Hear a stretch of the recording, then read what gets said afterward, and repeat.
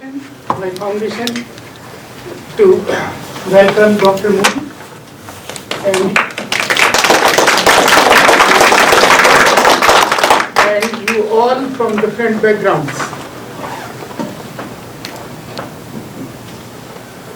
This is a very unique and special seminar.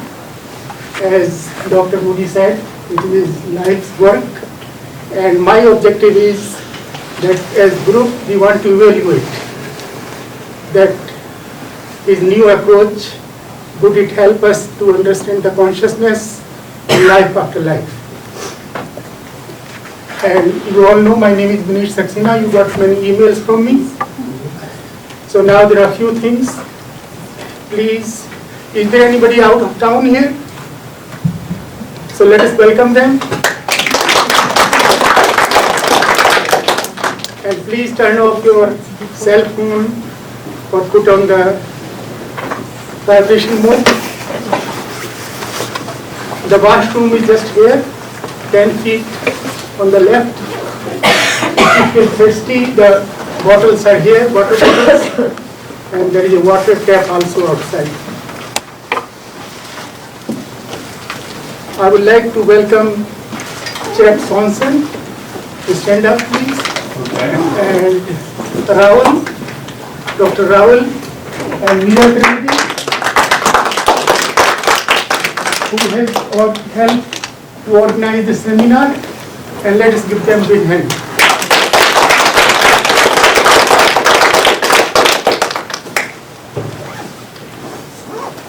So let me briefly tell you my quest for life after life.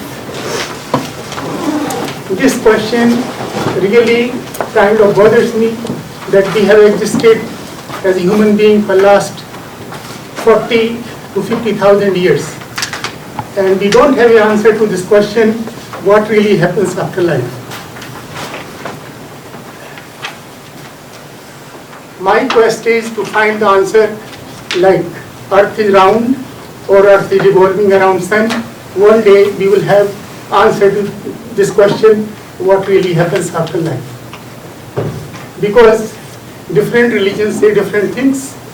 In one religion we reincarnate, another religion we don't reincarnate.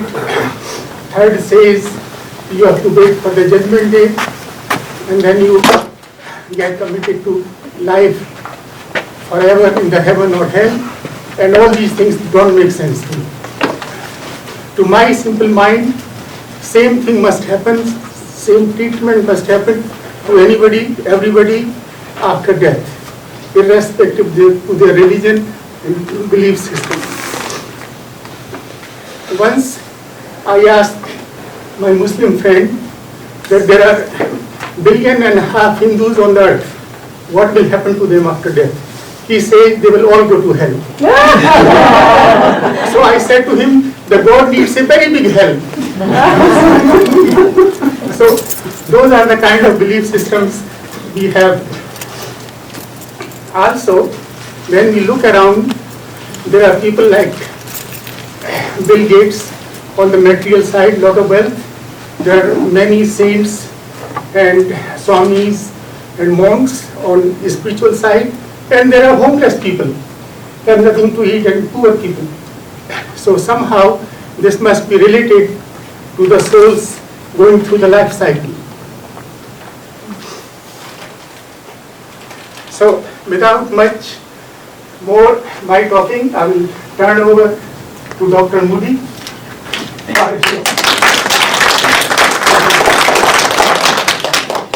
Well, first of all, I'm genuinely humbled that you would come. Thank you so much. You really probably don't know how important this day is to me, because I have been known since 1976 for my work on life after life and near-death experiences. But before that, what I was known for was my work in philosophy of language and logic. And those were the thoughts that I brought to my work on near-death experiences. So today what I'm going to talk with you about is a whole new way of thinking about life after death. And I want to begin by thanking Mr. Saxena and the Saxena Family Foundation so much. And thank you for Chet Swanson, who helped organize all this and made the connection between me and Mr. Saxena. So thank you, Chet. And a wonderful person who's become such a wonderful friend is Raul Valverde, who just did enormous work organizing this. And also, as I was getting ready to say, thank you. This is my friend Marilyn Rossman. I was getting ready to thank her. And she just walked in magically. So I think, personally, that the question of life after death is the biggest question of existence. And like Mr. Saxena, I am genuinely curious to know. And I will say this, that I have reached the point where I accept that there is an afterlife for reasons that I will tell you. But I haven't internalized that to the point where I can say that I believe that there's an afterlife, if you understand what I mean. And just to sort of, I should explain that I was not religious as a kid. My dad was very cynical about religion. And I can honestly tell you that before I went to college at the age of 18 at the University of Virginia, I honestly thought that the notion of an afterlife was just a joke, because my only exposure to it was in the cartoons in my dad's New Yorker magazines. So I went off to the University of Virginia at age 18, intending to be an astronomer. That was what I wanted to do since I was 7 or 8 years old. But I took a philosophy course my first semester, and I was hooked. And I went on to major in philosophy and then eventually get a PhD in philosophy, and then was a philosophy professor for 3 years before I went to medical school in '72 and then went on to become a psychiatrist. So reading Plato's Republic was the first insight I had ever had that anybody took this question of an afterlife seriously. But I must say, in reading Plato's Republic and Plato's Phaedo in my first semester at the University of Virginia, age 18, I was hooked, and I realized that this is a very important question, and it is the question on which everything else pivots. Because if there is an afterlife, then everything else is in play, right? So, but I didn't have any background even to make an inference.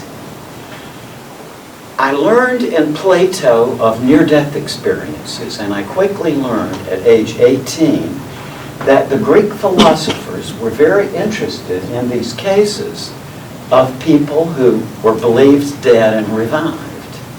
But I never suspected it had anything to do with the modern world until 3 years later, 1965, I met Dr. George Ritchie at the University of Virginia, who was the first living person I ever heard this from.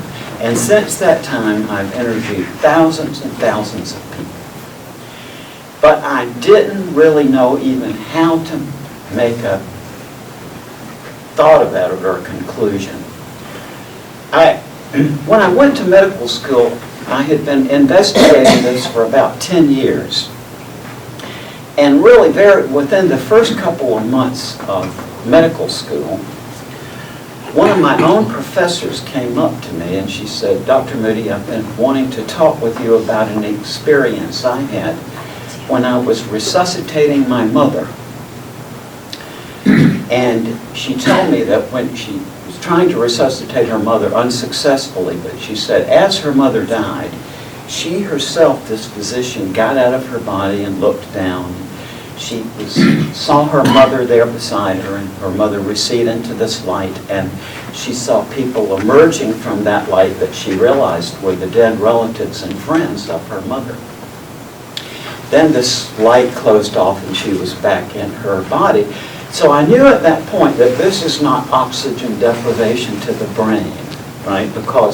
And subsequently I've interviewed hundreds and hundreds of people with shared death experiences who have the same experience that we call near-death experiences, except that they are not ill or injured. It's that they happen to be there when somebody else passes away. And they have this out-of-body thing and the light and so it's not oxygen deprivation to the brain, but what is it? What is it? Well, where I have finally come, and this is just to lay my prejudices out on the ground for you to see here. I have no interest in trying to convince anybody else that there's an afterlife, but I have to acknowledge to you that I have sort of made that leap. And I will explain to you why. And that is that some years ago, 5, 6, 7 years ago, I met a wonderful graphic artist from Utah whose name is Jeff Olson. And Jeff had a near-death experience when he was in a horrible car crash in which he lost his leg and in which his wife was killed instantly and one of his children died. But Jeff survived and had this profound experience. But typically, of many patients, he did not tell his doctor about it. Okay, people generally know. But finally, he thought about, maybe he should divulge this to his doctor because it encouraged him to write this up. So he called up Dr. O'Driscoll, the trauma surgeon who saved his life, and as I recall, invited him to lunch and told him this experience, whereupon Dr. Driscoll became very solemn and said, well, I haven't told anybody this, but that night you came into the hospital, I knew you weren't going to die because I talked to your wife in the operating room and saw his wife, who was dead in the accident. Then, as this word spread, the scrub nurse in the procedure spoke up and said, yeah, well, me too. I didn't see her, but I heard her. Now, I could give you a dozen other cases like this in which the doctor was somehow involved empathically in the patient's near-death experience. And so I give up. It's not that I've reached a logical conclusion. It's more that this has been sort of extruded from me because I don't know what else to say. Several years ago in Italy, 5 or 6 years ago, approached after my lecture on near-death experiences by a surgeon who you could tell was haunted, but not in a negative way. You could tell from his eyes that he had been through something very profound. So he led me to the back of the auditorium, and he said that some months before he had been doing an elective operation, not a serious procedure, on a fairly young man who overall was in good health. And so there was no thought that anything bad would happen during the surgery, but in the event, the young man had a cardiac arrest and the doctor wasn't able to revive him. So he said he was just beside himself, like, oh my God, how did this happen? And what am I going to say to the family? When suddenly the door of the operating room swung open and a woman came in screaming, my husband is not dead. My husband is not dead. And when he paid attention to what she was saying, he realized she was saying, I was out in the waiting room and my husband came to me and he said that you think he's dead. And he told me to come in here and tell you that he's not dead. So the surgeon told me that he went on automatic. He resumed the resuscitation without even remembering that he did. But he said, after a while, sure enough, the heart's patient's heart started again. And he said he was there in the recovery room when the patient regained consciousness, and the patient looked at him and said, "Doctor, I was up above my body looking at you down below, and I could tell you thought I was dead. And I kept trying to tell you I'm not dead, but you wouldn't hear me, so I went out into the waiting area and I tried to tell my wife to come in here and tell you." Well, I give up. I mean, until I can come up with some more rational way to put all this together, I have to admit that I do think there's an afterlife. But also, now this may seem paradoxical to you, but I can't yet say that I believe it, because I'm assuming that when you say you believe something, that means you internalized it, right? But I haven't internalized it yet. It's just that I don't know what else to say. But another important aspect of this to me is that I have a logical structure that I can put these ideas into in which they make sense. And that is really what I want to impart to you today. And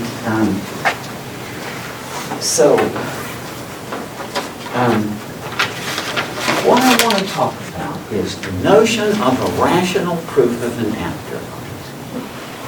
And to set out for you two entirely new, genuinely rational ways to investigate the question of life after death. One of which, or actually two of which, have already borne fruit.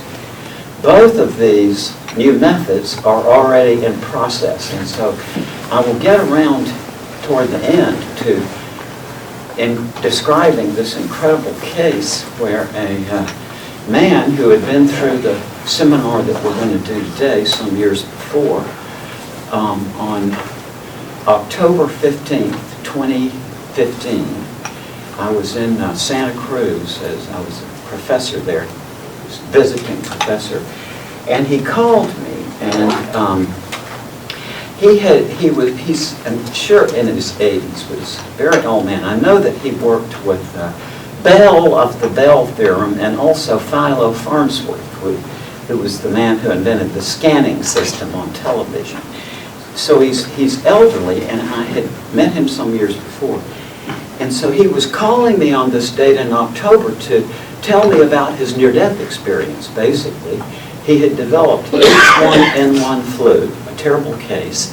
He lost his leg to gangrene. He was in the hospital 60 days. And during that time had 3 near-death experiences.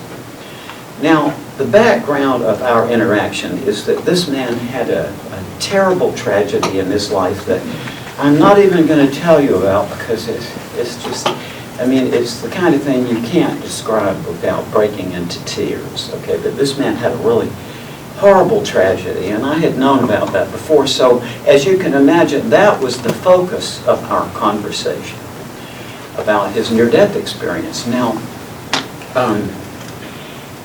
he also is, in addition to being distinguished in the scientific field, he is also a sculptor, very well-known sculptor, so an artist and a scientist.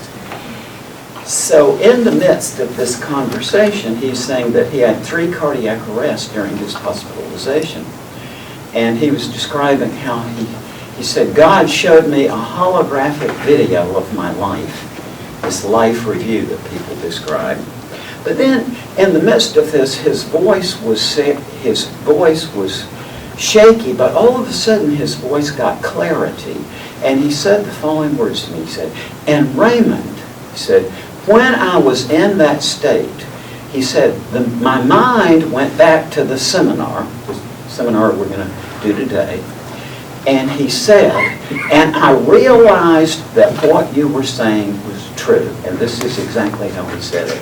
He said, I realized that you can't comprehend how that realm is connected to this realm unless you, he said, you take the unintelligibility axis into account. Now, I know that doesn't mean anything at the point, but I should explain that this man's field is is physics.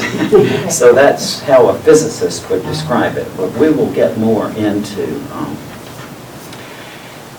this as we proceed. And again, to emphasize, this here is a condensed version of a seminar that I have been developing continuously since 1969, and it eventually evolved into a semester-length course, which I've taught multiple times at universities. And so that's what we're getting today, is a little, very brief version of this. And so all in all, there are 3 handouts, and to make sure everybody has everything.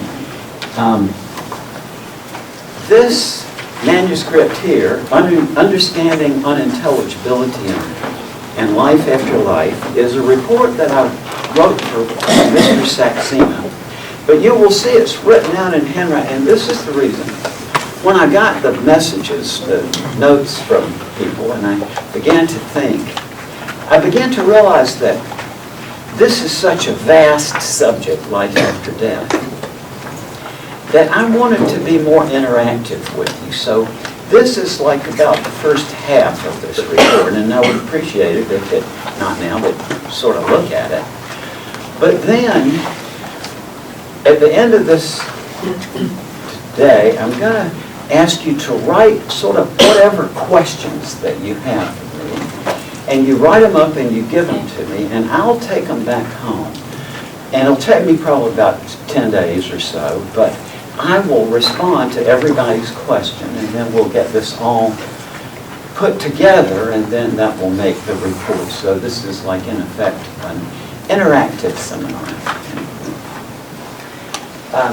Then another thing you have is this handbook app here. It consists of the outline of what we're going to be doing today. And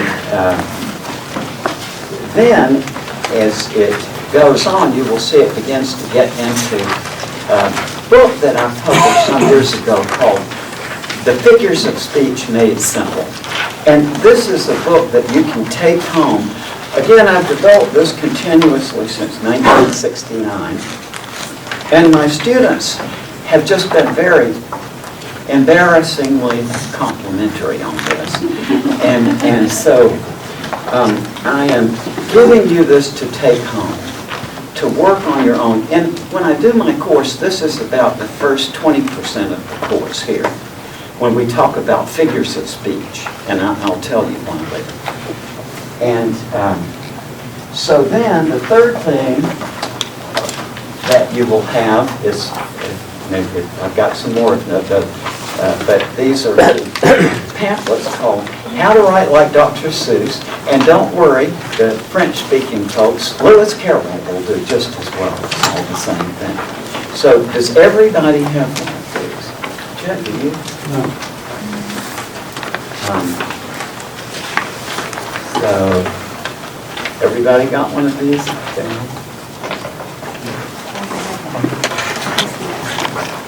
Logic students and students of philosophy, and the purpose of this is to reformat your mind to think logically about things that don't make sense. And that sounds almost self-contradictory, but as we get into this, I think we'll see how it works. So,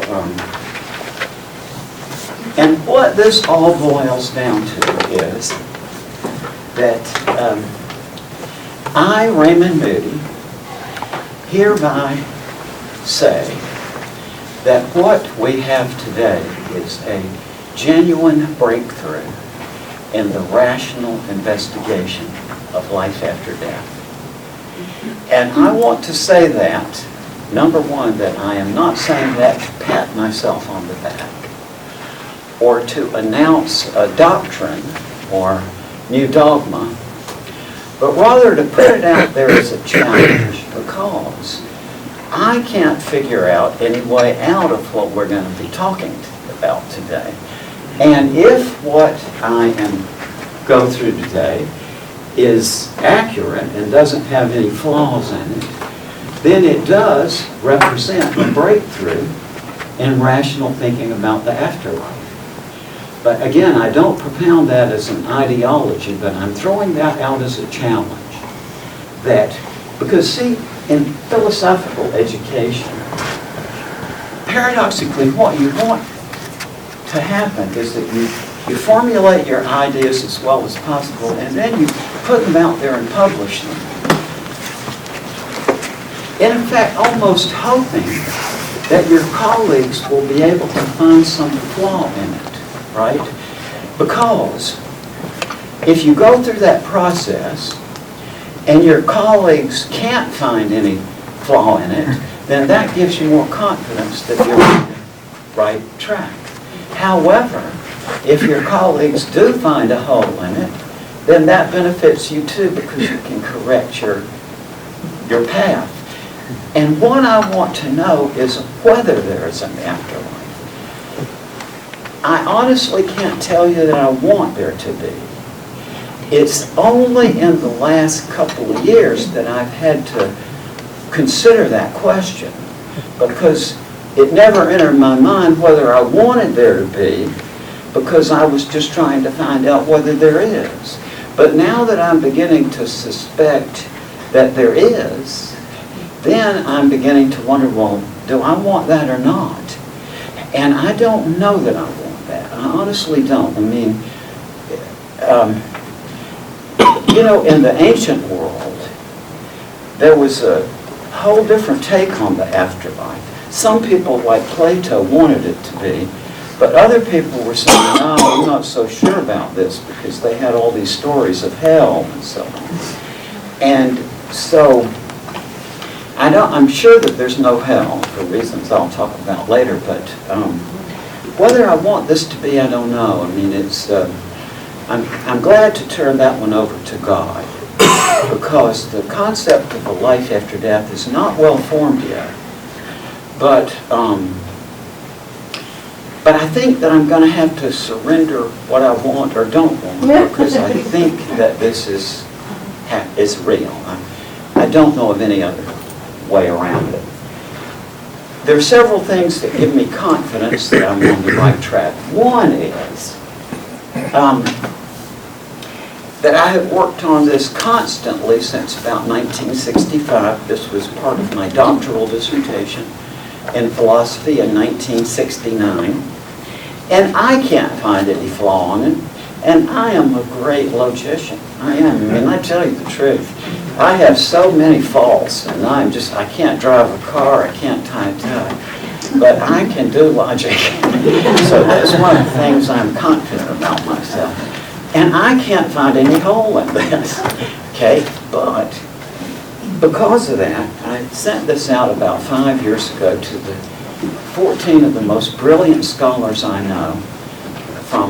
One was a school of business in Long Island, an astronomer, a couple of logic professors, some psychology professors, a director of research at Georgia Tech, who was simultaneously professor of business at Georgia State, Roy Scruggs, who designed the release mechanism for Saturn V, who was one of my best friends for years. And none of these people were interested in life after death. I just wanted them to know, to get them to evaluate my work and find any flaws in it. And none of them did. So that gives me some confidence. And then the third thing is that the intelligence services on both sides of the Atlantic have gotten interested in this. And I'm saying that really because we have a certain view of those people that they jump out of airplanes and, you know, and they're real tough people. Well, the experience I've had them is totally different. This is the nerd brigade, you know, like, as Kant says in his critique, the hair, you know, and the shirt tails, and just truly lovely people. And they've had me several times. And the fact that they've had me several times makes me think there's something to this, because as smart as they are, I don't think they would be inviting me back if there was something wrong with it. So. And then the other thing is, there's two big successes now that we've had. One I mentioned with my friend in Utah, the artist and scientist, and another that I'll talk about later. And actually applying the method I'm going to introduce you to today to the afterlife question with positive results. And so, that's where I am. And if somebody can find a hole on this, I'm willing to listen. Because what I'm going to present to you today is, it will be hard for many to accept for several reasons. Number one, this is highly counterintuitive. To talk about the logic of the unintelligible sounds crazy, or it couldn't be, or self-contradictory. So it's very counterintuitive. And the response of many people to counterintuitive things is to laugh at it. Right? So this is very easy to mock. And number three, it takes a thought process to go through to realize this. And for reasons we're going to be talking about shortly, that is sort of a counter-influence to the kind of way that most people are interested in life after death. Now, that doesn't make any sense. I'll talk about it in a minute. So there's just simple three instructions for this day. Number one, listen to the presentation. And number two, complete the exercises that we're gonna work on in a little while in the booklet, and then hold the questions and comments till the discussion periods for this reason. As a philosophy professor, it's different from my normal way of doing things, but I found in this that if you hold the questions to the designated period, then what people are so impressed by is how different their responses to these things. And you'll see how this is it's really very surprising. So if we just hold the comments to those times, I think you will get an insight into how this kind of material impresses people. Now, any questions at this point? Okay, great. Let's get... Another thing about rational proof of an afterlife. Not everybody wants a rational proof of an afterlife. Some people who have near-death experiences, for example, they don't need a rational proof because to them this is a matter of direct experience. Also, people who have a profound religious faith say, well, my faith is enough to me. These kinds of experiences are distractions or whatever from my religious faith. So not everybody wants a rational proof of an afterlife. So this is not something that I'm trying to push down people's throats. This is something that I think, and I'm perfectly willing to be corrected on this if I'm off base. And I do want to say that my fundamental thought in investigating this has always been that it is not intellectually honest to avoid the real problems and of this kind of investigation. And I find that in this field, sadly. And I want to say this. I have some of my best friends are parapsychologists, literally. And just these are people I've practically grown up with. But I want to say I am not a parapsychologist because I think the fundamental tenet of parapsychology is incoherent, which is the idea that scientific method can prove life after death. I don't think that's true because I think that the question of life after death is not yet a scientific question because there is no way to, in 2018, to verify it. But that doesn't mean that it won't be a scientific question someday. The first thing we have to go through is a conceptual revolution. It's like a new way of thinking about it.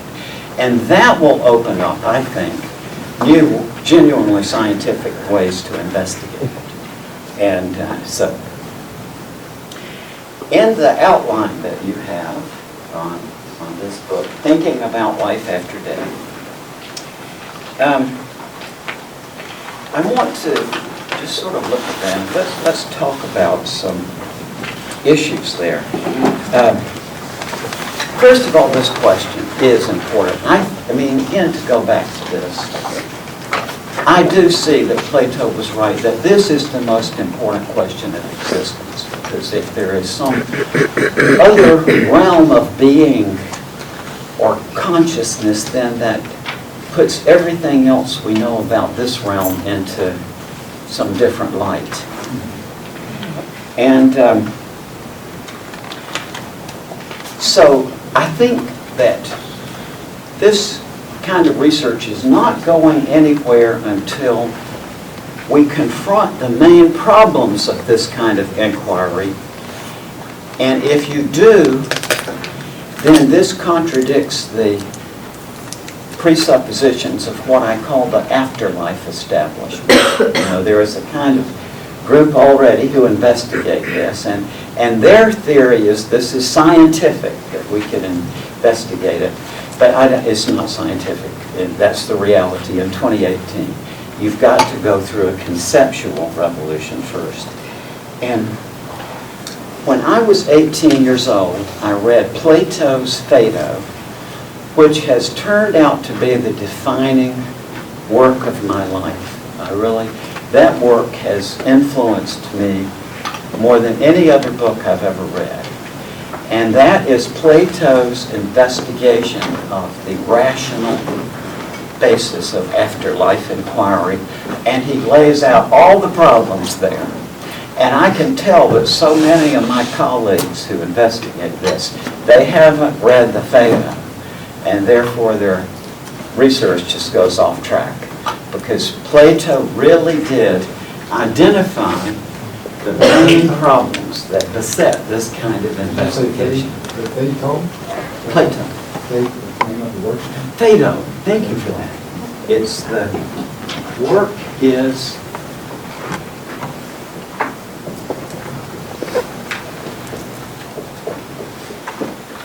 Plato's Phaedo.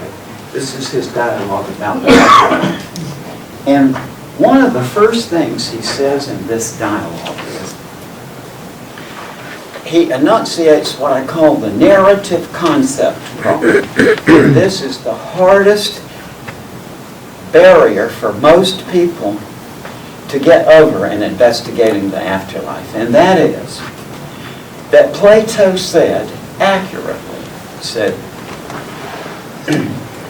there has got to be some sort of storyline, some kind of narrative or story that goes along with this, because the notion of life after death itself is self-contradictory, right?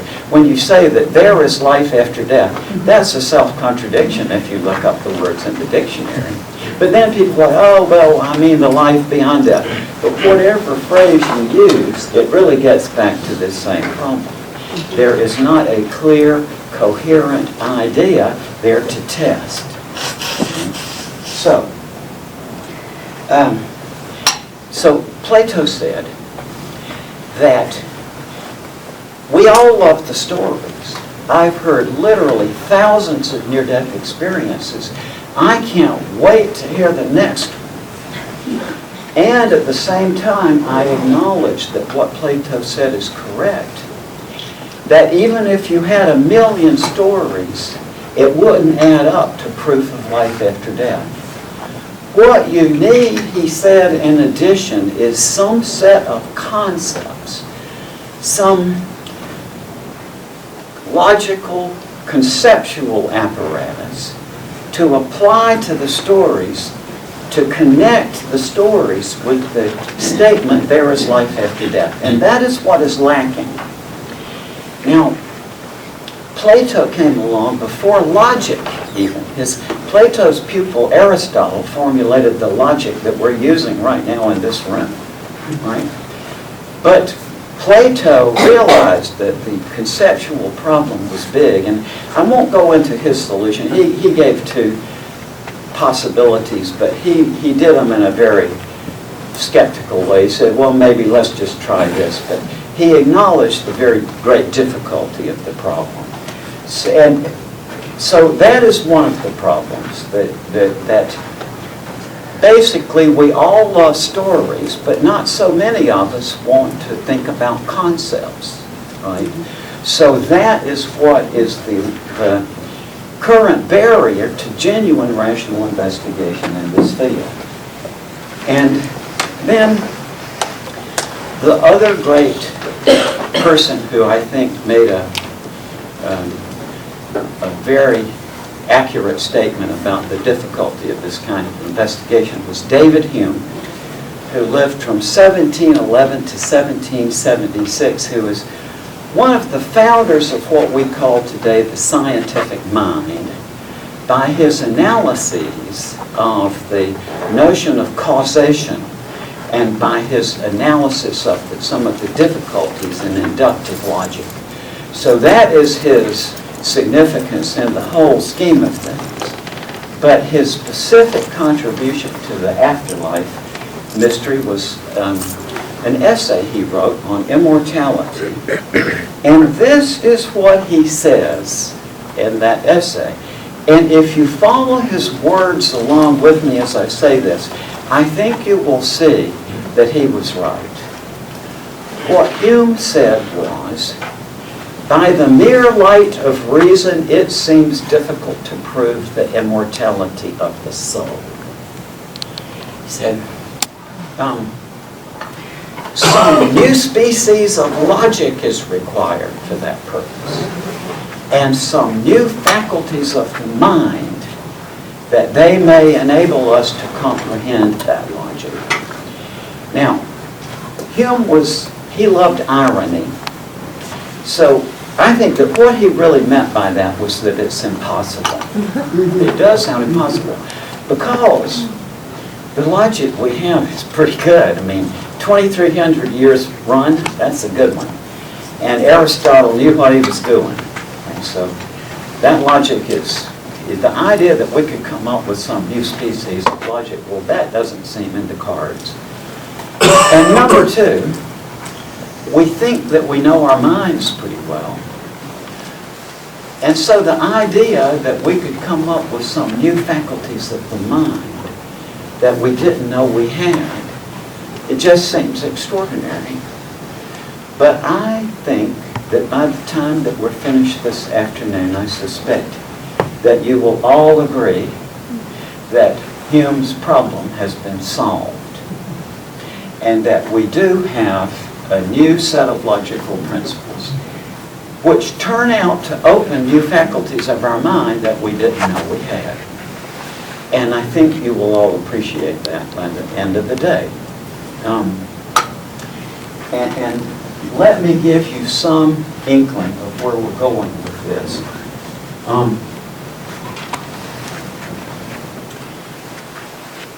Language is essential for this sort of inquiry because all we have is language with respect to the afterlife, right? Unless you've had a personal experience. The way I know of this is only through the words that other people have told me.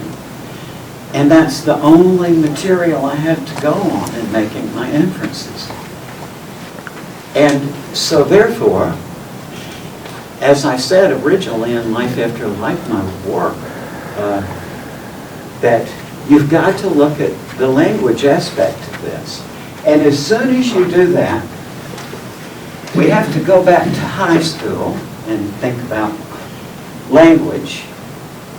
And linguists describe language on a continuum of intelligibility, right? And over here, on this end, we have the highly literal. And then we go over toward the middle, and then we have the figurative domain of language, figures of speech. And then far over on this end, we have the unintelligible domain of language, which we mostly ignore.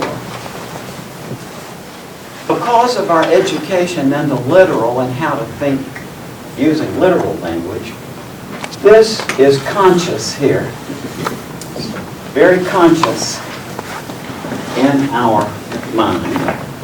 But when we get into the figurative, we get more and more into the preconscious domain, and I will talk about what that means in a minute. But when we get over here to the unintelligible, this is entirely unconscious. This is blocked off from our conscious mind. Now, one way of looking at what we're going to do today is that we're going to extend your consciousness out of the range of the highly literal into the figurative and all over to this end, to this length. So what we're going to do is we're going to put this to the conscious and this to the conscious, so that these things will be brought up to your conscious mind from the preconscious and the unconscious. And that's the strategy. And it's remarkably easy to do. You'll see. This figures of speech book that I have is incorporated into your outline. And look in the figures of speech part, and look there at we just choose a good one, sensing the group here. Let's look at page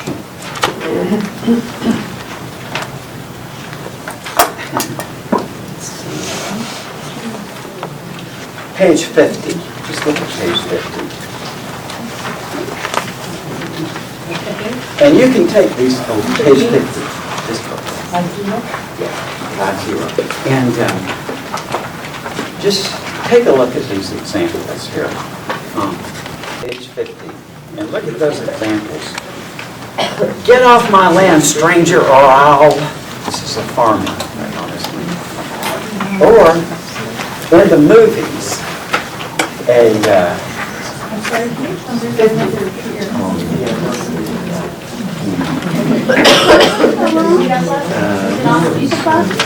it's not, it's where is it? That's right. It's funny that numbers are off.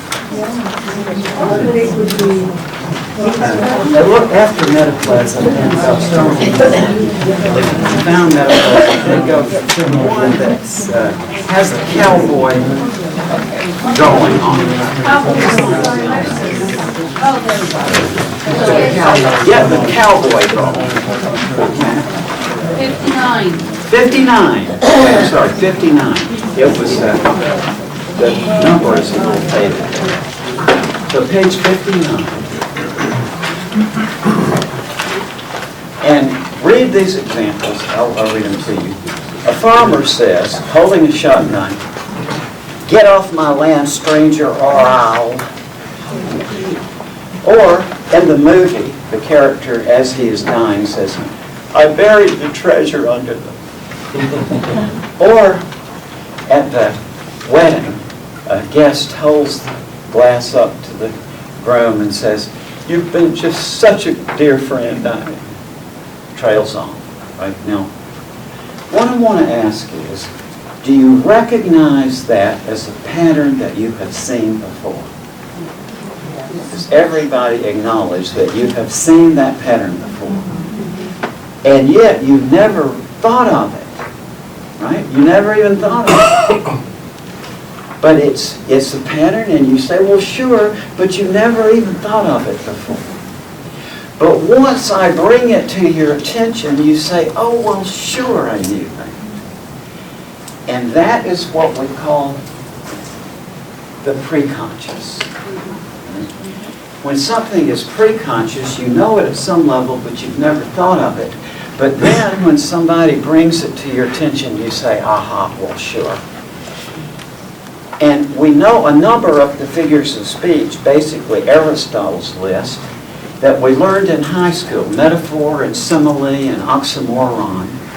But there are dozens and dozens, well over 100 of them, that you know very well and you use every day, but they are preconscious.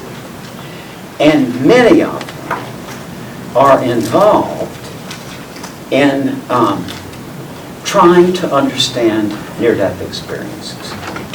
For example, look on page 117.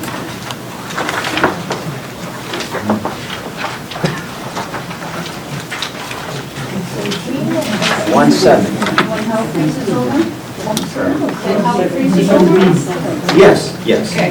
When hell freezes over, I'll marry a step. Lady, I loved you all last year, how honestly and well, but all is over.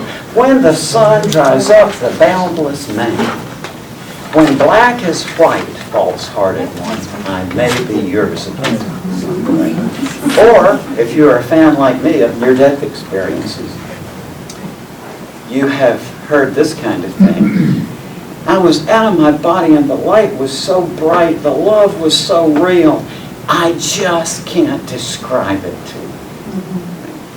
There are no words to describe this experience. Now, I think that you've all heard that pattern before, but you've never thought about it as a pattern before. And that means that this is preconscious.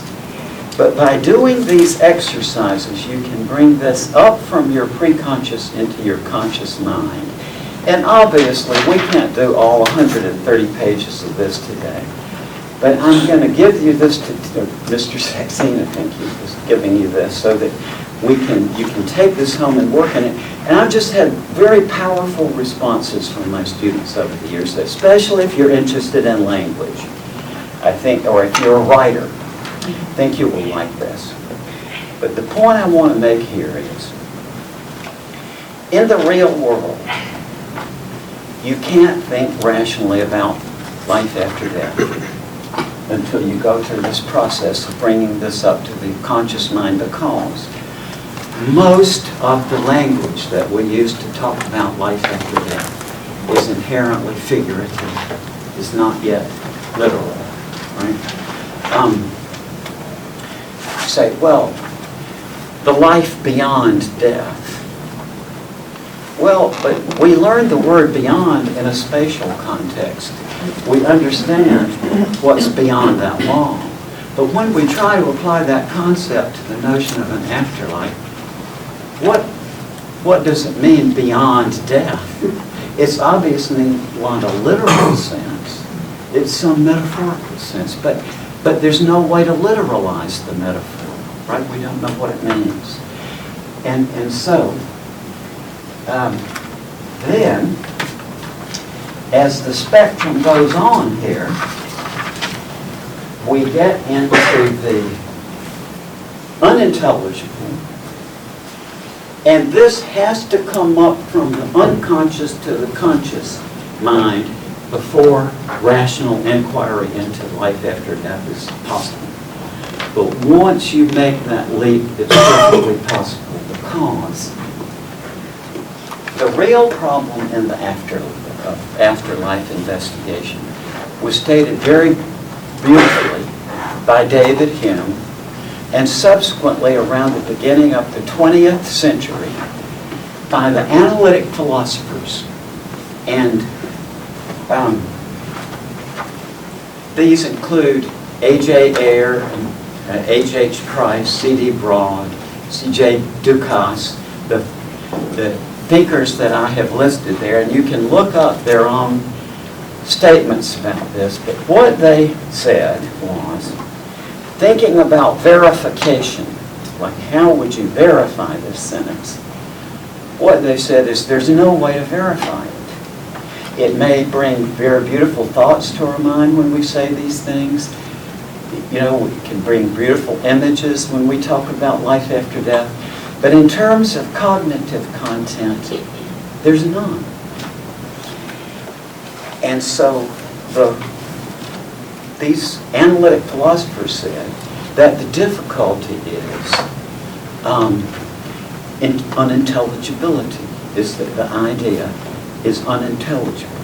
And one of the people who wrote about this was A.J. Ayer, who some of you probably studied in his Language, Truth, and Logic. He was a very famous thinker of the 20th century. And Ayer said, whereas it is permissible in our language to speak of a man as surviving a complete loss of memory or a complete change of personality, it is self-contradictory to speak of a man as surviving the annihilation of his body. And I can see, yeah, this is accurate. And it is a view that has been entertained by many of the great thinkers over the centuries who have investigated the afterlife question. But it is also a view that is very widespread in the general population. And this is how I know. I first became associated with the near-death experiences in about 1970, when I first started lecturing on this. And recurrently, since that time, I've had the same experience that happens again and again. When I'm at a social event, like a party, and I'm introduced to somebody who I've never met before, but who previously knew me through my association with near-death experiences.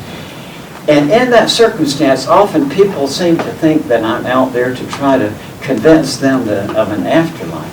So they get defensive. And not everybody says it. A certain amount of people will say, oh, I don't believe there's life after death. When you're dead, you're dead. Well, at that point, I get really interested because I want to know what was your reasoning process that led you to the conclusion that there absolutely, positively is not a life after death. So I asked, well, what was your process of coming to that? And there's a variety of responses. One is people say, well, when I was a kid, I was just tormented by this religion. My parents, like this hell, I was scared to death all the time. And now I'm finished with that religion. There is no life after that. Okay? It's when you're dead, you're dead. But if you think about that for a moment, that psychologically you can understand why that person reached that. But logically, that doesn't make any sense. It doesn't follow from the fact that a particular person was tormented by religion when they were a kid, that therefore there's no life after death. Right? Then another group of people are the psychologizers. They say, oh, it's all just wishful thinking. You know, it's just wishful thinking. But that's an irrational answer too, because even if people entertain the idea of life after death because of wishful thinking, that doesn't mean that it's not true. But then another group of people, and they tend to be businessmen or people in the business world who are very grounded in the practical realities. And what they say to me is, well, what are you talking about anyway? Life after death. What does that mean? So this is the view that was articulated by Hume and all these analytic philosophers and all, and it's a very widespread view in the common population too. So this is a view that we have to contend with, and this is the key. This is very key to the solution of this problem. Now,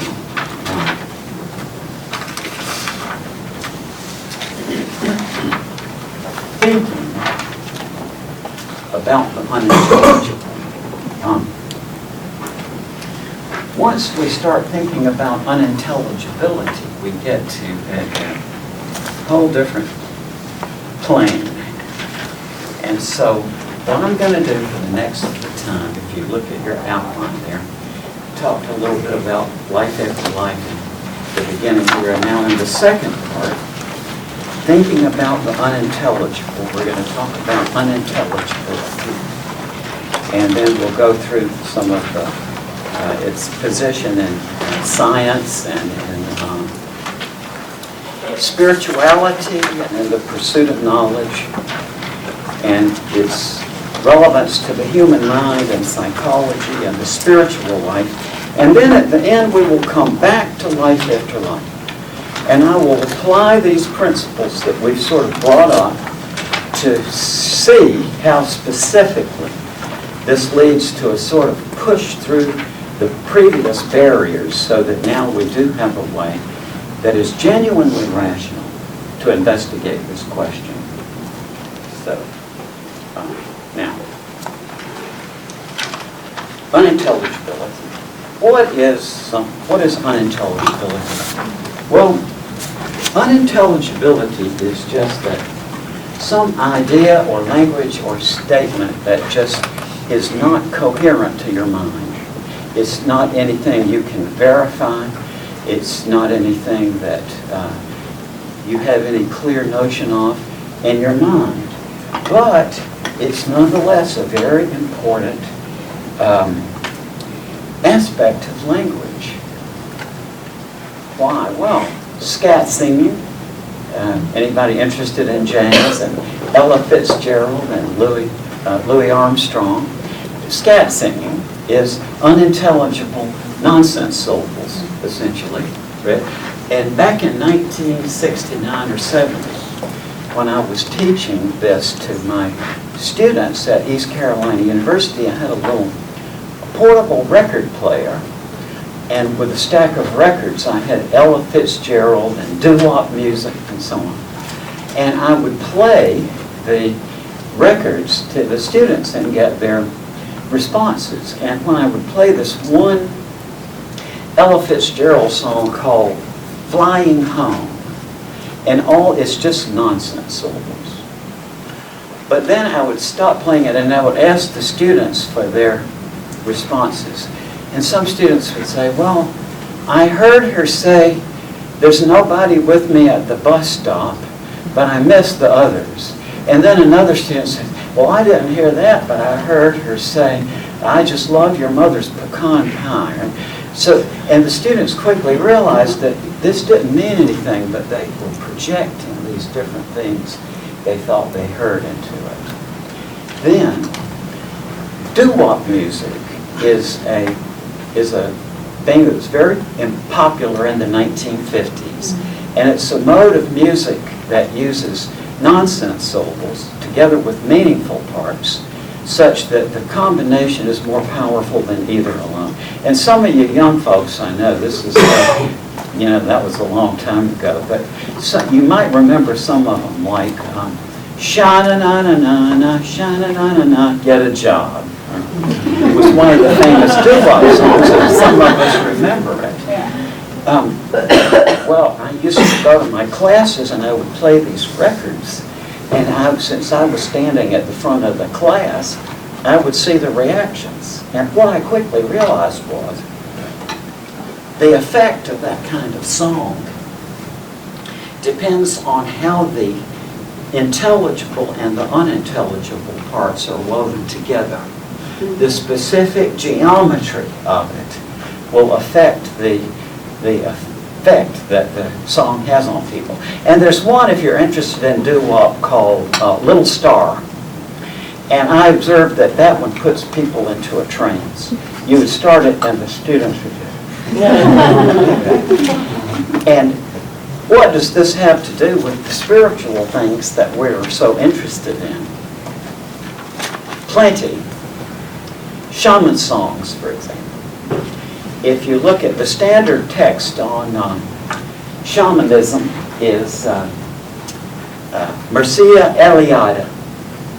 And if you notice in there, what he says is that shaman songs consists of intelligible parts put together with meaningless refrains and nonsense syllables, so that the effect of that song is to transport people across to the other world. Okay? And so the same combination that we see in doo-wop music is the essence of the building block of shaman songs. And this seems abstract till we think of hickory-dickory-dock, the mouse ran up the clock. The clock struck 1 and down it ran, hickory-dickory-dock.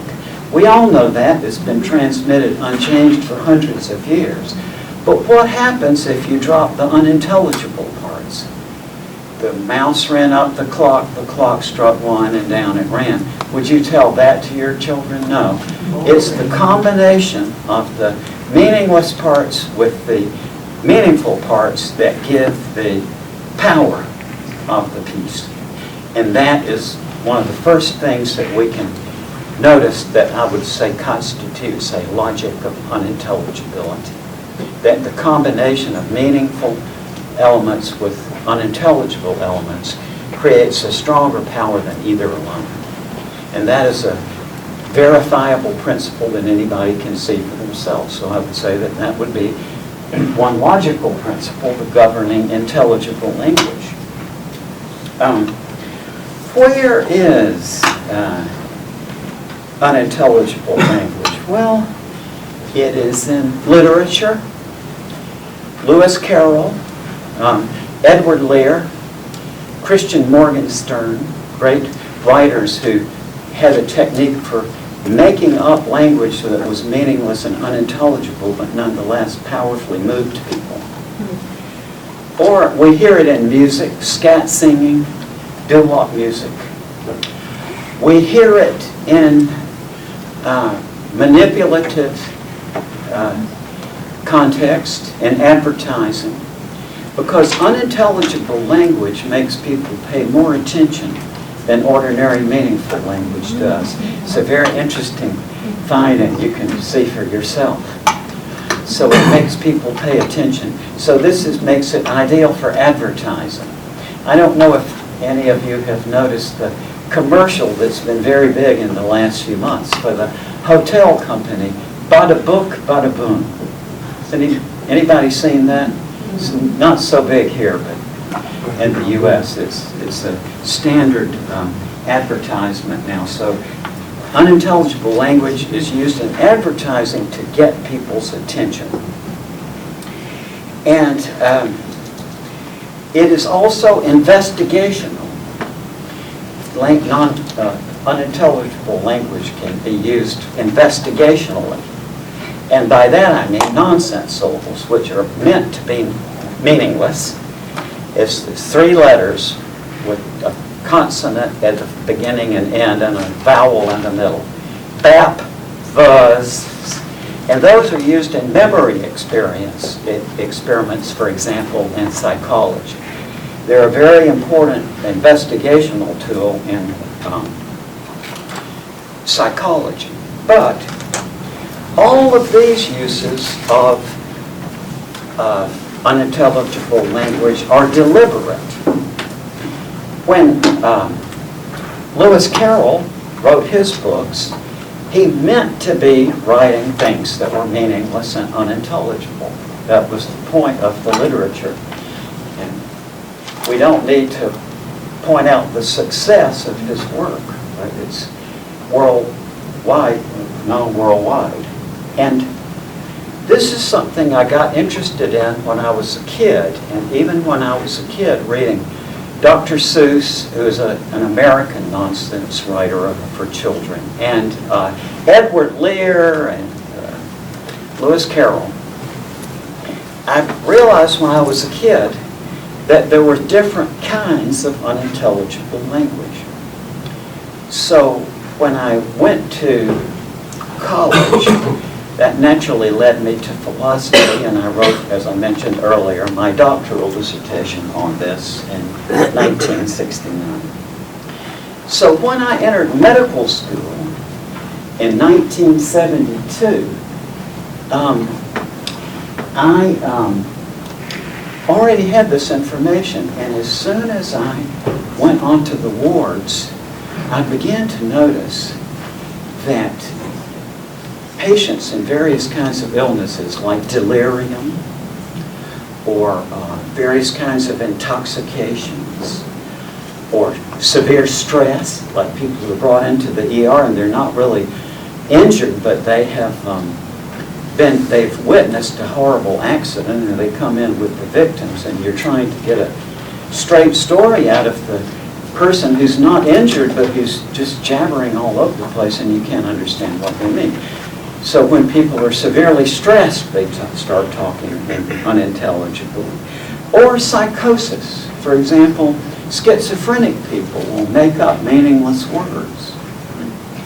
But what I noticed in that experience was that the types of unintelligible language that they used when they were ill were the same types of unintelligible language that Lewis Carroll and Dr. Seuss and Edward Lear had made up for amusement. So what that means, therefore, is that unintelligible language is unintelligible language regardless of whether it's deliberate or involuntary. And that, therefore, means that this is an organized structure of language that works with its own rules and principles, but that we have blocked out of our conscious and we've assigned it to the unconscious. We don't even realize it until we start thinking about it.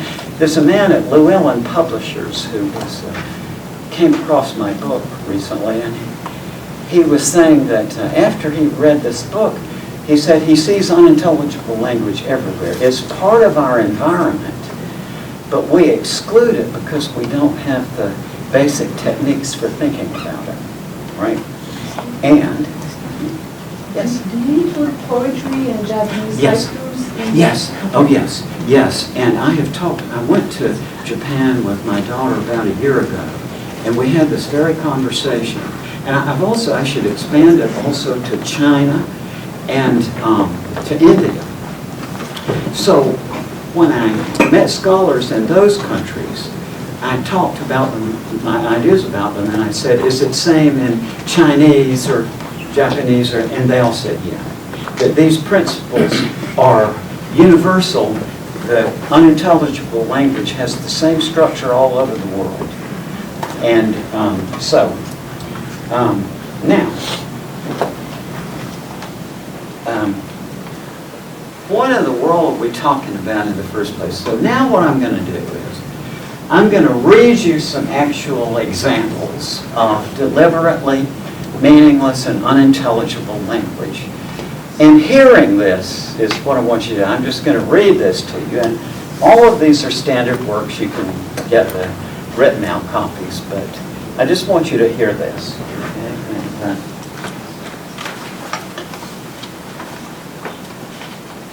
here's one that maybe many of you will know already.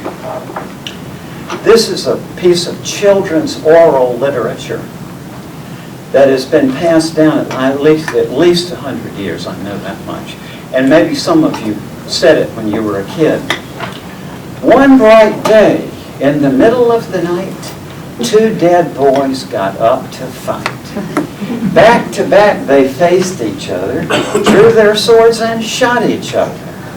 A blind man came to see the fray. A dumb man came to shout hooray. A deaf policeman heard the noise and came and killed those two dead boys. Now that is unintelligible. But you've got to admit that nonetheless it brings a very vivid story to mind. Right? So language doesn't have to be intelligible to do powerful things to our minds.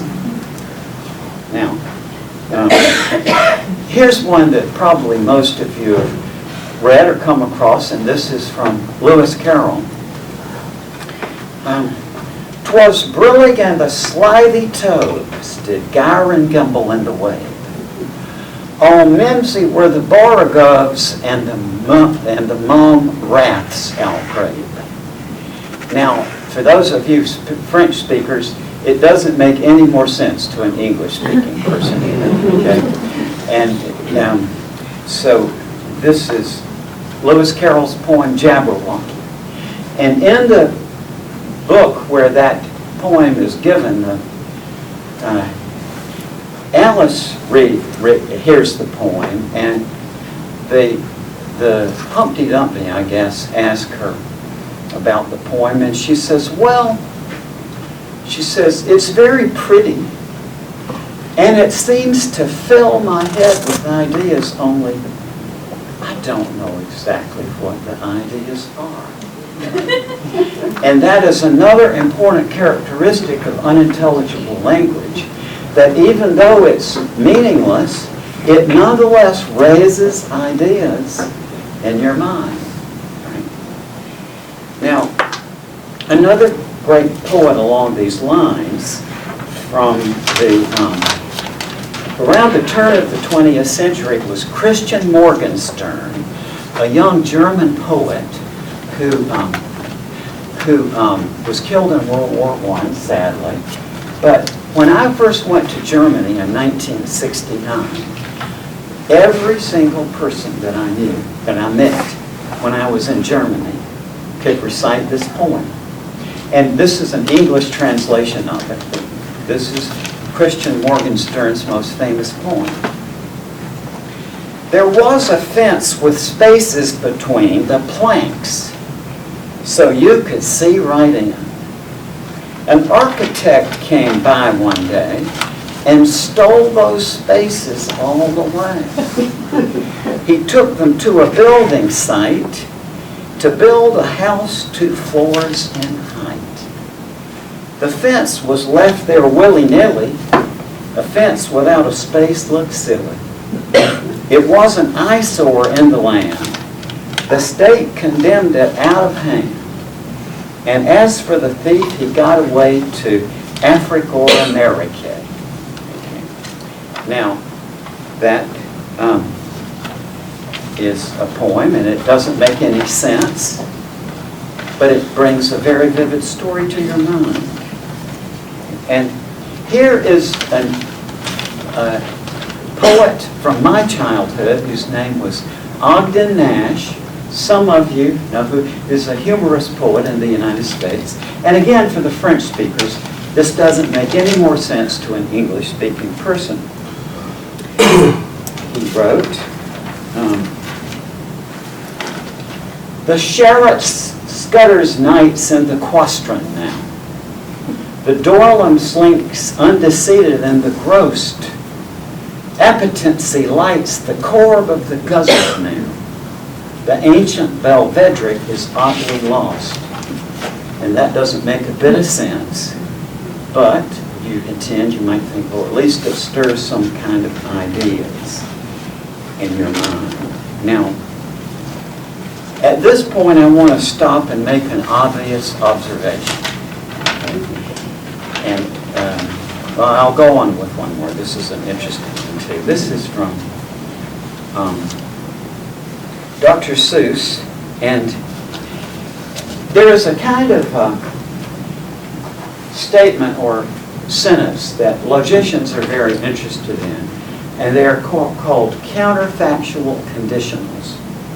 And that's when I say, for example, because I was in the law enforcement field for a while, not as a law enforcement officer, but as a forensic psychiatrist.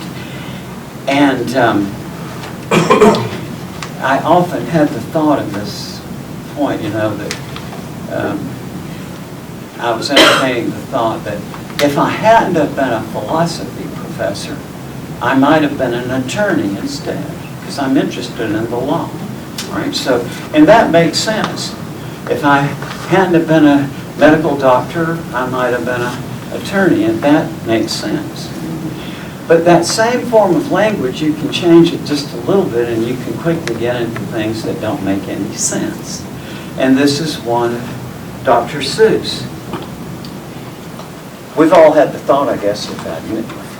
I wish I'd never been born. And so this is what Dr. Seuss reflects on it. He said, if you'd never been born, well, then what would you be? You might be a fish or a toad in a tree. You might be a doorknob. or 3 baked potatoes. You might be a bag full of hard green tomatoes. Well, the words all have meaning, and it sort of brings ideas to your mind, but it doesn't make any sense. It's unintelligible. Right now, at this point, I want to make the first observation here that you should be able to see very clearly now, and that is that there are multiple types of meaningless, unintelligible language. Right? We've already seen there's different types here, but nobody has ever looked at the different types of unintelligible language. And in my research that's been pretty continuous since I was a kid, I have identified over 70 different types of nonsense, and that is too many to learn and remember. So what I'm going to do is I'm going to talk about a whole new way of getting into this where we can see the overall structure of them, all of them. And so now turn to your exercise book and look there at the first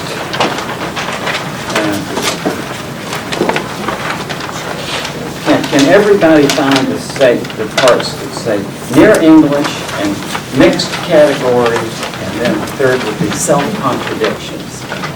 Did everybody see those 3? So let's look at these for a moment, and I'm just going to give you I'm going to read them to you. That here we can look at 3 different types of unintelligible language. And the first type I call near English, but if you're a French speaker, you can call it near French. It doesn't matter, it's all the same. And I'll read you these in English, but you could come up with your own in French or any other language.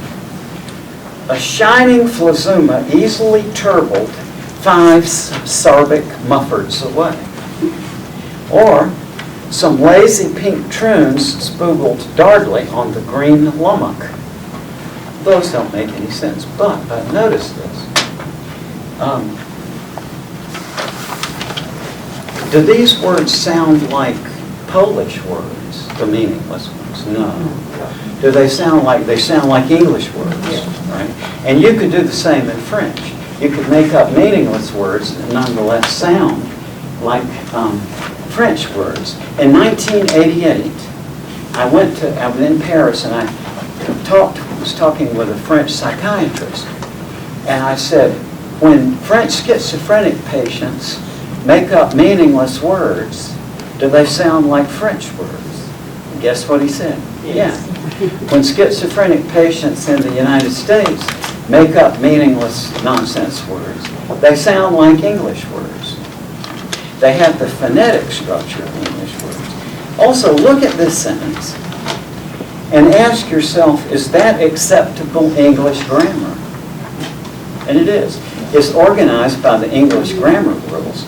So much so that I ask you what that meaningless word, phlasma, what part of speech it is. It would be a noun. Or sarbic, 5 sarbic would be an adjective. Right? So because it is formatted by the English grammar rules, you can predict what the meaningless words, their parts of speech would be. Now, let's go down to the next one. Mixed categories is what I call it here. And these sentences, listen to these. Holiness pursues the vestigial lipstick of spontaneity. Or, a smiling square root sang an electric rainbow. Would you agree that these sentences are grammatically correct English? Yes. There's nothing grammatically wrong with it. And you understand that all of the words, actually meaningful words, you understand all what the words mean. But the trouble is it doesn't fit together. And the reason is that it is mixing categories. This is one of the fundamental parts of logic, and it has to do with categories. That is, some things can have certain attributes. It's meaningful to attribute the attribute to them, but not other things. when when I'm thinking about a square root could be positive or negative. It could be a large number or a small number. It could be odd or even. But the idea that it is chartreuse, see, the square root of a number is chartreuse or pink or yellow, that makes no sense. And it's because the categories don't fit together. And then a third type would be, looking down there, self-contradictions. Everybody look at that one. That cannibal you men just ate was the last one in this county. Or, I'm not an actor, but I played one on television. Now,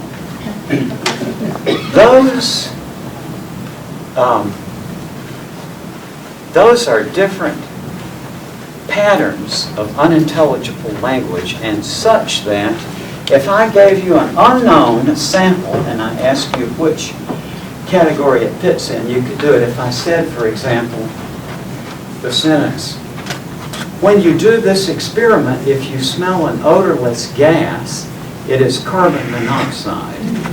Which one would that be? The third one. Right, so, before you came in here this morning, did you know that you have the ability to discriminate among different types of unintelligible language? No. No, you didn't. Let's go back to Hume.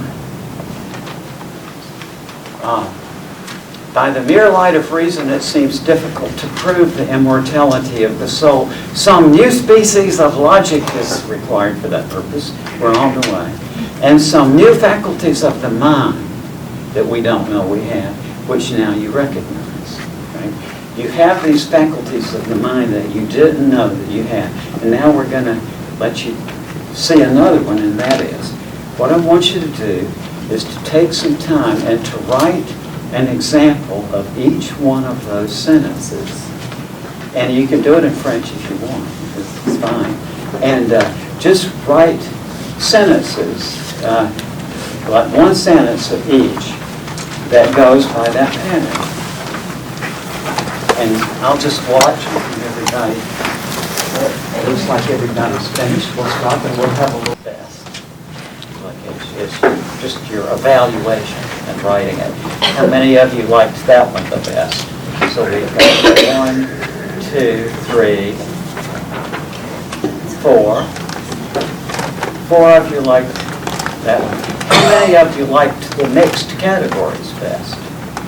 So that's 1, 2, 3, 4, 5, 6, 7. How many of you liked the self-contradictions? 1, 2, 3, 4, 5, 6, 7, 8, 9, 10, 11, 12, 13, 14. This is very interesting because I've done this for years and it's usually pretty an even distribution.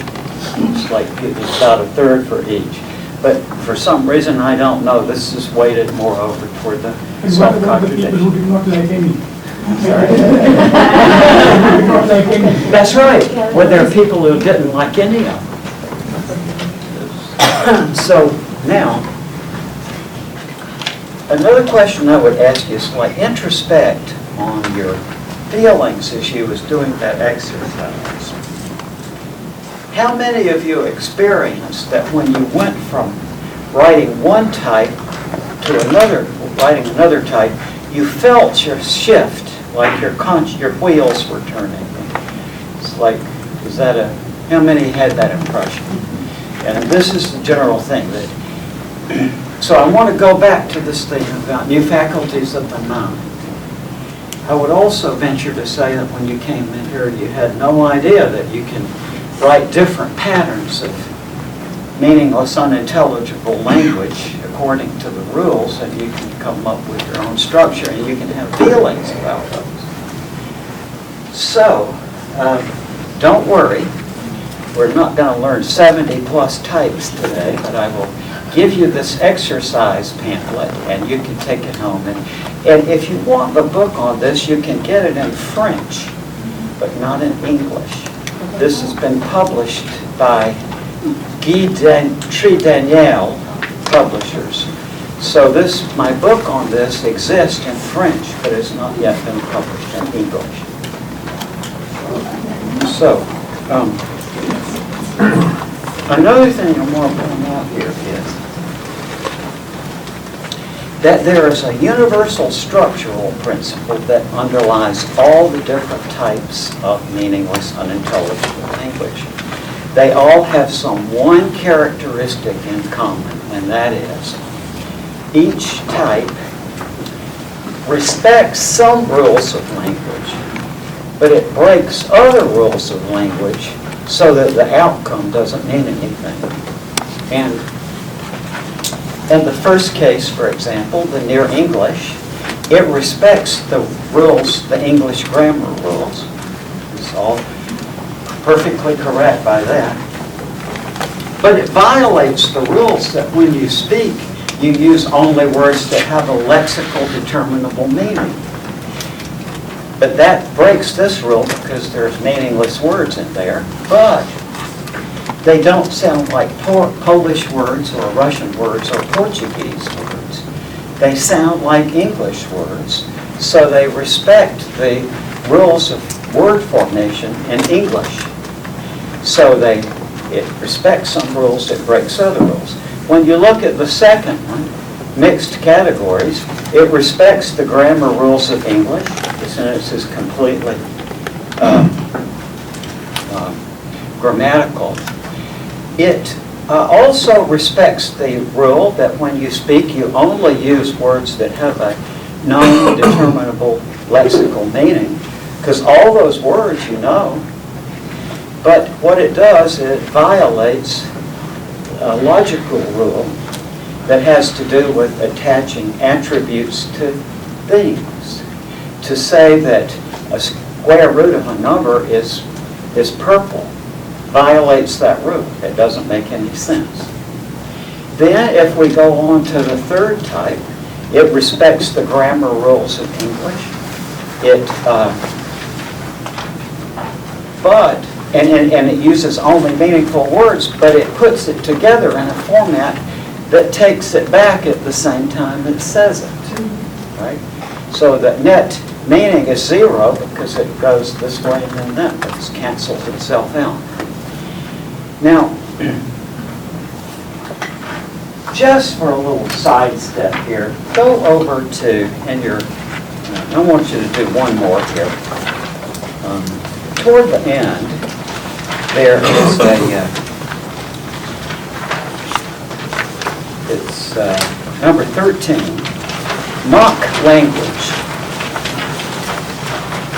Mock language is, you all have seen this before, and it's in a novel or in a movie where there's a tribe that's never been known or an alien civilization.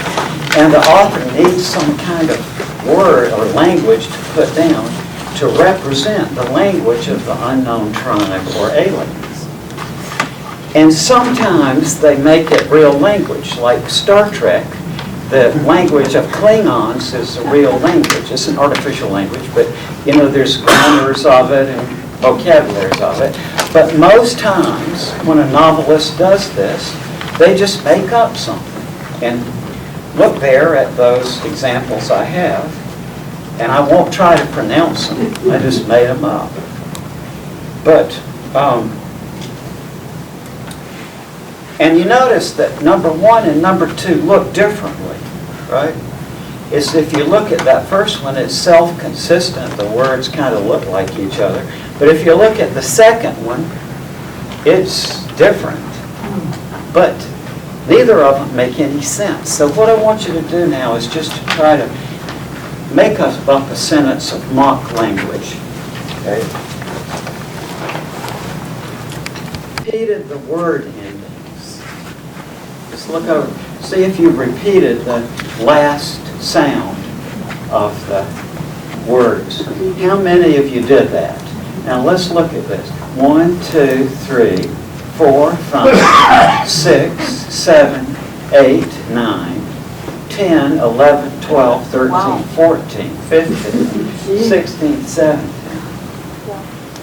What is that all about? I have no idea. It's just something I observed when students have been doing these exercises for years and years. But now, look onto page 23 of your Figures of Speech manual.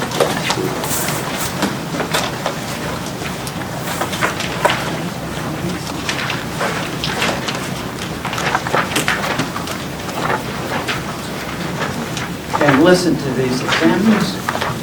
Coulda, woulda, shoulda. Finders, keepers, losers, weavers. And these are the stages of alcohol intoxication that you learn in medical school. Jocose, morose, so sad. Bellicose, wanna fight, comatose. Right? And a slogan of FedEx, when it absolutely, positively has to get there overnight. Or here, listen to these common phrases you know. Stun gun, stranger danger, wild child, flower power, wheeler dealer, name game, backpack, true blue, real deal, cheat sheet. This is a figure of speech called, very hard to pronounce, homoi teleloiton. And that is a figure of speech that was first cataloged and named by Aristotle. And what it consists of is repeating the word ending sound. It's the opposite of alliteration. Alliteration is repeating the first sound. Burns, bricks, builds, better buildings. But in homoteleuton, it's repeating the end. And we don't recognize that one as a figure of speech. It's one that's preconscious.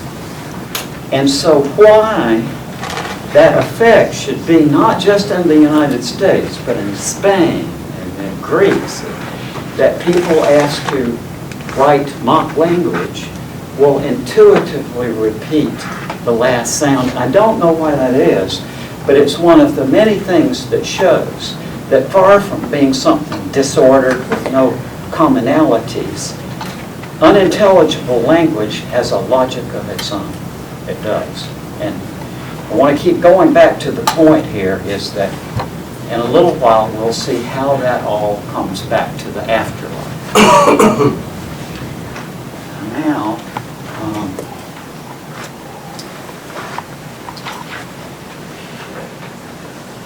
by the way, I sort of watching your faces. I'm making this up as I go along. I mean, I can sort of tell what people are more interested in, so I can modify this a little bit as we go on. So, now, we've got some principles that are generally valid principles for thinking about unintelligible language.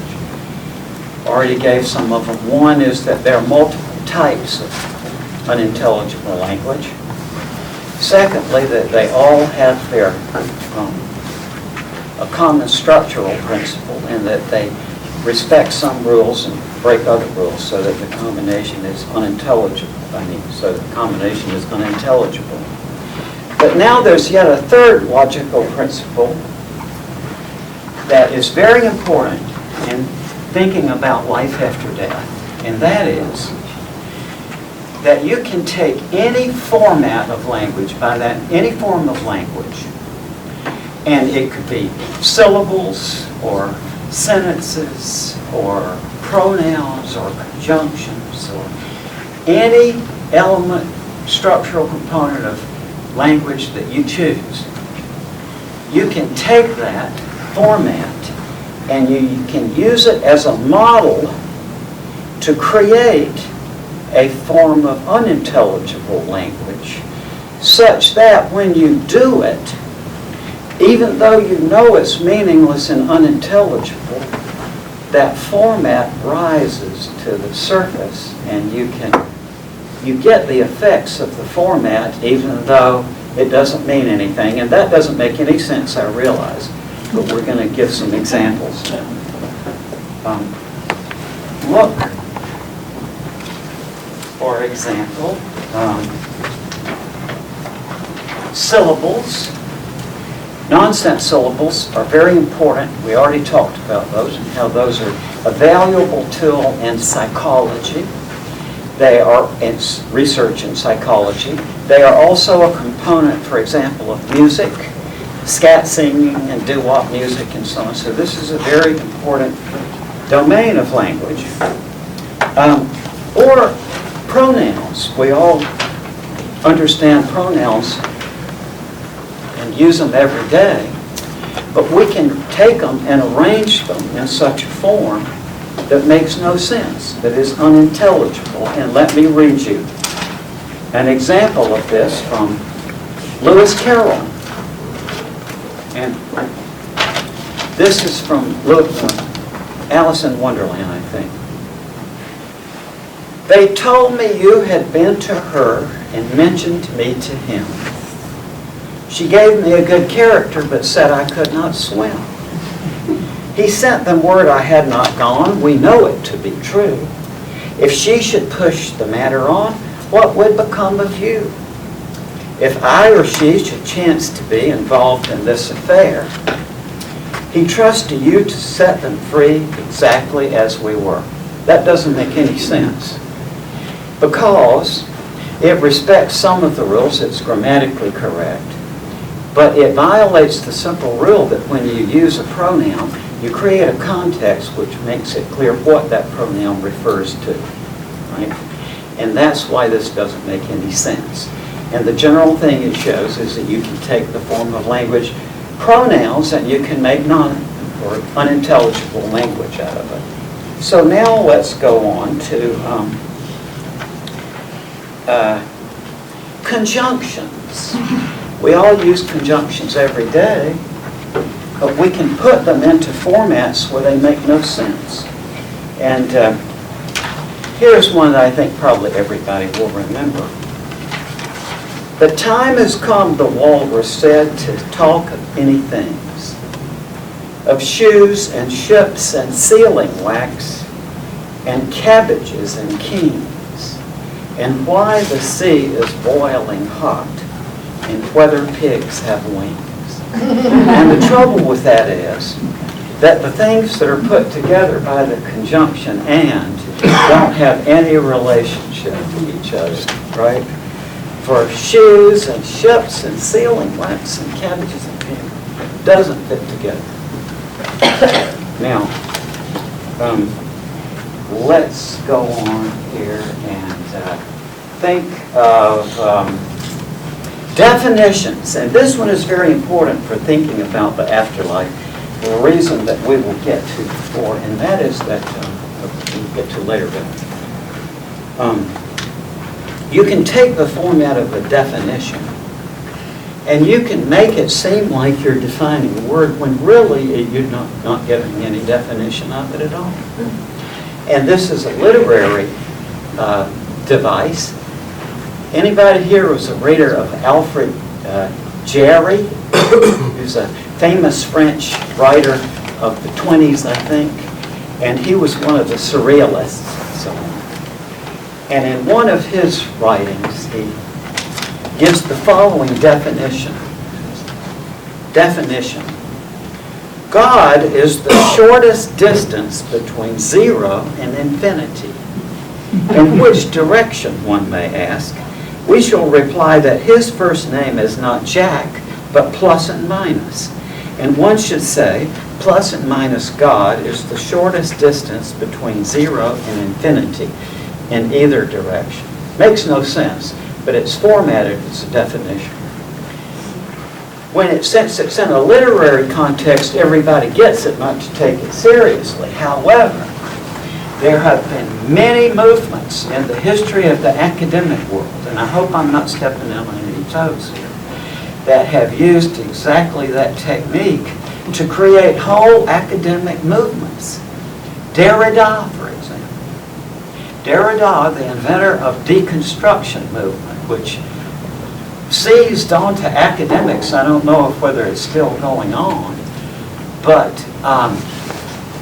it was generations of scholars had to do that deconstruction stuff to get their PhDs. But the trouble is, as everybody acknowledged, he never even defined it. He never gave a definition of it, except one that seemed self-contradictory. Because he said, for example, that all text whatsoever are invalidated essentially by the presuppositions and idiosyncrasies of the author. Well, and then the whole academic wave started from that, but then if you get to thinking about it for a minute, when you say all texts are invalidated by the prejudices of their author, wouldn't that apply to Derrida too? You see, so, yes? I'm sorry? 5 minutes break. Oh, I'm sorry. Break. Oh, break. Perfect. This is a good time for a break. And so, good. Well, let me end up with just a little piece for you here. You can take instructions, for example. The same thing. You can use the format of giving instructions, and you can create a piece of unintelligible language around it. Many of you are too young to remember Mortimer Snerd and the great ventriloquist, the Scandinavian man, was Charlie McCarthy. Edgar Bergen was his name. And one of his favorite puppet characters was my favorite, Mortimer Snerd. And the little puppet said this, he said, how do you make an endless rope? He says, well, you can't make an endless rope in one step. You have to do it in 2 steps. First, you take a rope with 2 ends, and then you cut one of the ends off. So then you have a rope with 1 end, and then you take that end and you cut that end off, and you have an endless rope. And that is the format of instructions. And it seems to raise ideas in your head, but it's meaningless. So, thank you again so much for coming. You just don't know how much I appreciate it. So we'll have a little break. We'll see you tomorrow. No, it's not.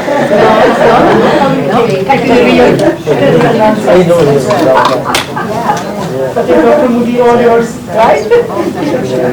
So let's go on a little further here, and I'm going to back to this theme that any format of language, you can use it as a format to lay a layer of unintelligible language over the top of it. And you get a sense of that form of language even though it's unintelligible. And, for example, whatever profession you are, you can take the language of your profession and you can make that format, but you can write unintelligibly, and then you have this piece that sounds like professional language. And as a doctor, I can read you this. And I think that if for all of those who are not physicians, you would hear this and you would think it's medical talk. But if you are a physician, you will realize it doesn't make any sense. If they become infected, splanginating fractures of the posterior mesonuncular bone, they cause pungulated nephritis of the overlying glenoid vein. Therefore, physicians treating these injuries need to check frequently for phlebosis of the epithymial joint and truncal globosis. Doesn't make any sense. But if I was at a party knowing nothing about medicine, and I said those things, I could have people thinking that I was a physician. Now, getting closer now to the afterlife issue, one of the formats of language that we all know about and we all appreciate is stories. We all love stories. And we are so familiar with the format of a story that we can put that format down and then we can just write stuff that makes no sense using that format. And you can get a sense of narrative action of something happens, even though it's meaningless. And here is one that was written in the 18th century by an actor whose name was Samuel Foote. And so he wrote this story, which I first learned off when I was in the 7th grade. And this story became very famous because doctors began to use it to test their patients' memories. They could tell how the patient's memory was by how long it took them to memorize this story. So listen to it. So she went to the garden to cut a cabbage leaf to make an apple pie. And at the same time, a great she-bear coming down the street pops its head into the shop. What? No soap. So he died. And she very imprudently married the barber. And there were present the job lilies and the garroulis and the grand tangentrum himself with the little round button on top. And they all fell to playing the game of catch as catch can, till the gunpowder ran out at the heels of their boots. Now, that's meaningless, but do you recognize that it creates a sort of story? Right? Now, one of the most important kinds of stories there is, in terms of sales at publishers and in terms of what we experience as a kid, is travel stories. And when we're kids, we love to hear our grandparents tell about the stories of the trips they took. When we get about into the 3rd or 4th grade, you have to write that terrible essay, Where I Went on My Summer Vacation Every September. So because of this, the format of a travel story is deeply in our minds. So we can lay just meaningless language over the top of it and create this impression of movement. And when Abraham Lincoln was president, there was a solemn state ceremony. I forgot what it was, but everybody was gathered around the president. It was very solemn. And his part in the ceremony called for him to mount a horse and to lead a procession away from the scene. But when he climbed up on the horse put its own back hoof in the stirrup, and it got caught in the stirrup. So the horse was bouncing around, and people were shocked into silence. Oh, the president is so embarrassing. But Lincoln just looked down at the horse, and he said very calmly, well, if you're getting on, I'm getting off. And so the crowd just collapsed into laughter. Well, if you think about it for a moment, it doesn't make any sense to say that a horse could get it on its own back by putting a hoof in a stirrup and climbing aboard. But at the same time, I think you would agree that it nonetheless creates a vivid image in your mind. Okay. Now, in a minute here, let me read you one other example of it. This is one that is from the 19th century, and I've used this since 1969 with my students. And listen to this poem. Why and wherefore set out one day to hunt for a wild negation? They agreed to meet at a cool retreat on the point of interrogation. But the night was dark, and they missed their mark, and driven well nigh to distraction. They lost their ways in a murky maze of utter abstruse abstraction. Then they took a boat and were soon afloat on a sea of speculation. But the sea grew rough, and their boat, though tough, was split into an equation. Now that doesn't mean anything, but how many of you in listening to that nonetheless got a sense of movement in your mind, right? There's a sense of mental motion. Well, now I'm going to flash forward boldly at this point to show you the relevance of this, but then we're going to go back and talk more about unintelligibility. But how in the world does this relate to near-death experiences, for example? Well, what people all over the world who have near-death experiences tell us is, number one, no matter how well educated, no matter how articulate, no matter how many languages they speak, when they have a near-death experience, they say, I just can't describe it to you. There are no words. And that's what William James identified as the problem of ineffability. And that means that people with mystical experiences, for example, or near-death experiences will tell you that there is no words to describe it. Right? And that is, I would say that is the most nearly universal thing that people with near-death experiences say. Another thing they say is that this experience did not take place in space, that it was a non-spatial experience. Some of you have nodded because you've been there, right? And it's like I was having this conversation with Eben Alexander a few months ago.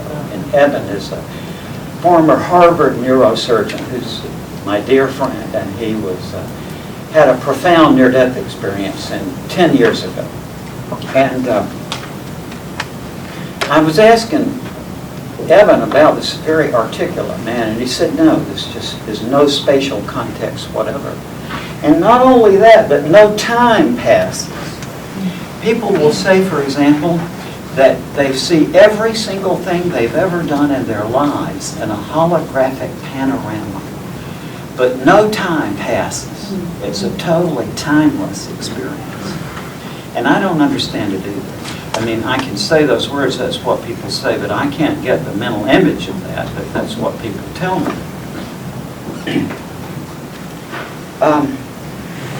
And so then they say, but the only words I have is, the only way I can describe this to you is, I got out of my body, I went through a tunnel into a light, I met my deceased relatives, I saw my life pass in review. I returned to my body and came back to life. What kind of use of language is that? That's a travel narrative. But the reason we can understand the meaning of a travel narrative is that we have these concepts of space and time. You see? So my point is here, by the reasoning process that we've been through already, we can grasp that the typical account of a near-death experience is an unintelligible travel narrative. It's laid down over the framework of a travel narrative, but the conditions are such that it doesn't really mean anything, because if there's no time and no space, then we can't comprehend what a travel narrative means. But that's okay. We're going to go on now to talk about the mind, and we will see that it's okay that people who have a profound transcendent experience will be forced, when they come back from it, to talk about it in a way that doesn't make intelligible sense. Because one of the things we can see about unintelligible language is that when the mind switches from one framework of reality or state of existence to some other framework of existence, then it necessarily has to talk unintelligibly about that experience. And I will give you a good example that illustrates this. And that is, I'm assuming that everybody is familiar with the drawings of M.C. Escher. Yeah. Most people know who Escher is, and if you don't, he was this Dutch graphic artist who did these incredible drawings that show all kinds of this totally weird in terms of the space of it. And there's this drawing that he has, for example, of a watermill. And so you can see the water coming up through the mill run, and it goes down and it goes over the wheel, and then you see the water goes into one trough and it goes downward. Then it turns a right angle and it goes down again. Then it turns a right another angle and goes down again, but then it's back up at the top again.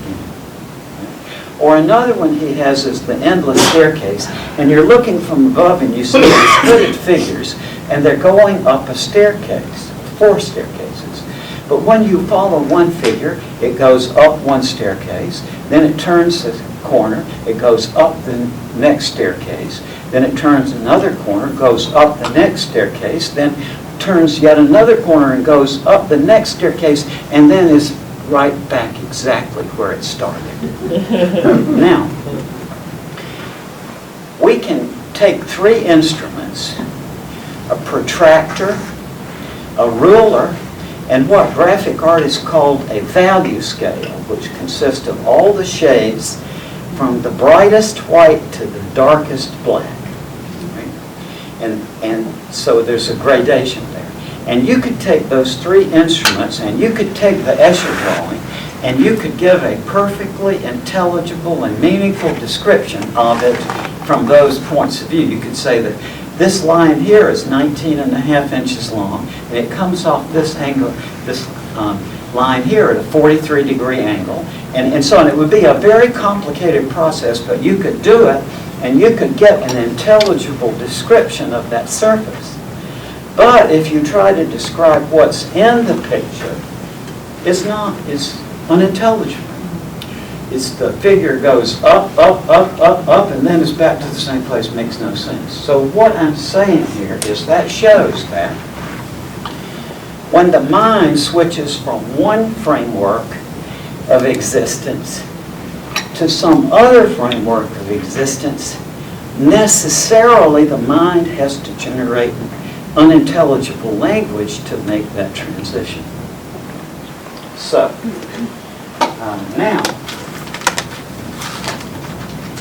let's talk about unintelligibility of the mind. And unintelligibility is a very big part of our minds, only we don't know it. But once I point it out to you, you will start thinking, well, sure. And the first way this shows up in the development of the mind is in childhood development of language. And when children are about 3 to 6 years old, and I have observed this from my own kids, from my nieces and nephews, and from assorted kids' friends, that and you just watch this, when kids get about 3 to 6 years of age, they go through a phase where they make up meaningless words just for the fun of it. How many have observed that? Okay. And also when they are learning new concepts, they go through a phase of using it unintelligibly. Like I heard a kid in 1967 at a park in Charlottesville, Virginia, and 2 little boys were tussling, and one of them said to the other, "I've told you 11-5 times, get off my swing." Makes no sense, but it's on the way toward an intelligible understanding of things, we may be forced to use a stopgap kind of unintelligible language. Humor is another example of the uses of meaningless utterance. And Immanuel Kant observed, he said there's an element of the unintelligible that in anything that we find funny. And I don't know whether that's true, because I used to be a comedian actually for a few years, and I'm very interested in comedy and humor, but I'm not sure of his judgment, but I know at least that many jokes are unintelligible. For Tell them example, about your book. I'm sorry, Tell them about your book. You can still buy a copy which one is that? of you as a comedian. Oh, yeah. Actually, it's not in book form. I had a record, but it's no longer available. But that was I had to decide at some point whether to continue my psychiatry residency or my career as a comedian. So I was getting too many invitations. So, yes, ma'am. Oh, sorry. So, here's a joke that we all know. It's like, an airplane crashes exactly on the border between two countries. Which country are the survivors buried in? And so unintelligible things can be funny too. And this is very important. Social bonding. Unintelligible language is very important in social bonding.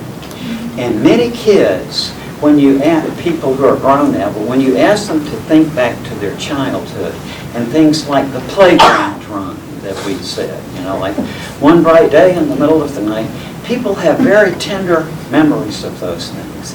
And they use those typically in connection with tossing a ball around, for example, with keep time to the playground run. And when they reflect back on it, they look on this very tenderly, these times where they were using this unintelligible language to really form bonds with their friends. I have a lot of wonderful stories along those lines, and I have a wonderful friend who's an excellent psychotherapist. She lives somewhere around Tampa or St. Petersburg, and her name is Marilyn Deemer. And I have somewhere her actual words. Let me find that. Because it's just saying this is probably not as interesting to you as reading it. So let me.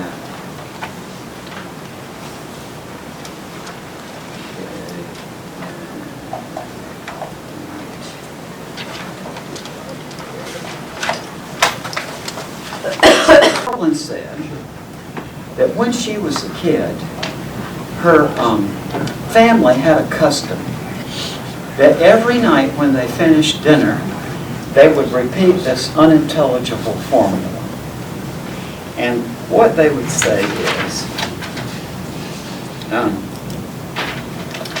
I've had an excellent sufficiency, and more would be predone to me to my apathetic quantity, which is quite quadrillified.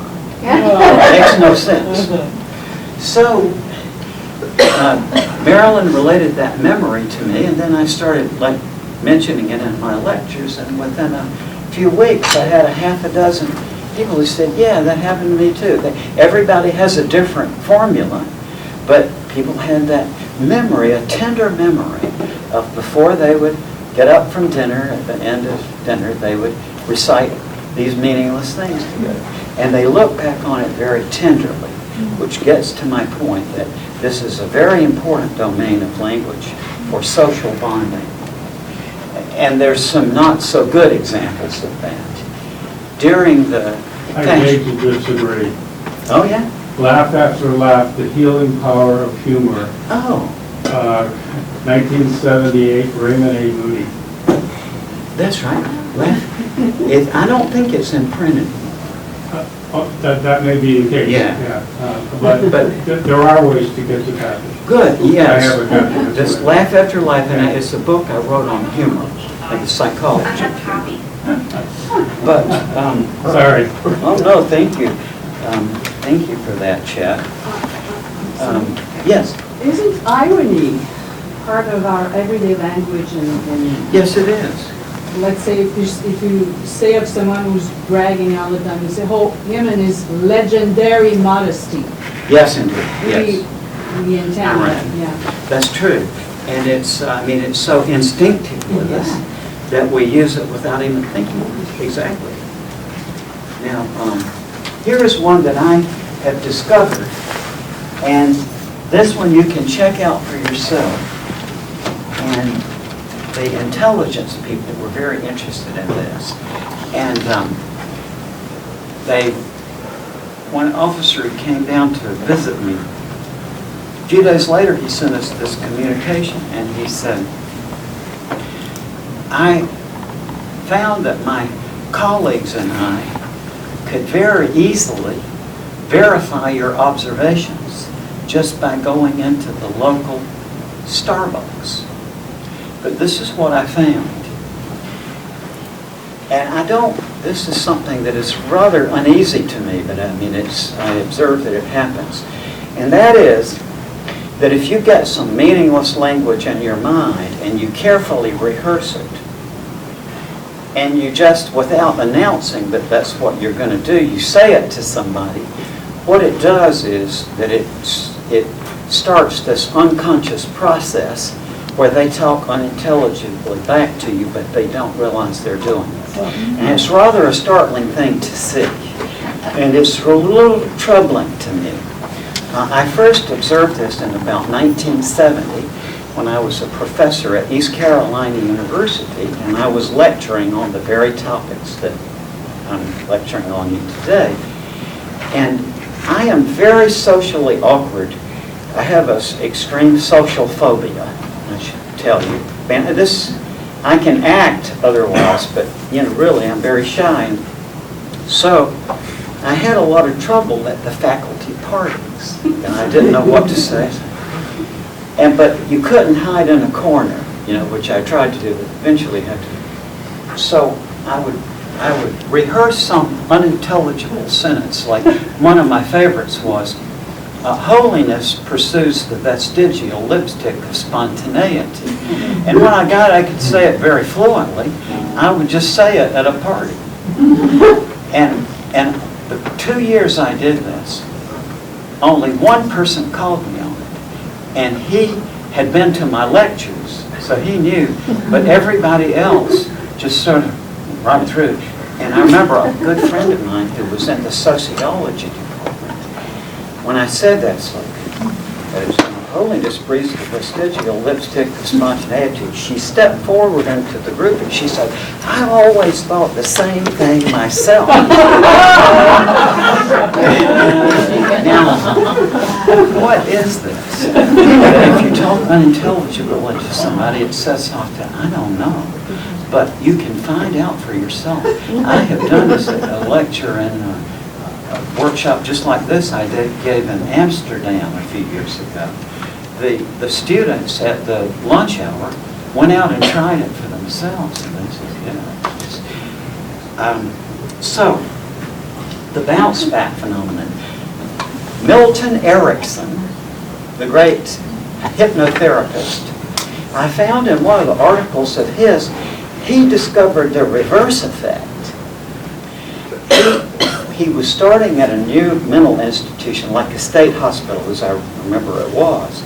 And, first day in an environment like that, you really just have to, the first few days you just get to know the patients and so on.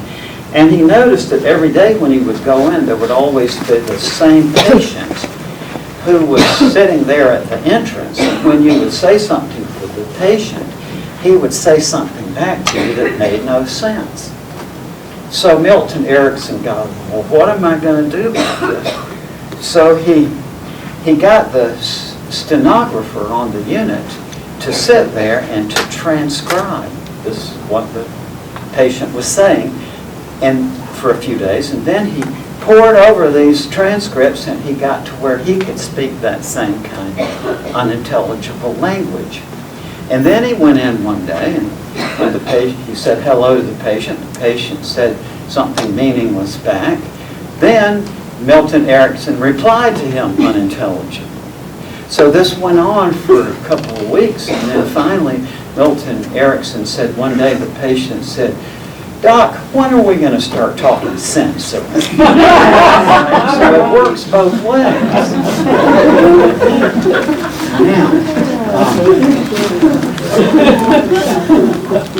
Now, stress. When people are under extreme stress, they will talk unintelligibly. And for example, in combat situations where soldiers were almost killed, but even though they weren't physically injured, when you drag them off the battlefield, they just can't make any sense for them. And this happens all the time in the ER. because the common thing is that a patient is severely injured, they come in, but they are brought in by somebody who wasn't hurt, but who just saw it. So you're trying to figure out what happened, and you're trying to make sense of what this witness is. Makes no sense. So stress will drive us to talk unintelligibly. Sleep and dreams, or talking in your sleep. If anybody's ever had a bed partner who talks in their sleep, you know it doesn't make a bit of sense, right? Or a hypnagogic state between the wakeful and the sleeping state. Many people will hear unintelligible verbal formulas in their minds as they're going to sleep. How many of you here do that, for example? 1, 2, 3, 4, 5, 6, 7, 8, 9, 10, 11. It's never been investigated. But all of these things are pointing in one direction. That when there is a transition from one state to another, like from wakefulness to sleep, or from the other side to here and back, or here to the other side and back, that during transitions is when unintelligible language slips up. Think of all the cartoons of the magician who goes from one realm to another by saying, "Abazaga Zaluma," and then suddenly the scene is changed, right? Okay. There was a person here who was in law enforcement, I think, and if he came today, and I had this example specifically for him because I was, actually I worked as a forensic psychiatrist in a maximum security unit with serial killers, some, and mass murderers mostly, and paranoid schizophrenic killers mainly. And I was thinking the other day, I had the most interesting experience in the last few years about this, and would you mind if I actually sit down for a moment? No. I can walk 10 miles without any trouble, but when I stand up, Can I interrupt you, Dr. Moody? That he was a she and it's me. Oh, good. Yeah, thank you. I'm Well, just you'll be glad. interested to know this. And this is something that's not in any of the books, but you will see it. And that is that what I discovered was something that I call the fee-fi-fo-fum syndrome. There's an English nursery rhyme. Fee-fi-fo-fum, I smell the blood of an Englishman. Be he alive or be he dead, I'll grind his bones to make me bread. Well, quickly after I got into my forensic career, I realized that it's a fairly common phenomenon where a mostly psychotic murderer, just before they kill somebody, will recite nonsensically or unintelligible language. For example, when Ruby killed Oswald, he was observed, before he went to do the killing, he was observed talking unintelligibly. There's just many cases of this, that sometimes talking unintelligibly is like a foretaste of murder. And I don't know why this is, but I talked with, a few months back, with one of the counterterrorism experts in Spain, and he was interested in this from the point of view that I was telling him that this is very similar to the Allah Akbar and then blowing up the bomb, right? Because really Allah Akbar, it's a wonderful slogan of the Muslim religion, but in terms of meaning it has very little, because its expletives really generally have very little meaning. But it's the same pattern, that somebody just before they blow up the bomb says something unintelligible. And so what that means, I don't know, but I thought you might find it interesting. And here is where we're going to get into something that many of you will be interested in from your background, and that is that you can use unintelligible language to induce profound altered states of consciousness. Now, I'm just bringing that up now, but we're going to do that. We're going to talk about that in more detail when we get to the part about unintelligibility and the spirit.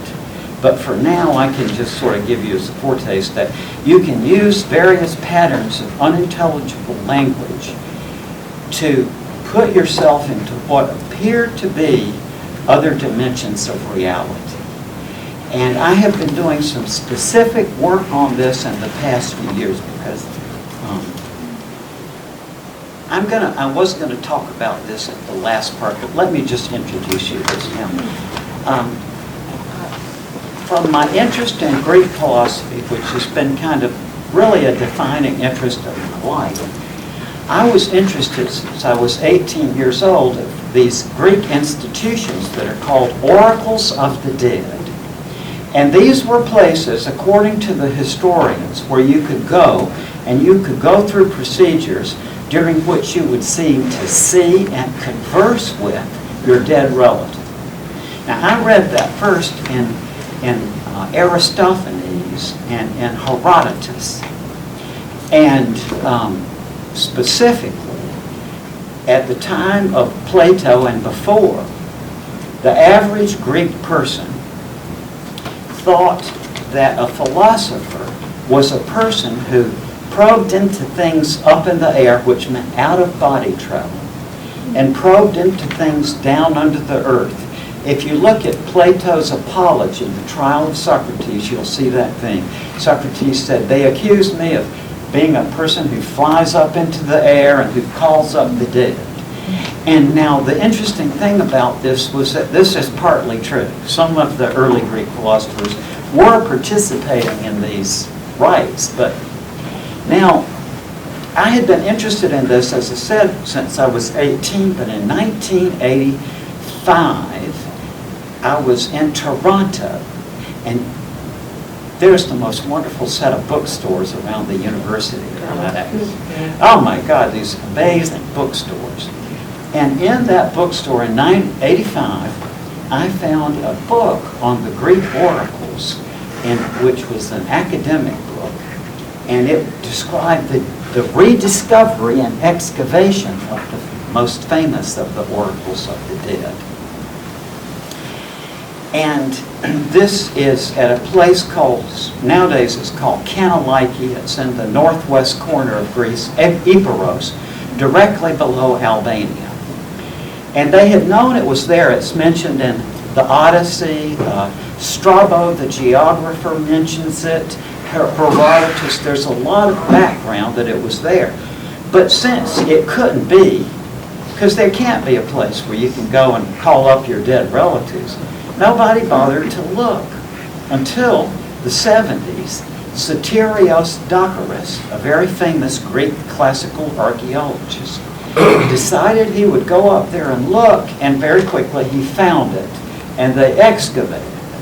And they found this subterranean environment of corridors and dormitory rooms, all opening out into the central hallway where apparently they saw the apparitions. And what they found in that chamber was an enormous bronze cauldron that was surrounded by a banister, just a big pot. Okay? And what Dr. Dokaris concluded was that it showed that this was fraud. We know from the ancient sources that they had him down there for 29 days. And the idea was that by then they could figure out what this person was like that the person wanted to see. And then Dr. Dokaris said he would hide in the cauldron and act out the roles of the spirit. And I thought, no, because these people were the founders of rationality. They wouldn't have fallen for that for 1,000 years. But more importantly, because I knew an alternate take, because I had studied the phenomenon of clear depth gazing. And it's still practiced in the Middle East today, for example. You can take a silver bowl, you highly polish it on the inside, you fill it with olive oil, and in a darkened room by candlelight, you gaze into that and you see very vivid three-dimensional visions that are totally outside of your, it's not like you're wanting it to happen, or it just happens. And it feels like they have a life of their own.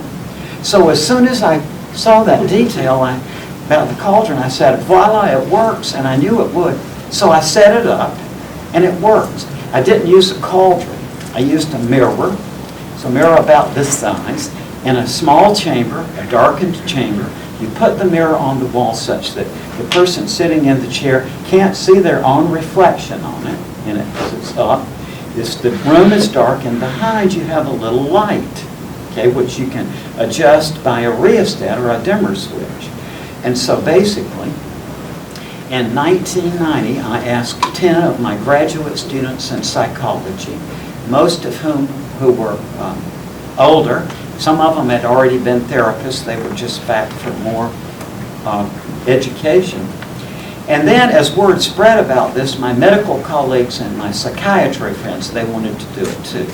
But basically what we were trying to see is that we could, if you can show that these oracles of the dead actually worked, then it really explains a lot of strange things about the history of Greek philosophy. And if you want to read more about this, you can read about it in my book, Reunions, from 1993, in which I recreated this modality. Reunions is the name of my book.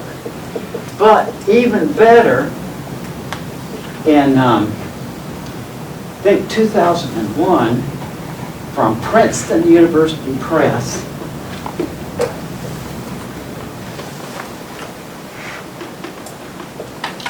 Greek and Roman Necromancy.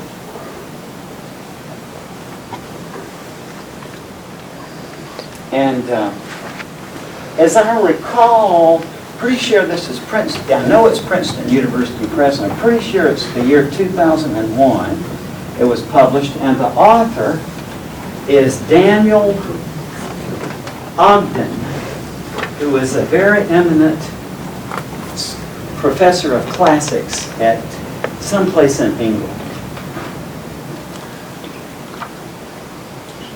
And this is essentially all of the information that survived from antiquity about these oracles of the dead.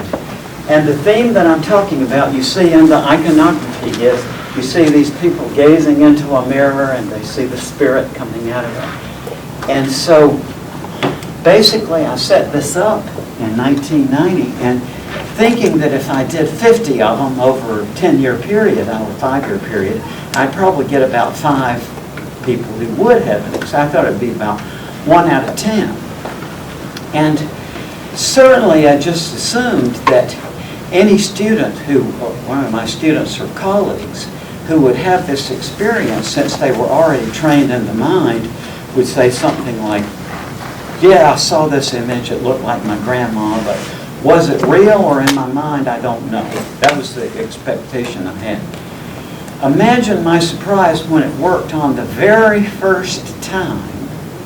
And this wonderful woman who was one of my students, she was 44 years old, and she had lost her husband 2 years before. And so basically the technique I used, I asked each person to choose one person who had died that they wanted to see again.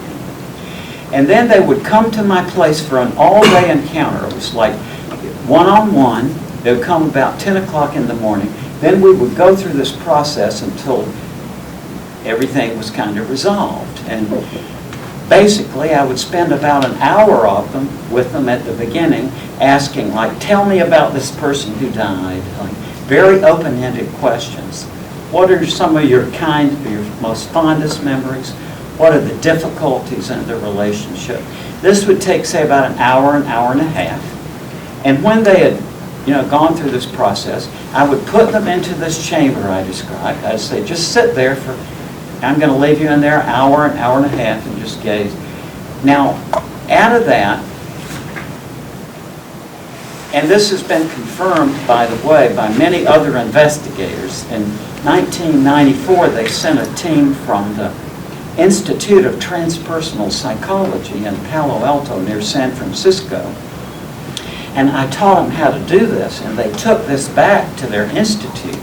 And then they made it a part of their psychotherapy training for their PhD psychotherapy trainers, students, and there's actually now a group of people who do this as a clinical practice. It's now in one of the grief therapy manuals, how to do this.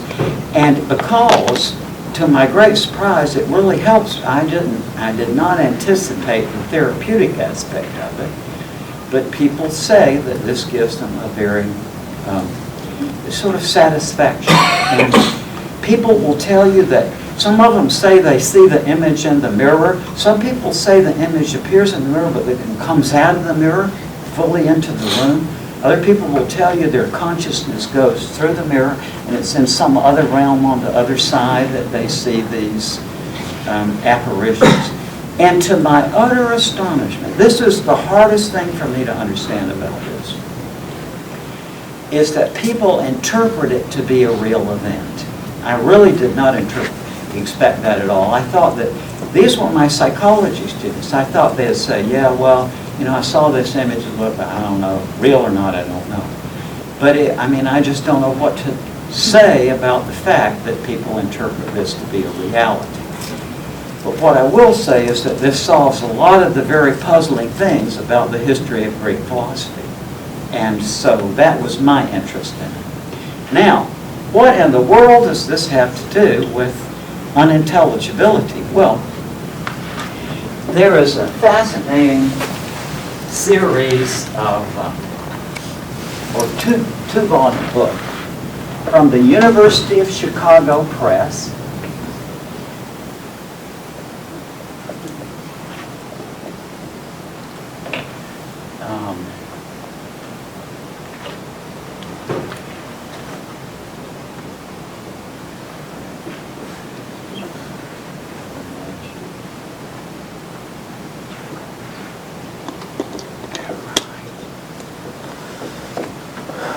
The Greek Magical Papyri, and this is a two-volume book from the University of Chicago, and the one that I'm referring to is the first volume.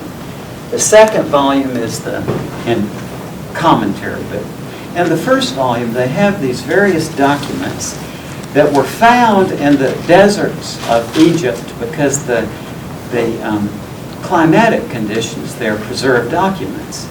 But these were papyrus scrolls which had various magical formulas for doing things like calling up the dead. But these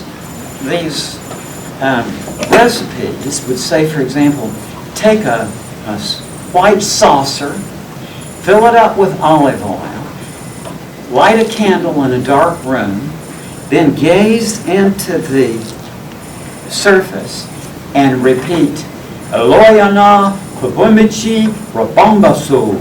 These are totally unintelligible, but that are like what we call magic words, right? Incidentally, magic words, abracadabra, sound the same all over the world. And as Lucian of Samosata, this great Greek writer, pointed out, he said they all sound very strange and foreign sounding. Whatever language you speak, magic words sound foreign sounding because they're supposed to be very exotic. Now, I'm not going to follow this line of investigation anymore because I'm satisfied. It's somebody else who wants to do this. What I've done this hundreds of times since 1990. I've taken hundreds and hundreds of people through this. But several years ago, I began to add this unintelligibility part to it. I would get people to recite before they went in there various kinds of unintelligible formulas like playground rhymes or whatever. And what I have found thus far is it really does seem to make a difference. That it seems to heighten the chance that somebody will actually have an experience. If you just take people without preparing them for this, it's about 60% of people who will have an experience on the first attempt. But if you add the unintelligible language part, it increases the percentage of people who will have this experience. And what I think that shows is that unintelligible language can actually do things to your mind, can alter your mind and heighten your consciousness in various ways. Does it make a difference if you read it mentally or if you say it out loud? I don't know. She asked, is there a difference if you say it mentally or you say it out loud? I don't know. However, no, I just think of something. I heard both are good. I'm sorry? I heard both are good. You can- Both are good? Yeah, recite mentally or. yeah. That's right. Let me give you a specific example of that.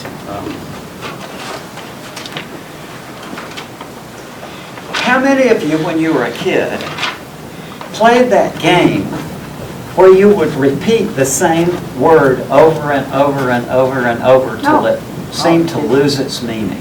Oh, yeah. Did anybody do that when you were a kid? Okay, a lot of Yeah. people did. Now, we as kids, we learned that as a child's game. But in the real world, this was a very powerful spiritual modality. If you look on page 7 of your Figures of Speech manual, you will see this figure of speech. And again, I will ask you whether you recognize the pattern. How do you get to Carnegie Hall? Practice, practice, practice. 3 secrets of successful restaurants: location, location, location. The mother says to the baby, there, don't cry. Or Edgar Allan Poe, to the singing and the ringing of the bells, bells, bells, of the bells, bells, bells, bells, bells, bells, bells. Now, what I want to ask is, how many of you recognize that pattern as something you've seen or Trump.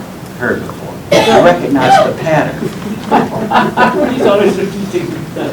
Oh, At the and end so of the sentence. I would think that, yeah, we did, right? You've seen it before, but you never thought about it.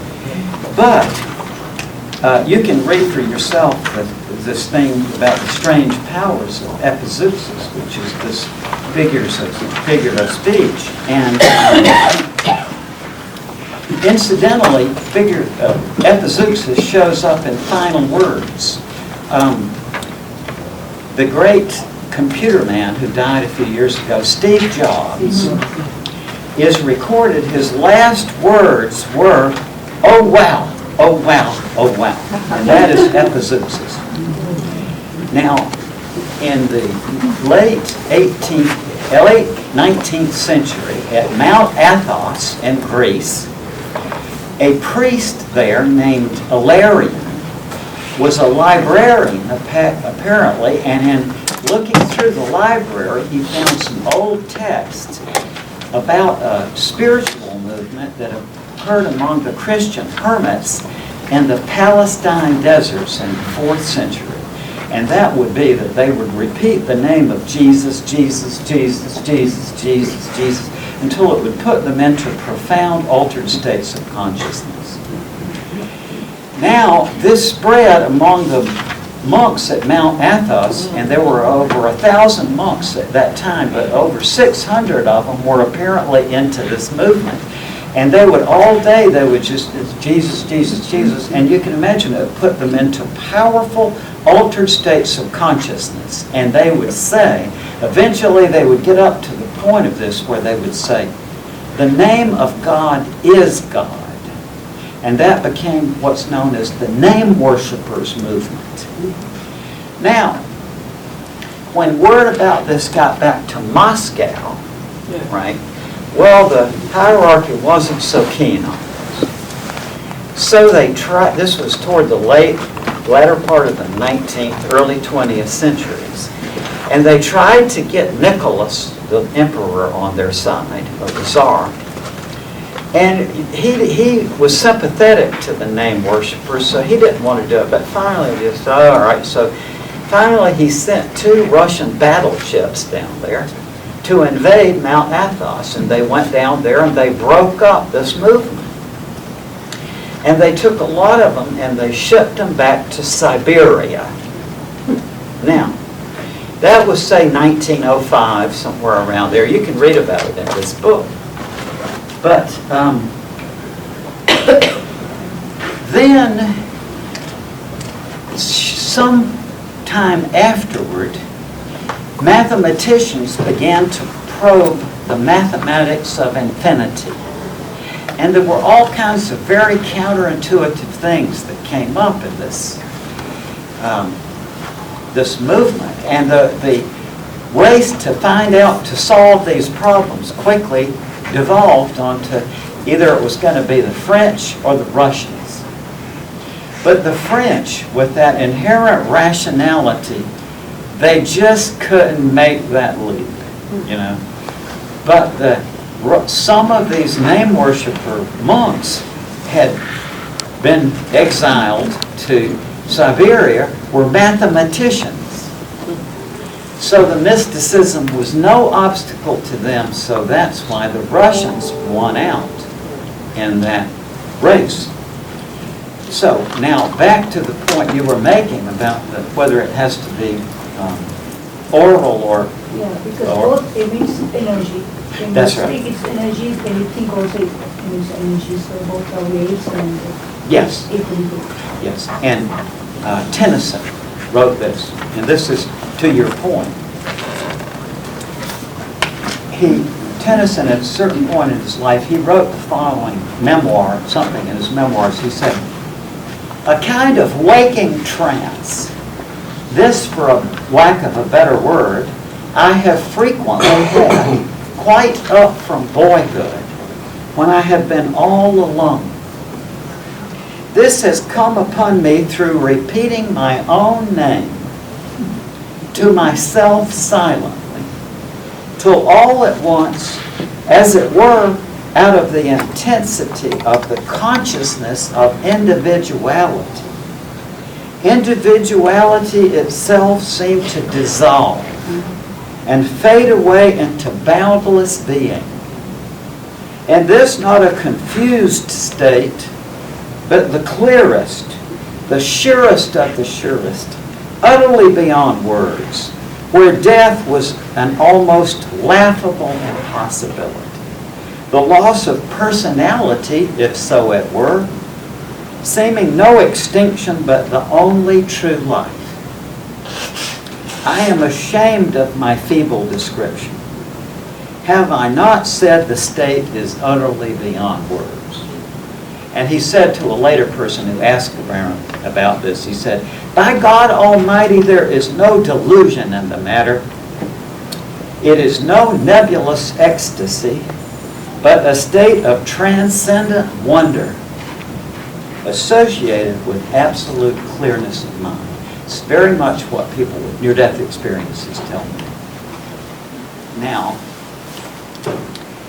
the medical and psychiatric aspects of this are profound. People, for example, who are delirious talk on and it's unintelligible, and they tend to talk mixed categories is what they do.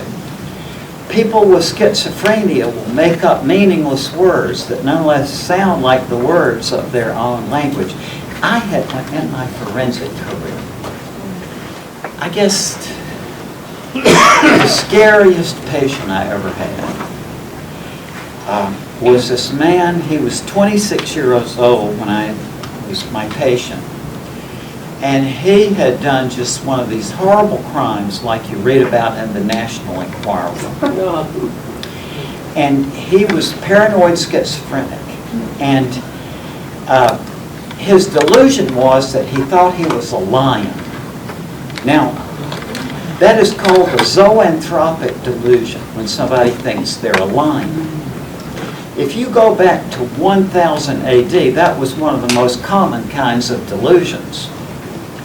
Because, I gather, that if you had imagined yourself 1,000 years ago going from Hamburg to Florence, your main danger on the road would be to be trampled by a wild ox or gored by a wild boar, right? So in that context, animals had power. So when people developed delusions, it was, I'm a wolf, right? Or I'm a bear. And that's the point of the werewolf craze, was people who they were taken seriously when they said they were wolves. Then, as time has gone on, animals don't have that power anymore. In the 19th century, the delusions began to focus around rays and vibrations, and when science was in its ascendancy. Nowadays, it's celebrities. Many of the delusions, you have people like, you might remember that sad young woman, Rebecca Schaefer, the actress who, a delusional fan came and killed her, or the Reagan thing with the Jodie Foster and the young psychotic man.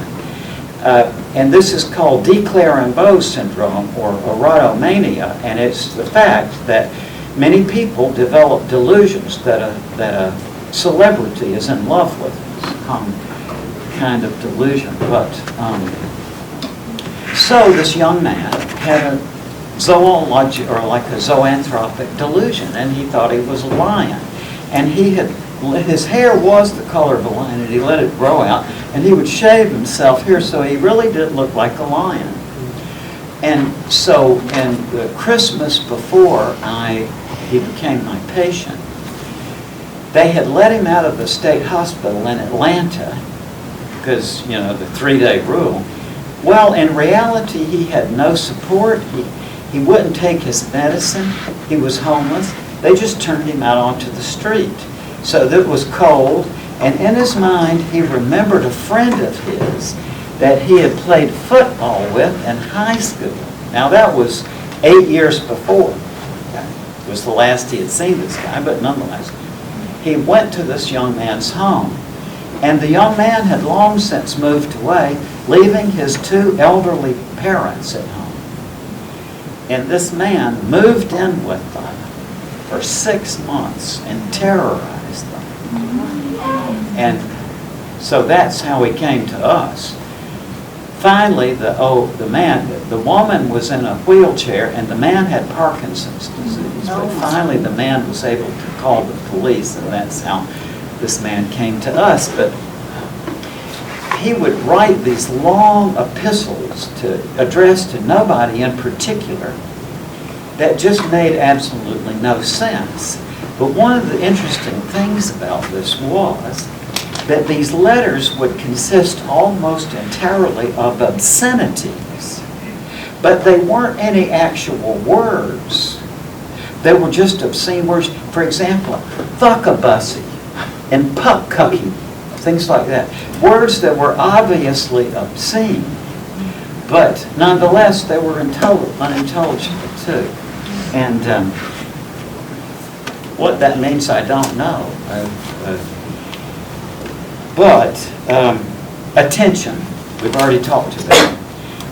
One of the mental effects of unintelligible language is that people pay more attention to unintelligible language than they do to meaningful language. It's really strange. So that if you watch TV carefully, you can have a collection of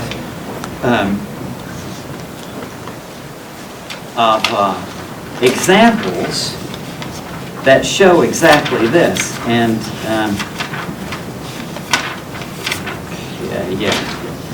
these are some that I found. It takes a while to copy these in. You have to hear them several times. But some years ago, about 10 years ago, yes, the Partnership for a Drug-Free America did a commercial that was designed to inform parents how to talk to their kids about drugs. Okay, and so in the scene there was a young woman, about 16 or 17, and she was looking up. What is she saying? And the mother was saying the following things. Hypnosis completely tailwind, sewing elephants plant before cartoon paper cups. So numbers renovate. Afterwards, lightly fish scale doorbell. Makes no sense. But the purpose of the commercial was to inform the parents that you need to know what you're talking about when you talk to your kids about drugs, otherwise it's just going to sound like gibberish to you. Okay, so But this is a very effective way of getting people's attention, is to say something meaningless. And then finally, unintelligible language is very frequently used by people who have some inner experience that may be important to them, but which there are no words for. And a good example of this is in the phenomenon, I have it listed there on your outline, of synesthesia. And what synesthesia is where two senses get crossed. And the most common form of synesthesia is auditory visual synesthesia, where people will tell you that when they hear music, they hear the music, but also they see colors just erupting everywhere, patterns of colors. And there are all kinds of senses that can get mixed. One, a few years ago, there was a great book by a neurologist called The Man Who Tasted Shapes.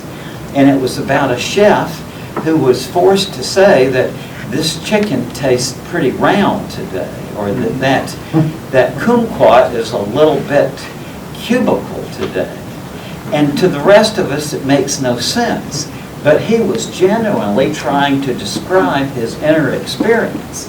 But in doing so, to the rest of us, it sounds, unintelligible. Now let's get on to the thing that I think probably most of us here are here for, and that is nonsense and the spirit, or unintelligibility and the spirit.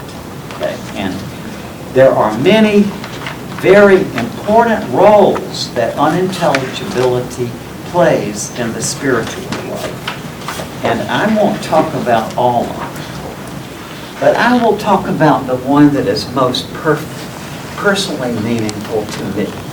Okay, now, I have this wonderful son, and his name is Carter. Carter is now 20 years old, okay? But we adopted him at birth, and my wife was the first person to hold him. The obstetrician just delivered him and gave him over to my wife. And Carter is Mexican-American by heritage. He was born on July 20th, 1998. But the previous April of 98, we had been down there to form a bond with the family, the Romeros. And the biological grandfather is Sergio, one of the greatest people I've ever known in my life. His wife, Alicia, and the birth mother is Carolina. And so we had gotten together in April, and we were prepared for the birth in July. We were there. And then when Carter was 3 days old, that's the obligatory term in the U.S., the baby stays in the hospital for 3 days to check. Then on the third day, we all went out to a barbecue restaurant in Kerrville, Texas. And present were Sergio and Alicia, the biological grandparents, Carolina, the birth mother, my wife Cheryl, Carter and his little baby carrier, and me. And we were sitting around the table. And the gist of the discussion was that Carter will always know about his birth family, and that in the passage of time we will get back together. Okay? And in the midst of this, I looked up and I saw a placard on the wall of the restaurant. Okay? And this is what the placard said. Closed. I have gone out to find myself. If I should arrive before I return, please hold me till I come back. Wow. That was Carter's message. In April of 2011, the whole family came and they spent a week with us. And there it was. Because they did. They did hold on to him. So, that's my example of this. But that shows that unintelligible language can sometimes convey a spiritual meaning, right? By the way, as I talked to my friend this morning, I also adopted a Native American daughter, now 17, Carol Ann, who is Blackfeet from Montana. And it's been the highlight of my life, this kid. But she is 17 now, and she learned how to read. We don't know how, but she learned how to read before she went to school. And so she started reading all these books on Pocahontas. And then one day she looked at me and my wife just like this, and she said, "Well, your people English?" Well, how do you respond to that? We had to acknowledge, at least my wife had to acknowledge that, yeah, not only is she English, but they're the English, because both sides of her family were in that original party in Jamestown. So there is karma, right? But then Carol Ann looked at us, "We're people English." And then when we acknowledged, she said, "Your people hurt my people." So, but we've had a great news. This is my favorite person. This is my best friend, in a way. So everything is fine, but it was emotional. Now, many of the great spiritual writings of humankind have elements of meaningless language. And I could go on and give some, but the one I thought maybe is probably apropos to this group. And I'm sorry I don't know how to pronounce this. I've been told by Swami Swarupananda how to pronounce it, but I still can't do it. But one of the Hindu holy writings is called the Yoga Vasistha. Is that the name? The Yoga Vasistha. And it has a lot of really interesting stories. And this is one of the stories. Once, in a city that did not exist, there lived 3 happy, brave princes, 2 of whom had not yet been born, and the 3rd of them had not yet been conceived. All the princes' relatives died, and they went forth from their native city. The hot sun beat down on them, and burning sand scorched their feet.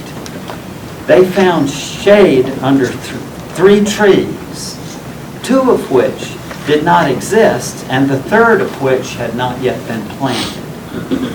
There they rested and ate fruit from the trees. Then they set forth again.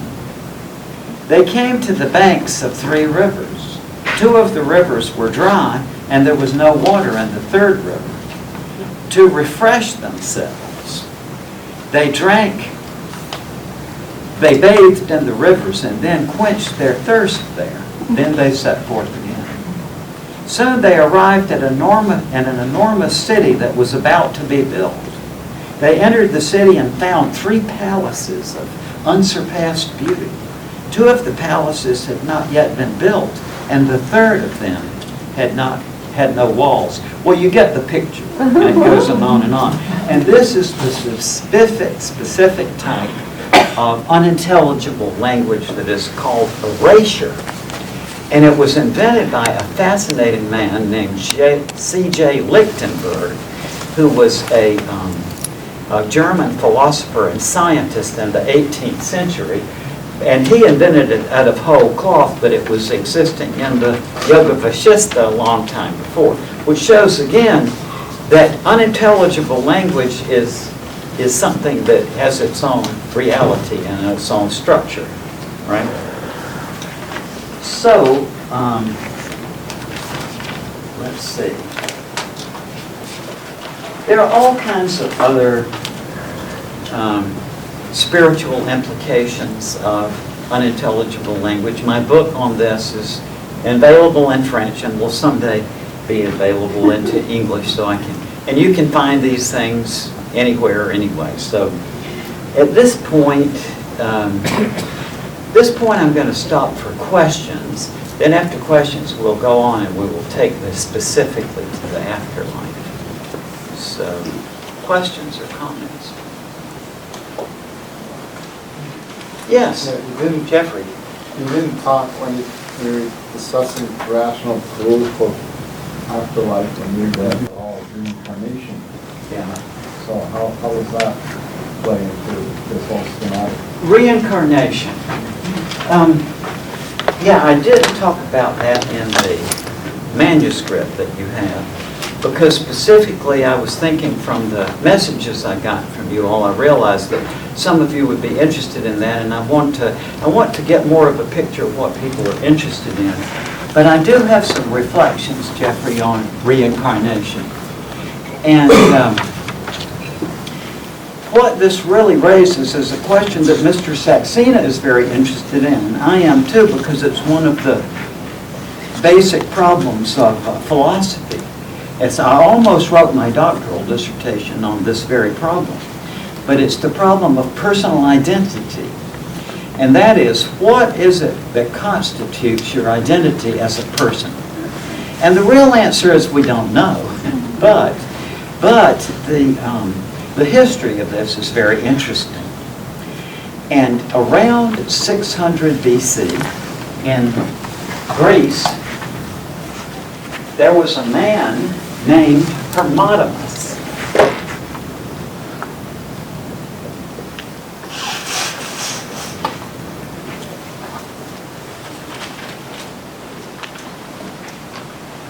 Again, roughly 600 BC, okay?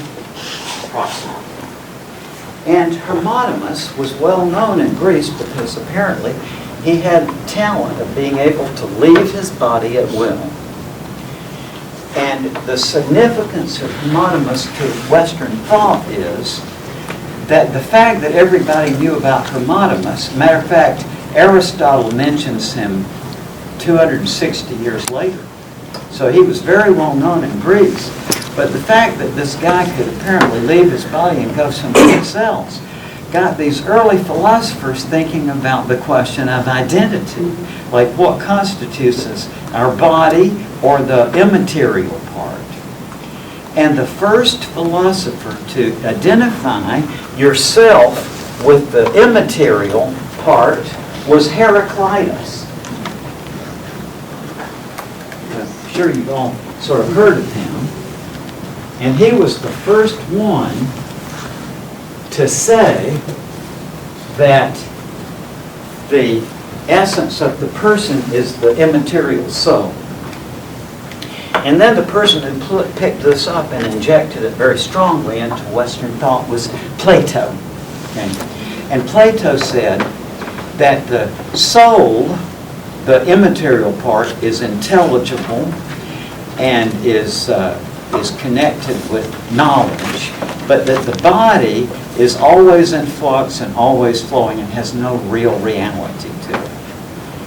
And that view held force in the West through the Middle Ages up into the time of Thomas Hobbes in the 1500s, who was the first person to point out, in his terms, that the notion of an immaterial substance doesn't make any sense, right? And that was generally accepted.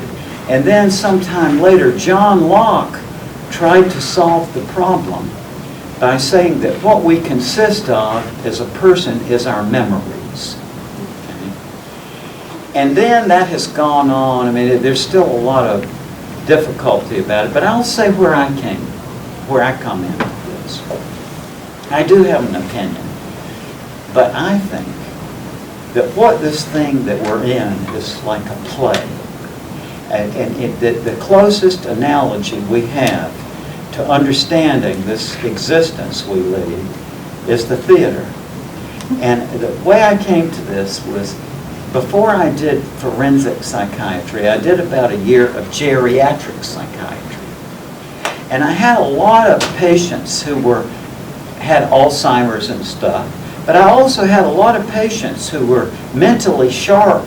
They were just there for a situational stress or whatever. And I used to sit there thinking, here's this very distinguished 75-year-old man, and here I am, a beginning psychiatrist, 30 years old.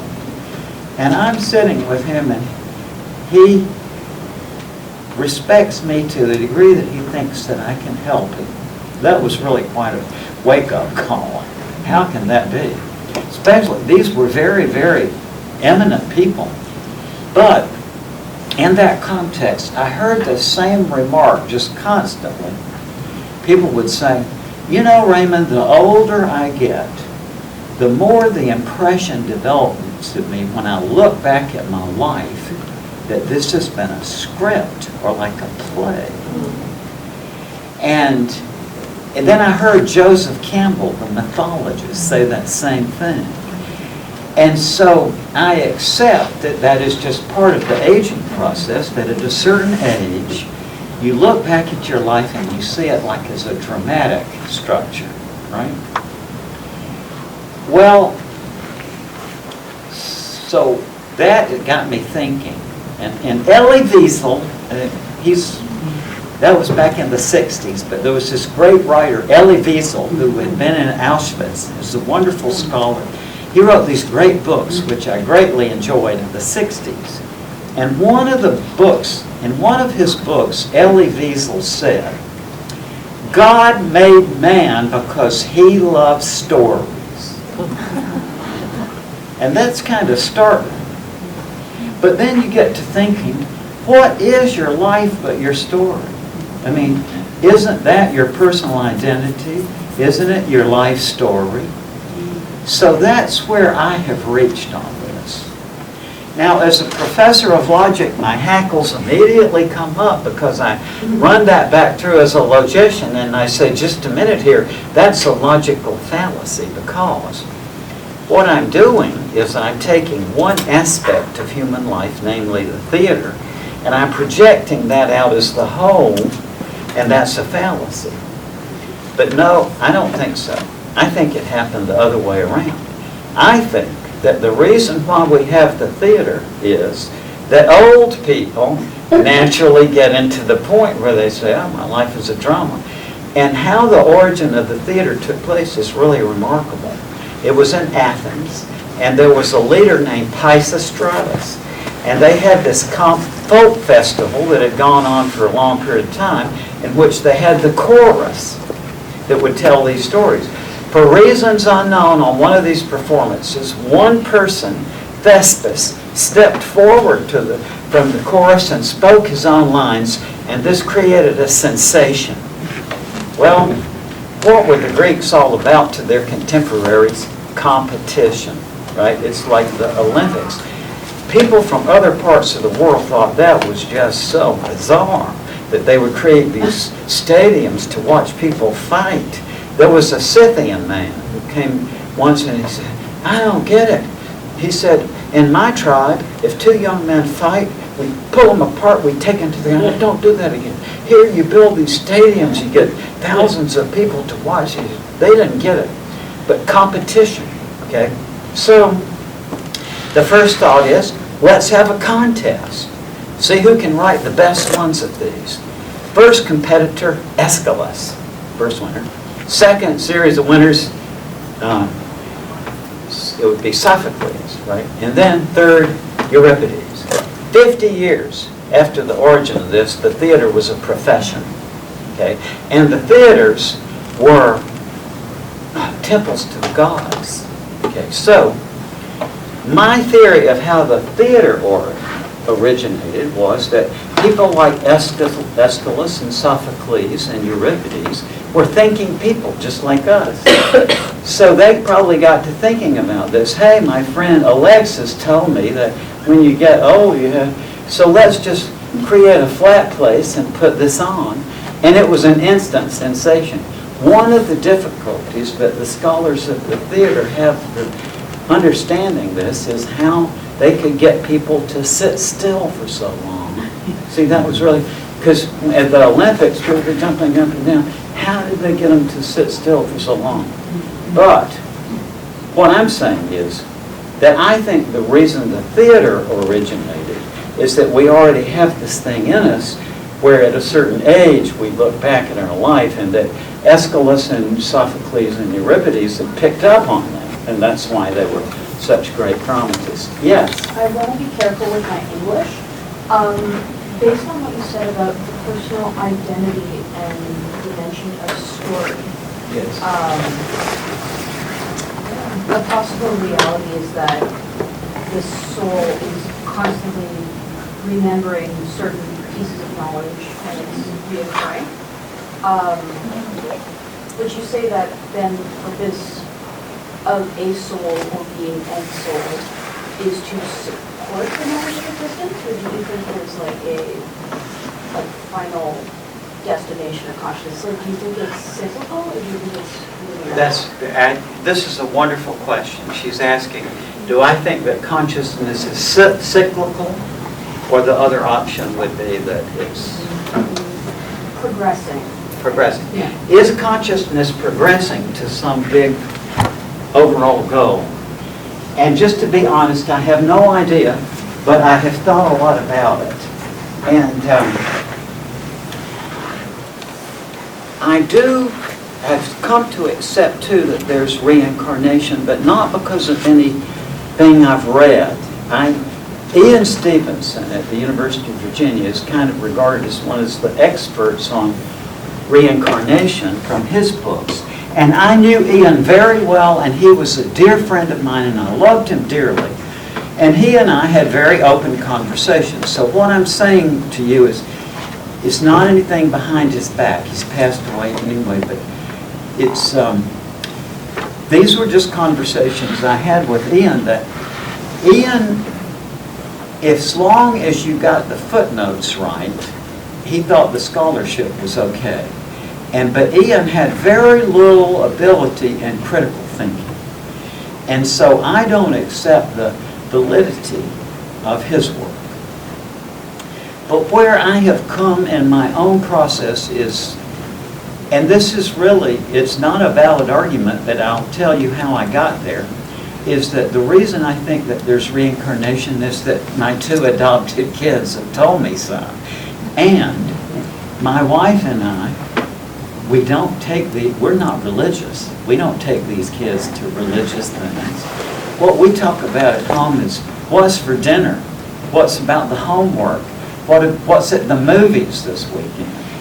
And plus, my kids didn't know until a few years ago that I had written this book on life after life. They found out about it by reading me on the internet. So we just don't talk about this. But both of these kids have related very, very vivid memories, not by our prompting. When Carter was about 5 years old, he and I were on the bed and we were watching TV, and I was flipping through the channels. And I flipped through one channel, and he said, very animated, he said, Dad, that's my village. What? And I flipped it back. It was the National Geographic Channel, and there was a documentary about village life in China. So when I went back to that, Carter was saying, yeah, that's where I lived before I came to you and Mommy. You know, I was with my brothers and sisters and my other mom and dad in China. And he could tell I was baffled. So then, as though to orient me, he said, yeah. And then I was up in the trees, looking down at you and Mom lying in the grass. And I knew immediately what he was talking about, because in 1993, 5 years before he came to us, my wife and I were in Greece at an archaeological site, and we were exhausted from the flight. So the attendant said, just lie down in the grass over there and take a nap. And there were these trees, big trees all around. And so what we were talking about was adopting a baby. Now, 5 or 6 years ago, 7 years ago, same deal. My daughter Carol Ann and I were walking along, and we have these long walks. She is thoroughly Blackfeet because she just loves taking long walks and gathering things. And just from the time she was 3, she and I would walk 6 miles. And so 5, 6, 7 years ago, we were on this. We stopped at this old wooden bridge near where we live, and she was just talking, and suddenly she said, I don't like this place. And it was obvious that what she was talking about was she didn't like the world. Oh? And then she went on and she said, yeah. She said, you know, when you die, you just go up and you be with God, and He keeps you up there till all the people you know while you were alive have died, and then He sends you back as another person. And I said, well, what makes you think? She said, it's like this. She said, I just know in my mind. And she said, and I was with God, and God pointed you out to me, and He said, you got to go down to be His daughter. And I said, well, how did you feel about that? And she said, oh, I didn't want to do it. But, she said, but God pushed me, just like this. God pushed me down to be your daughter. And I said, well, are you glad you came anyway? And she said, oh, yeah. Now, the fact that we don't push this, it's like we don't follow it up. Because if you did, you would worry about shaping it, right? But because of that, these kids still occasionally talk to us about it. And a year ago, I took my daughter to Japan. Yes, and I heard her talking that same story. She was sitting at a different table, being 16. You're not going to sit with your father. So she was sitting with a different table, but I heard her relating that story. So it is time now for... Yeah. So we are running late, about 12 minutes. New way to investigate consciousness. And I will explain. We've been talking about the unintelligible in respect to spirituality, and we talked about the Yoga Vashista, and so what we have learned so far, in my opinion, gives us a new way to investigate altered states of consciousness and to distinguish among them by a rational means. And let me give you an example. In terms of the spiritual use of unintelligibility, remember how we were talking about you can format any form of language. You can use it as a format to put in an unintelligible language over the top of it, and you get an equivalent form. Well, you can do that, for example, with questions. Right? And so you can take the format of a question, and you can put a layer of unintelligibility over that format, and you can get things like, do the Meagle Max sprout on the Bory side? Well, that is in an interrogative mood. And so just hearing language in that format, because of our training in school from the age of 6, we know that when we're asked a question, we're supposed to answer, right? The doctrine you got about grammar in the 4th grade is incorrect. Remember, they told us at that time that there are 4 grammatical forms of sentences, right? There's the declarative, which makes a statement or describes a state of affairs. There's the interrogative, which asks a question. There's the exclamatory, which expresses emotion. And there is the imperative, which gives a command. And the trouble is that way that we were taught it in grammar school was discovered to be wrong in the 1950s by my favorite philosopher of the 20th century, was named J.L. Austin. And Austin discovered that it was incorrect to say that a declarative sentence, that the function of it is to make a statement or describe a state of affairs. He said that is one of the functions. But the declaratives have another very important function, which is not stating questions or describing states of affairs, but performing actions. when I say, I promise you I will be there at 5 o'clock tomorrow, that is a declarative sentence, right? But the function of it is not to make a statement or describe the state of affairs, but to perform the action of promising. Where you say, I bet you $5 tomorrow it will rain. That's performing the action. So, one of the things that we can see about questions is that we think of questions as a pure form, but actually a question is a mixture of two of the other forms. A question is a mixture of the declarative or statement-making function with the imperative function. So when I say,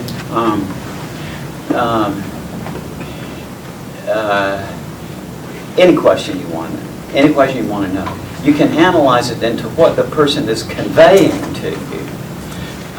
Did Clarice come on the bus this morning? Implies at the background that she may have, right? That there's such a person as Clarice and so on. But then there's also the imperative function that says, tell me, right? So it makes a command for you to give an answer. But as I have determined, in some ways I regret, that when you put unintelligible language into the format of a question, it doesn't convey any of the statemental form. There's no information conveyed. But nonetheless, because of the command, people feel like they've got to give you an answer. That's how it works. And I know this because I've tried it a number of times. And it does. It makes people on guard and want to answer the question, but there's no question to be answered. And so, koans. Here are two different kinds of ecstatic states or altered states of consciousness. Koans are unintelligible questions. What is the sound of one hand clapping? And what this does is puts the student into such a state that they're trying to solve this by logic, but finally they realize that they can't solve it by logic, so it pops out of, they pop into another state of consciousness beyond logic. Now, glossolalia, or speaking in unknown tongues, is a spiritual practice in the Christian tradition. And the theory of it is that in these churches that do this, they just go, and this is their theology of it is that they are talking in some actual but unknown language, and that it's a way directly to communicate with God. Okay, now that's another state of ecstasy. I have done that one by myself, incidentally. And I know that it doesn't require a religious context. I just started doing it one day. I let myself go and I taught this, and I did. You don't need an ecstatic state to initiate this, but if you do it long enough, you do put yourself into a really remarkable altered state of consciousness. Now, what I'm getting at here is, here we have two different altered states of consciousness which are very important to the people who indulge in these practices. But now we have a way of distinguishing the two by the structure of the unintelligibility. Koans follow certain rules of language. They follow the rules that the sentences are grammatically correct, right? They're grammatically correct interrogative form. But the trouble is that the things don't fit together. What is the sound of one hand clapping? That's unintelligible. But that is a different type of unintelligibility from this, because linguists who have analyzed glossolalia, or speaking in unknown tongues, have found out that it consists of nonsense syllables drawn from that speaker's own native language, put together in a way that avoids meaningful combinations or grammatical order. So we can characterize koans by the rules they follow and the rules they break. And equally, we can characterize glossolalia by the rules it follows and the rules it breaks. And so there we have an actual rule-governed basis for discriminating again between two different altered states of consciousness. Do you see what I'm getting at there? That this is a formulaic way of investigating altered states of consciousness that are induced by unintelligible language by analyzing the structure of the unintelligible language. So this would be one direction, you see, in which you can take this kind of, it's not something I would want to do personally, but I can imagine that many people would want to do that kind of research. I mean, only because I'm too old. It really is. Can't do it all. Everybody here knows this experience of there's so many things you want to investigate, and at a certain point in life, you just have to say, I was talking in the break about this, and how if you get into that situation that I am and my friend here is in, where you're just so driven by knowledge, by the desire for knowledge. I mean, I moved from one house to another. I've been living in this one house only a year. Then I moved. So when I moved, I had all the books together, and so I could count up the books that I had read in that 1 year of living in that house, and it was over 140 of them. And so, I mean, I am just, to me, learning stuff is just the greatest time. And so I think that there are many people who would want to investigate this, I think. I might have wanted to in an earlier age. But so my point here is that these logical principles of unintelligible language actually give us entirely new ways to investigate consciousness. Now, I want to move on from this now, from the, yes? Would you consider unintelligible also to be like samskaras, which is like the markings of your hand? And also when you're born, the moment of your birth, your horoscope, because that's also unintelligible. I don't know. It's some things, a very remarkable fact is that when we think of unintelligibility, we think it has to be permanent, right? But in the real world, something that is unintelligible in one context can be intelligible in a later context. For example, I'm going to give you, I want you to go back in your mind and be a fairly well-educated person of the year 1915. Okay, so go back in your mind and become a person of that era with the knowledge of that era. And now I want you to listen to the following 3 sentences. First sentence, all 4 of Ethel's grandparents perished and were lost in a shipwreck long before her mother and father were born. And you would agree, in 1915, what? All right, now fast forward to 2018. It still hasn't happened, but we can imagine, right? Because subsequently we have learned about the role of DNA in genetics. We've learned about cloning and gene editing and all these techniques.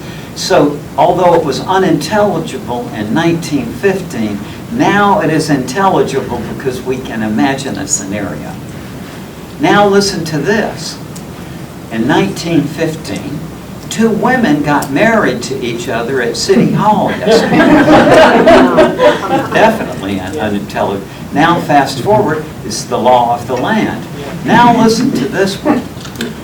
I watched a movie on my phone this morning. That would be a sure ticket to the mental hospital in 1915. But now it's the norm. Now what I'm getting at is, unintelligibility is not necessarily permanent. Okay? And so, what difference does that make in terms, say, of science? I want to claim that in science, unintelligibility acts as a placeholder. That is, It's something we hold on to until we, and even knowing that it's unintelligible, but it's something we hold on to as a way of bridging until we can get clearer about it. And this is very similar to how like a singer on the stage. I saw Elvis do this one time. He forgot the words to the song. So instead of just stopping, he went until he remembered the words, right? So we see singers do this. But actually, this is exactly what scientists do too. For example, the two most powerful explanatory theories in physics ever devised are the general theory of relativity and the quantum theory. The trouble is, when you integrate the two equations, what comes out is unintelligible, it's meaningless. But that doesn't mean that we abandon the theories. That means that we hold on to this, anticipating that in the future something new will come out, just as with the genetics, which will enable us to make sense of this. So, there's some other things about not unintelligible language and knowledge that are very important to know, but at the same time they're not fatal not to know. So that has created a situation where there are some really very obviously true things about the world that are not represented in common sense, that common sense gets wrong. And let me give you some specific example here.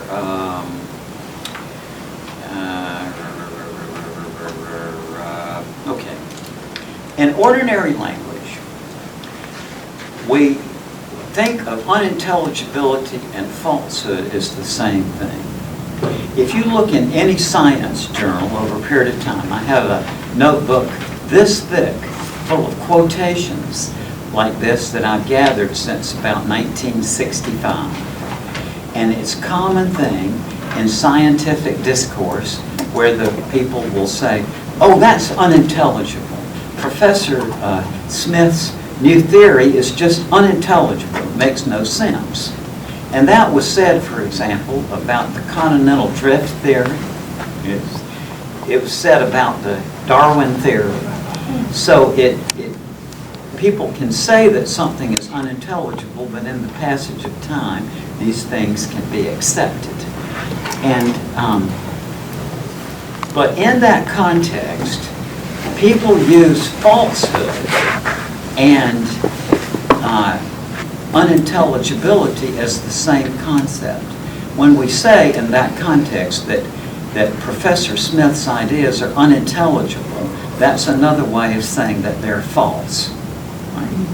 The trouble is, unintelligibility and falsehood are not the same thing at all. And there are two ways that I can show you this. It's like very simple arguments. One is the historical argument. You go back to prehistory, and people understood that some language is unintelligible. They had to understand that for shaman songs, for example, that some of it made sense, others didn't. So they had that concept a long time ago. Then next came the concept of truth about 500 BCE. In the West, Parmenides, the Greek philosopher, was the first person to articulate the notion of truth. Now, it seems very strange and counterintuitive to say to say that somebody had to first discover the notion of truth, because we learn it, as I've observed from my kids, about when we're about 3 years old. And so we think that it must be literally prehistoric. But actually, truth is that which is the case, independently of anybody's beliefs or thoughts about it, right? And that is too complex an idea for people to put together in the pre-literate world. And this is why. It's the very first inkling that people will have that some things are the case, no matter what anybody thinks about it, that is, are true, is in connection with what we call deduction, right? And deduction is a fancy word for something you do every day. Every time you balance your checkbook, every time you're trying to figure out what your crazy friend was talking about, you're using this, okay? And so what the definition of a deductively valid argument is, that if the premises of the argument are true, then the conclusion must also be true, which sounds abstract until you listen to this. Andy, first premise, Andy is taller than Bill. Okay. Second premise, Bill is taller than Charlie. Conclusion is Andy is taller than Charlie. So everybody see that that has to be that way. Right? It's just the way it is. But people couldn't realize that until they could write things down. Because people can't hold the premises in their head long enough to see the necessary connection to the conclusion. But once they started writing things down, people would say, oh, just a minute here. If this here is on, this here is on, that this here has to be on too. But they didn't have the word. And that was what Parmenides solved. Now, this is a very interesting thing because in life, we draw too sharp a distinction between logic, the logical, and the spiritual. And the reality of the thing is very different. And as a matter of fact, how did Parmenides come up with this notion of truth? Well, it sounds really wild, but you can read it in his own book. Parmenides apparently was an evoker of the dead at one of these oracles of the dead. And as I gathered, the way this would work was that you would lie stock still in a cave in complete darkness, and you all know from your own self-experimentation that under those circumstances, you get into visionary states, right? And this was one of the things that Parmenides did. Apparently, he would go to the other side and he would bring back information about your relatives or whatever. But on this one instance, he said, I had been along this road many times before. He said on this one time, he apparently got abducted by a goddess who took him into a palace in this magical vehicle. And she sang him a song. And this was the very first written out logical deduction. And she said to Parmenides, she said, Parmenides, when you go back to Earth, don't tell people to believe this because the goddess says so. Tell them to work it out in their own minds and see it for themselves. And that was one of the major events in the development of Western logic right there. Now, at that time, writing was still more like a musical score is today. Very few people read, but the purpose of the writing was somebody to stand in front of the audience and read it. And so when he got back to Earth, Parmenides required all of his students to sing this song over and over and over till they learned it by heart. And when they did, the necessary connection between the premises and the conclusion would sort of dawn on them. You can see this described very well in Plato's dialogue with Parmenides, where he describes that exact process in Parmenides' teaching. So, that was 500 BCE. It took almost another 100 years for Plato thinking. Now, just a minute. He said, we know that there are some sentences that are the case, no matter what anybody thinks about it, and that is what we call truth. Then he got to think, but now just a minute here. There are also other sentences that are not the case, no matter what anybody thinks about it, and that is the concept of falsehood. So it took about 100 years from the time that people devised the concept of truth to the time they went on to devise the concept of falsehood. So now look at it. First came the concept of unintelligibility, They knew that some language didn't convey any ideas that didn't make any sense. Then came the concept of truth. Then 100 years later, the concept of falsehood. Therefore, unintelligibility and falsehood cannot be the same concept. Right? So that's one argument. The other argument is a conceptual argument. And this is, I am saying right now, the sentence, there is a kangaroo chained on the second floor of this building. And, I'm just perverse enough maybe to hire an animal contractor to come down. We can't know. We can't know whether there's one down there or not. But from the meaning of that sentence, you know how to find out. If you went down there, no kangaroo, it's false, then it's false. But if you do see a kangaroo, then the sentence is true. But when the sentence is, holiness breeds the vestigial lipstick of spontaneity, the question of whether it's true or false does not arise. You see what I mean? It's just, so in order for something to be true or false, it has to first be intelligible.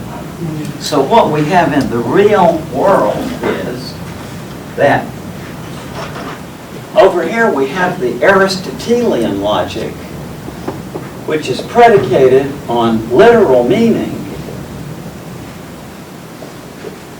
And then we divide it into true or false. When I was in college, the quantum physicists were all saying, we need a three-valued logic, right? Because some of the things, like the cat in the box, where does that, fit? But what we have is the unintelligible. So, over here we have the intelligible of literal meaning. And so that's where truth or falsehood arises. But when it's unintelligible, it's not up to the point where the question of true or false could arise. It has to be intelligible. It has to make some sense for you to be able to say it's true or false in the first place. So those are two arguments for showing that they're different concepts. And so,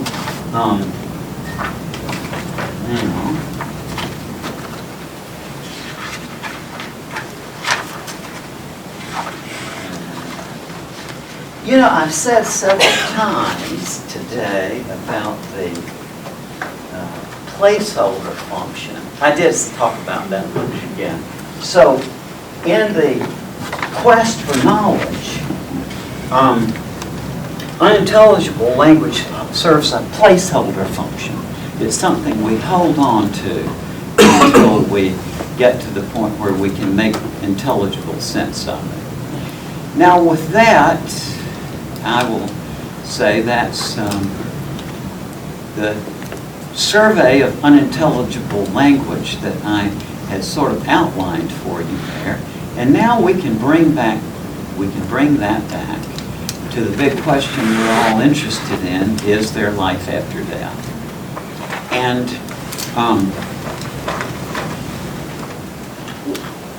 there are many connections between the unintelligible domain of language and the notion of life after death. One of them is the magical function. And not too many hundreds of years ago, people throughout the Western world believed that you could call up the dead by uttering various kinds of unintelligible verbal formulas, like if you knew just the right combination of Walubu, Kanava, Pumba, that you could cause the dead to appear. And this idea has dropped out in Western civilization in the tradition, or what we know in our knowledge tradition, but it is still very much alive in the literary tradition. And you see this quite often in literature. A lot of you are probably too young to remember the movie Beetlejuice. Did anybody see that? Yeah, the movie Beetlejuice. And that was from 1988.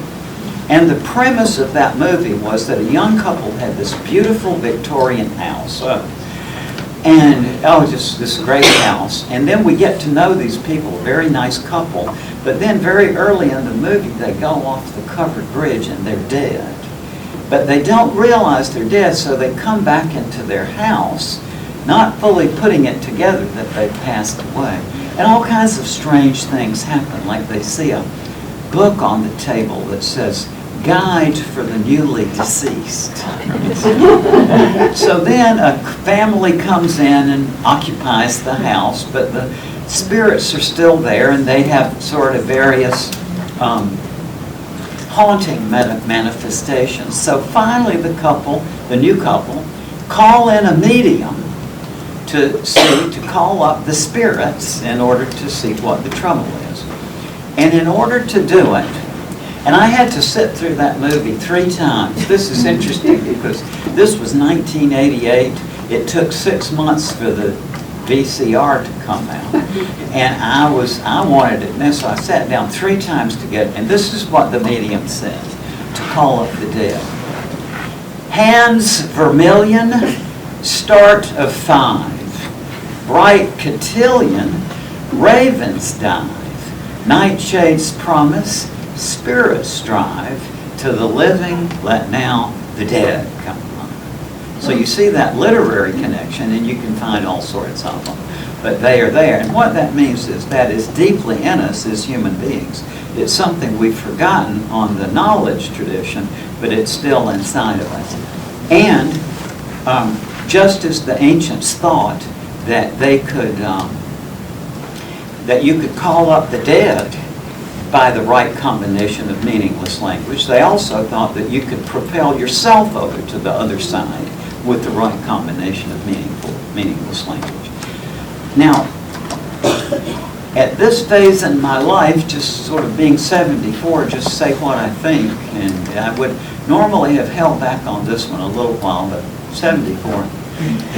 What I'd say is this works, because I've tried it and it does work. What I did was I created, in effect, a shaman song for myself, a combination of meaningful language with elements of unintelligibility, and I rehearsed it and I got to where I could really recite this. And then I went into my mirror chamber, and yes, I found that it propelled me over to what seemed to be another world. This is complicated, but basically what I did was I put one mirror here, and then I put another mirror going off the angle here, and another mirror going off the angle here, so that when I sat in this thing, it was like panoramic, right? And then I turned the lights on. I had a gentle light from behind, and I just went through the shaman song. It was like I had a recording, and I really felt like I went over to the other side. I mean, now, was this real or was this a figment? I have no idea. But what I know in terms of the convincingness of the experience, it was convincing. And I think that probably other people would be convinced. I'm a hard person to convince because I am a genuine skeptic. And by that I mean, see, these people who call themselves skeptics, they don't even know what the word means. When somebody tells you, oh, I'm a skeptic about these near-death experiences, I think it's just the chemistry of the brain. That very statement shows that the person doesn't know what they're talking about. Because let me explain what skepticism is. Aristotle codified logic. Okay? About 20 years later, there was this man named Pyrrho, P-Y-R-R-H-O. And what he said was, hey, we know logic. That is, we have this system for drawing conclusions. That's what it is, isn't it? Logic is a system for drawing logical conclusions. But he said, so we know this system, but what would happen if we vigorously followed the inquiry and we asked every question, but in the end, we would avoid drawing the conclusion? That's what skepticism is, which you can see, for example, the greatest text of ancient skepticism was by Sextus Empiricus, and this is just an absolutely amazing work. I read this in 1964 and it sent me into a spin.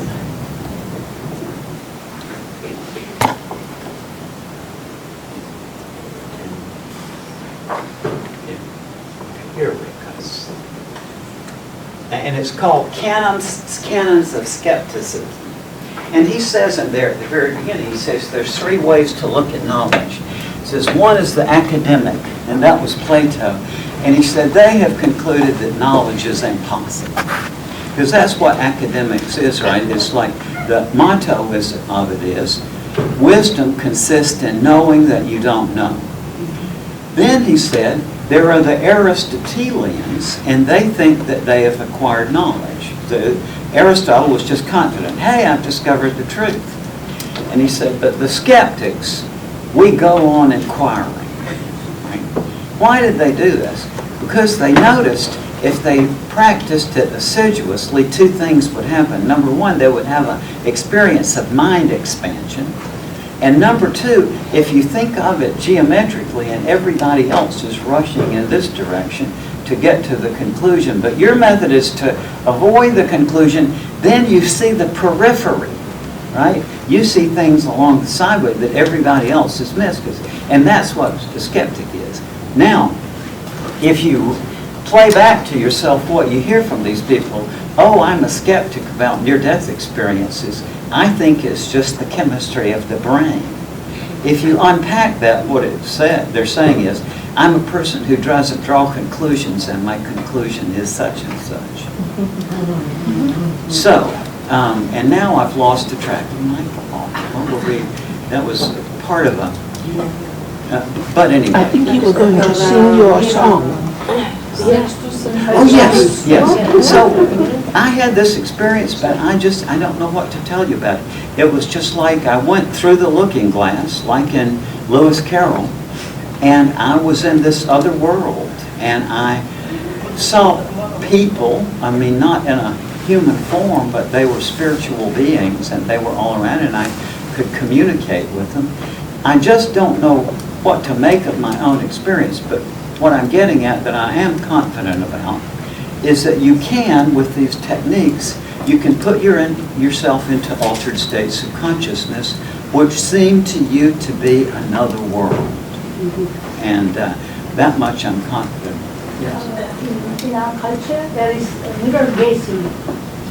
In our culture, there is a method of meditation, Yes. mirror gazing. You keep Yes. the mirror in front. Yes, yes. And you meditate between 4 and 6 in the morning, Yes. or like a dim light. That's when you keep a dark room and a candle light. Yes. That when you do it between 4 and 6, you will get the same ambience. And you watch yourself, and you can watch other souls in you too. And this is really something, when it happens to you, just... Beginning of, I think 1940, around 1940, 1950, it was documented, one saint, we call it saint, realized Saul did that, and it was documented. Yes. But, in general, we do have the practice, mirror gazing. Yes, yeah. And it's all over the world. It was known to the Malagasy of Madagascar. It's known to the Bwiti cult in West Africa. Just literally all over the world, the human beings have discovered that when you gaze into an optical depth, you can go into another world. Crystal ball. One more small thing I just want to add. The crystal ball? The crystal ball, yes. One more small thing I want to add. Schizophrenias, like back home, if somebody is little off, we take them like, they are almost realized soul. Oh. That's how we listen to them. Yeah. Sometimes we chase them to get messages from them. But here we look at them in a different way. Yeah. So that is something, Exactly. share. Some of the wisest things I've ever heard came from severely psychotic patients who weren't Yeah. even functional. Absolutely. And about 1989, I was called to the state mental hospital in South Carolina because they didn't have a geriatric psychiatrist, so they just needed. So I came over and I consulted, and in the campus we saw this elderly black man who was just sitting there with a smile on his face and just utterly complete unintelligible stuff coming from him. But it was like he was a gusher of love. And Frankie, my friend who had invited me there, I said, Frankie, I can't believe it. He's from another world. And she said, I know. She said, I have to come and hug him every day. Yes, sir. Somebody wrote that in the last thousands of years, Yes. on this planet there are many scientists, many philosophers, and many prophets. Jesus, Rama, Muhammad came, and none of them has ever explained where we come from before our birth and what will happen after we die. That's right. And there he says also that speculation about what we will do after our next life is just a pure speculation. It is. And if there is something to do in this life, we have one life here, there are so many things to do in this life. There are so much poverty, there is injustice, human injustice, women's problem, and all those things. We can do it. We are going to the Mars. At the same time, 1/6 of the total world population living less than $2 poverty, I know. and so many people are 1/6 of the world's population have no electric life. They are living still with kerosene lamps, lighting their shacks, and we cannot do all those things. But we are wasting. He said, speculation about this thing is a wastage of time. That's what I. That's exactly right, and this is one of the classical criticisms about speculation about life after death, is that this was brought up by proponents of the social gospel in the 19th century, where it said that they were mainly Episcopalians, I think, and they said that to speculate about life after death is destructive. It's a way of keeping people under the yoke in this life.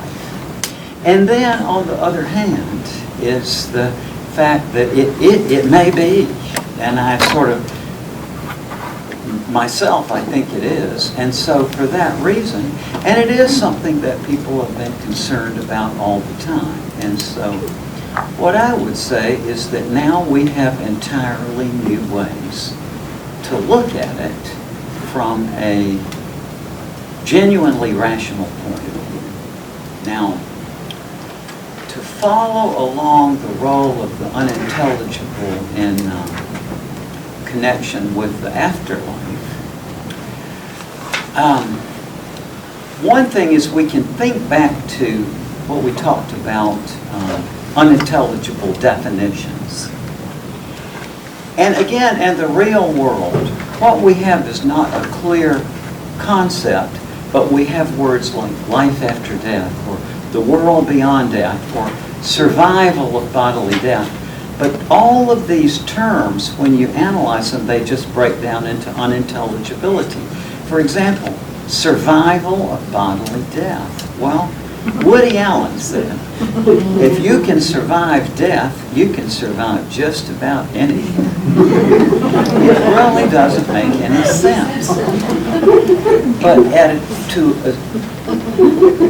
I think, personally, that in 2018, we're in a whole new framework of this, that we do now have techniques for deciding it.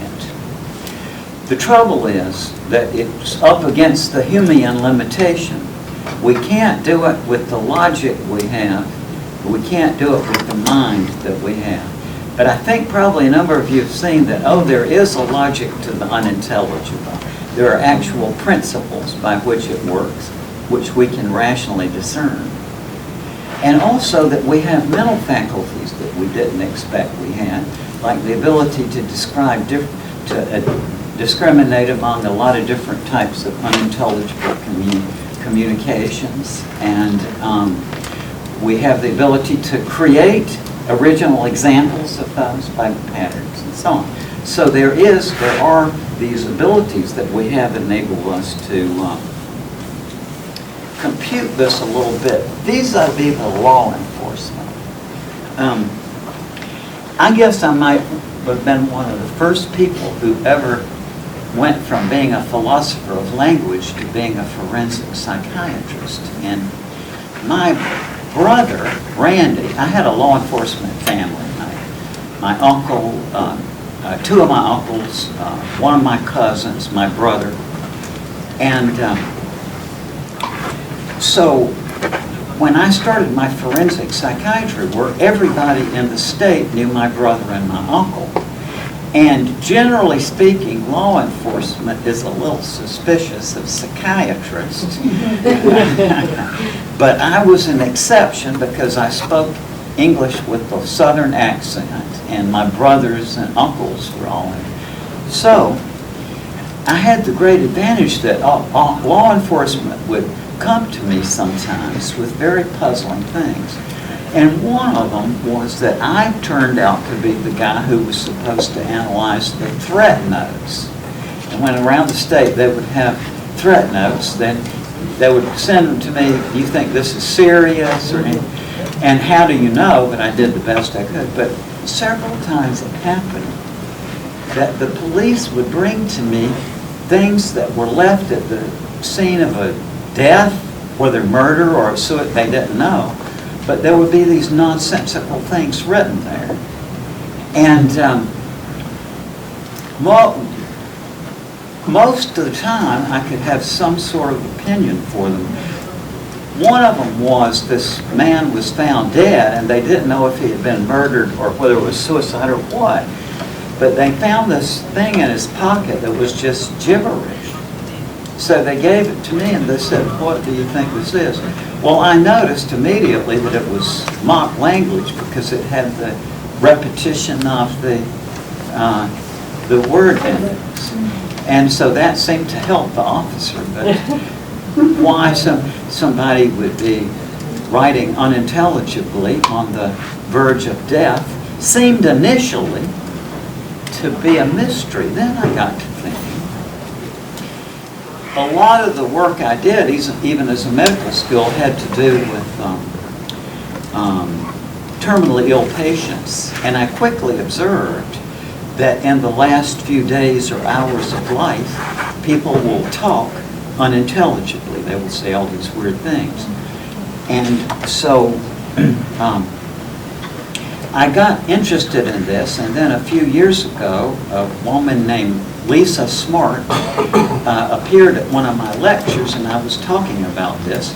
And this had happened to her with her father, who had died some weeks before, and she was curious about this. To make a long story short, Lisa has now done this amazing work called the Final Words Project. She's written a book called Words at the Threshold, in which she describes that very enigmatic language that people speak in the last few days and hours of life. Now, with this information, I think that the possibility arises, assuming, as I think happens, that when somebody dies, that in the dying process, they go over to some other state of existence, right? Now, we already determined through the talking about the Escher and so on, that when somebody switches from one state of existence to some other state of existence, then unintelligibility is going to be the outcome. And let's call that cross-dimensional unintelligibility. Now, if it is true that in the dying process somebody flips over to another state of existence, then theoretically we should be able to pinpoint that by analyzing the unintelligible communications. See what I mean? Yes. I was going to draw a comparison to what you said at the very beginning when you said this is about travel. And yes. Some of the words that they speak on weeks before death is about travel again. So there's Yeah, say that. I was just talking about Dr. Moody had mentioned at the beginning that afterlife is often, as compared to travel, there's a travel component. But at the end of life, people are often heard to be speaking of airplanes, trains, buses, That's right. packing suitcases, getting That's ready right. for travel. It's like they're waiting for the train or waiting for the bus. Yes. When my father was dying, about a week before, he was born in Amritsar in India, and he was in Florida. The weather is very similar, and he kept going back to India. Yes. He was actually playing in Amritsar with his brothers, and he couldn't distinguish whether he was in India or he was in Florida. But he kept repeating that he was in India, and he was talking about India and seeing India everywhere. Yes. In those last few days of life, people enter into some really different state of consciousness. And they are talking to their dead relatives, for example. But when you talk to them, they will acknowledge, they'll talk right back to you coherently. There was this woman about 83, 84 years of age that I was seeing in 1980. She was my medical patient.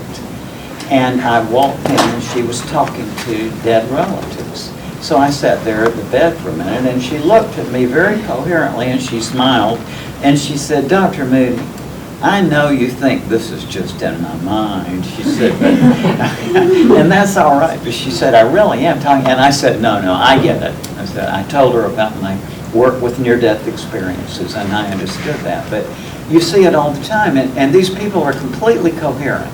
It's not that they're messed up. They're just, like from their point of view, they're seeing and talking to somebody else in the room. Yes? I had one experience of where a friend in palliative care, and he was unconscious yet semi-conscious. On one level, he was unconscious, was still unconscious, aware that I was there in a kind of semi-conscious state, and after he passed, his mother related a couple of stories, one of which he called out to an old teenage friend who had committed suicide a few years before. He called out his name. So his concept of time, that he was still, for him the past was the present, he was still living in the past. When she asked him where he lived, he gave the old address where he grew up. Yes. And so this is definite validation that they Yes. are connected. Their consciousness is split, the physical and the Yes. beyond the physical. That's right. And that reminds me, Jeffrey, too, is that our common sense thinking about unintelligible language is totally off base. Because if you think of this as the level of ordinary meaningful language, we all think that unintelligible language is down here, right? That it's sublinguistic. But the reality is up here, because to describe this, all you need to do is to refer to the rules it follows. To describe this, you have to describe not only the rules that it follows, but also the rules that it breaks. Thank you. So it's a more complicated form of language than ordinary meaningful language, and therefore potentially closer to other realms of existence. Now. Okay. Yes. I kind of love that type of language with the brain waves. And when we're talking right now, we're in a certain brain, we're more like beta brain. And as we got into a deeper stage of relaxation, including dreaming, we're talking about, Yeah. we're opening the doors of the subconscious, we're going more into a theta brainwave, and then we can access some information that seems to be dormant, Yes. including what happens after life That's and all right. that stuff. That's right. This is brand new, and maybe I shouldn't even be saying this yet, but because I've observed that it's remarkably simple to put people into altered states of consciousness that they take to be real just by saying unintelligible things to them. It's really remarkable. And it's kind of worrisome in a way. You wondered to what degree this could be used for brainwashing or whatever. I did see, I think it was 1988 that the CIA finally, under the Freedom of Information Act, published the interrogation manual they used, and most of it was redacted. But one of the parts that did get through is that you can break people down by asking them nonsensical questions. So I mean, there's dangers to this too, but the best way to avoid the danger is to bring it out into the open, right? If everybody knows these rules, then nobody can use them to harm anybody else. So, now,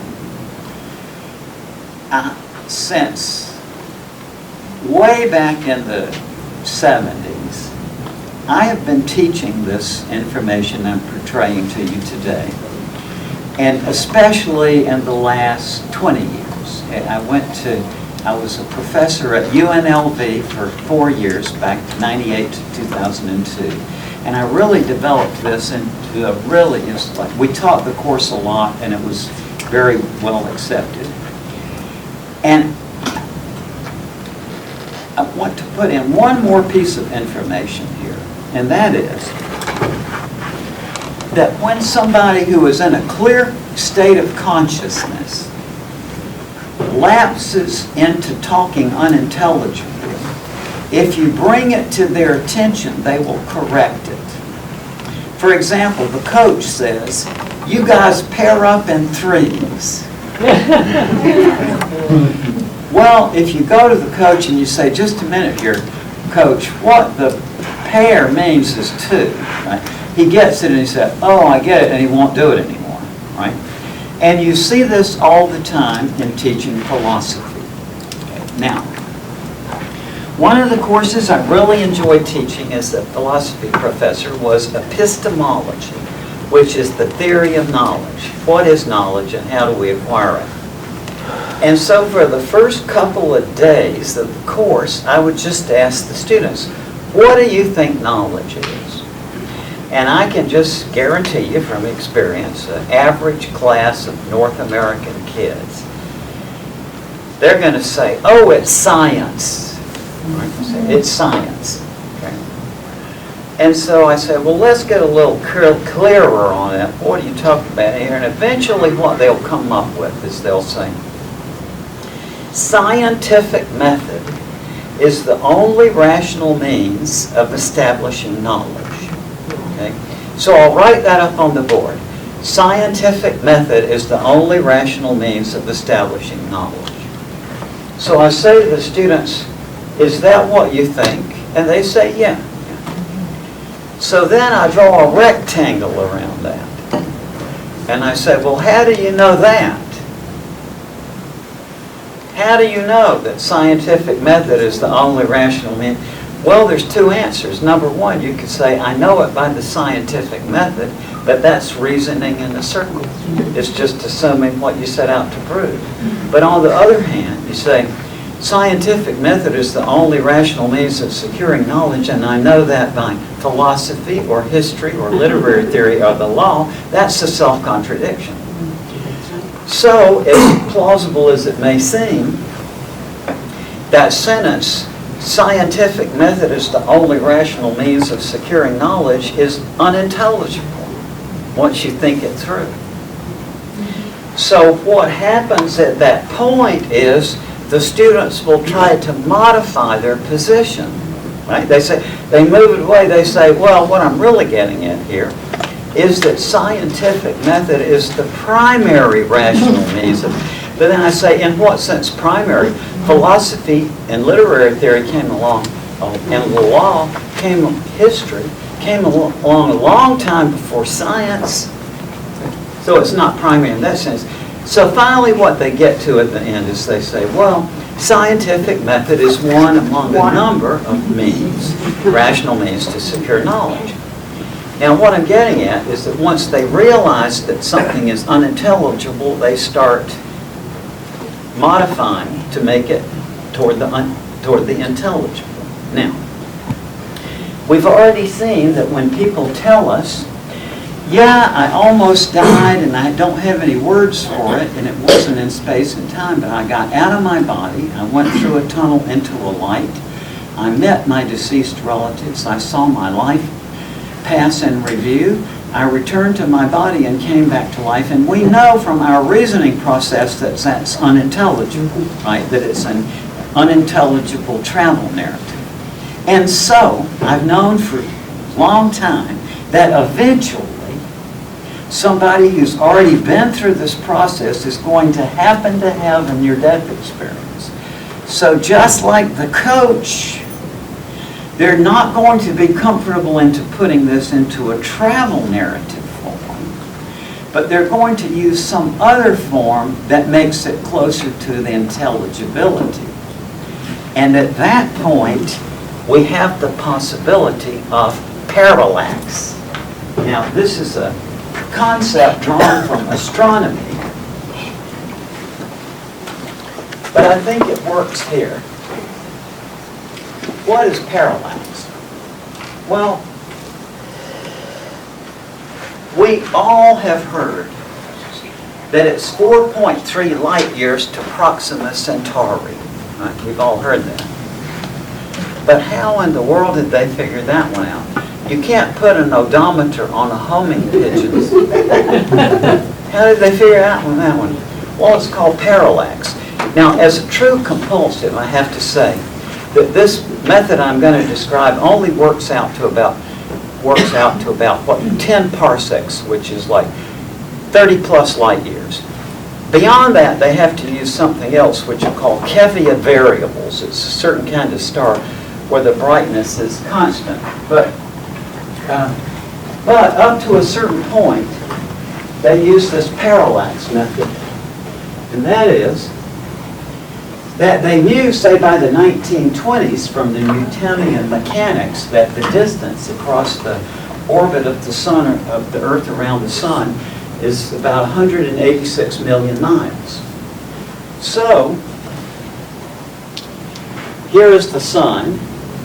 When the Earth was on this side of its orbit, they would measure the angle to this star. And then 6 months later, when the Earth gets here, they measure the angle again. And you could see that this is way out of scale, but you could see the principle that this would give you a triangulation. Now we have a similar method with the afterlife. We have this notion out there of the afterlife, which is very hard to get a fix on. And we know that we have these thousands and thousands of accounts of near-death experiences that have been formulated through the lens of Aristotelian logic, which makes it a travel narrative. I think in the not-too-distant future, we're going to have other people who have had the near-death experience, and they see it not just through the lens of the Aristotelian logic, but also through these logical principles that we've learned, like there's different types of intelligibility, that they all have the same structural thing, and so on and so on. And so this will give us, in effect, parallax by comparing these two different kinds of accounts. And we know the distance across here is the logic of unintelligibility. This gives us a new way of zeroing in on the afterlife. And like with any other good sort of possibility, I don't know what the outcome is going to be. It worked once, this artist and scientist in Utah, and it will work again. I mean, it's because there's so many people out there who have been through this now, that eventually what this is going to be is going to give us a comparative method, right? That people who go through it and have the near-death experience in one condition see it only with Aristotelian logic. People who see it in another condition, it will be the Aristotelian logic plus these special provisions for thinking about unintelligibility. And this should begin to zero us in on the afterlife. So that is kind of where my research is headed now. Yes, sir. I have been to few seminars which they say that if you take this course, you will be able to talk to the spirit or soul of your wife or your mother. Well, I want your opinion, first of all. My second question is that if I was able to talk to that soul or spirit, can I ask her to help me to cook, how to cook the food or things like this? I don't know.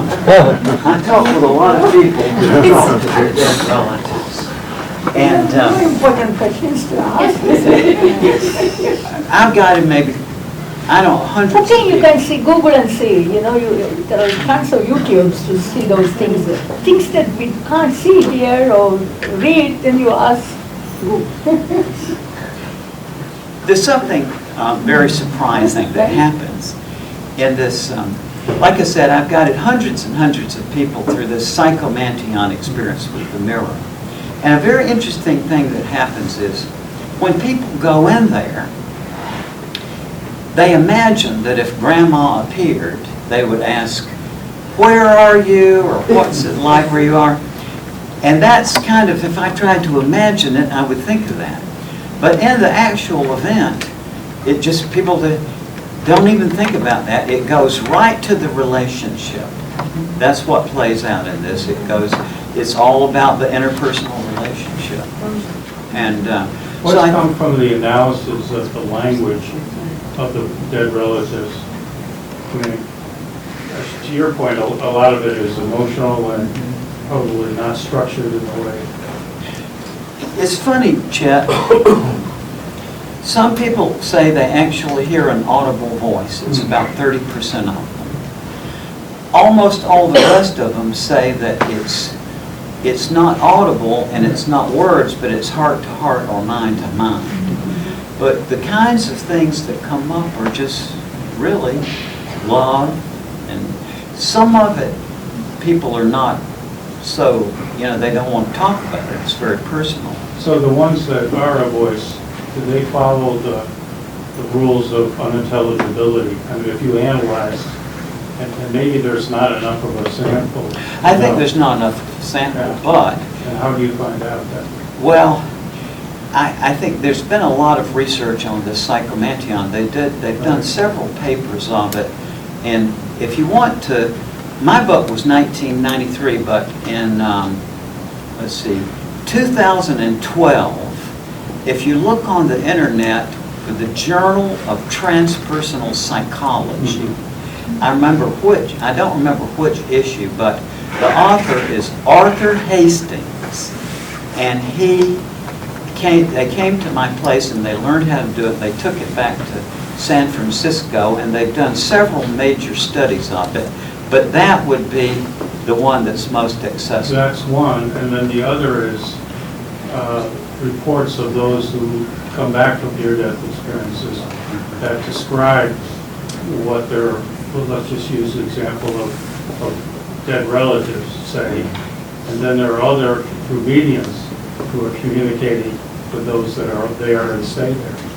And I would think that, there's a collection of all of that.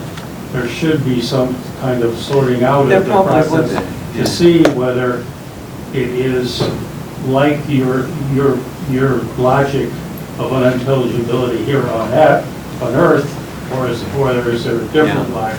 And then, as you know, my interest is then finding out, we have all of these contacts with people who are non-terrestrial, whether you believe it or not, and sorting that out and finding if their language is different than the language here on Earth, using and there again, it's very emotional, but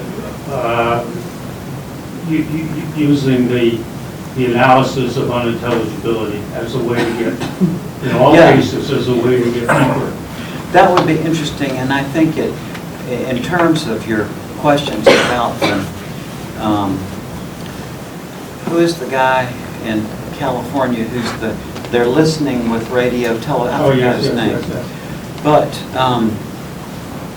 I think if we did meet up with an intelligence of some other nature, then these principles would be helpful in making sense of it. There are thousands who say that we already have, Yeah. and who have reports of that. And okay, we don't have to believe them, but we can analyze all that Analyze it, data yeah. and see if they're, That would be an interesting thing to do. yeah, And the first person to formulate that problem, again, was C.J. Lichtenberg, as I mentioned earlier, who invented erasure. And he was the first person in the 18th century to formulate what's called the incommensurability problem. And that is that we can't assume that some alien intelligence would operate by the same rational principles we do. So there might be a problem with mutual intelligibility. but just getting an inkling that they are operating from a different. So we're going to discuss. Yeah, this is really interesting work that Raoul and Chet are doing. Yeah. So, yes. Can I share something from Mohawk culture and the Iroquois? There's a belief, what you call the unintelligible language, we use in our social and our ceremonial songs. So especially when we use them with our ceremonial songs, they're attached to another source, whether it's spiritual, being that has been present on earth, or another being outside of the realm of what we consider our earth. There's a connection there, and there's always a reciprocity. We help, they help us, we work together. And there's this connection that has been there since we've known, because it's passed down, because it's hereditary. So we have always had this knowledge, and it's always been something that we've honored and we've respected and we've upheld. So we've had this understanding since we've been doing our ceremonies, since we know, since we've been here present on earth, when the Creator brought us to be. I can imagine that's true. And also it's like unintelligible language, even though it's meaningless, may relate in a very direct way to things in the extra-linguistic world. Let me show this. This is kind of inconvenient, but for you. But if you wouldn't mind, I'm going to give you two meaningless words. And these meaningless words, as they really are, they don't mean anything. But they were coined by the great Gestalt psychologist Wolfgang Kurler. And these two words are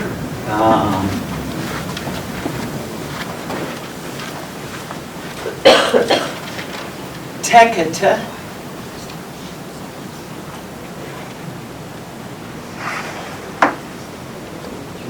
Teketa is one of the meaningless words. And the other meaningless word is maluma. Right? Now those just have no meaning.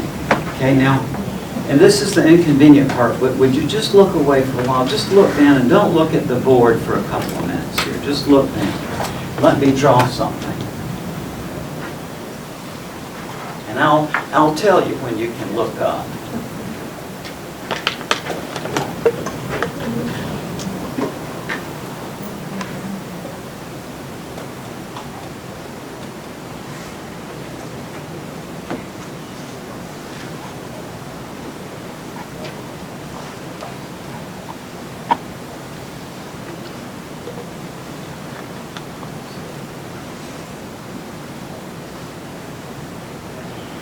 All right, now you can look up and let me ask you, which one is the teketa and which one is the maluma?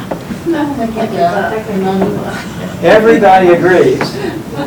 This is the maluma, this is the teketa. But the words don't make any sense. So therefore, Sound is hard. well, maybe it's synesthesia, but the reasons may be different in each case, but at least it shows that at least in some cases, something that is meaningless and unintelligible may nonetheless relate to the world. Mantras. And also even words like life after death, which are cognitively meaningless, but it's at least possible that they refer to something out there that we don't know about yet. Then it gets into this problem that I want to go back to. People talk about, oh, it's just wishful thinking, and people just wish that there's an afterlife. That's not historically accurate. In reality, even since antiquity, some people have wanted there to be an afterlife, and some of us have definitely not wanted there to be an afterlife. My best friend of 30 years was Milton Friedman, not the economist. My Milton used to say, there are two Milton Friedmans. One has the economic solution and the other has the economic problem. My Milton was the one with the problem, but he was from Portsmouth, Virginia, and he was equally famous with the economist, but he was in politics. Milton was a presidential advisor for many people, including most famously Gerald Ford, but Milton used to get calls all the time from people who thought he was the other Milton Friedman. One time he was sitting in his house in Washington and a woman calls, hello, it's Milton Friedman. She's identified herself as a Harvard economics student who was writing her doctoral dissertation on monetary policy. So she asked Milton if he would give her a quote for her dissertation, and he said, sure. He said, money can make you rich. But Milton was about 19 years older than me, and Milton and I went through this together because he was very interested in my work for a long time, and like me, he just didn't know what to make of it. I mean, you don't know what to say about these stories. It's certainly not brain damage. What is it? We don't know. But toward the end of his life, we were talking about this, that how do you get out of these stories about where the doctor participated, and so we were both beginning to just contemplate this, really maybe for the first time. And I remember when it was kind of dawning on Milton, he said, look, I hope not. Just in that. And I can understand that perspective, see. Milton had a very difficult life. And for some people, it might be something. So my point here is, the question of life after death doesn't turn on whether people's wishful thinking. Because there are a lot of people whose wishful thinking is wishing it wouldn't be.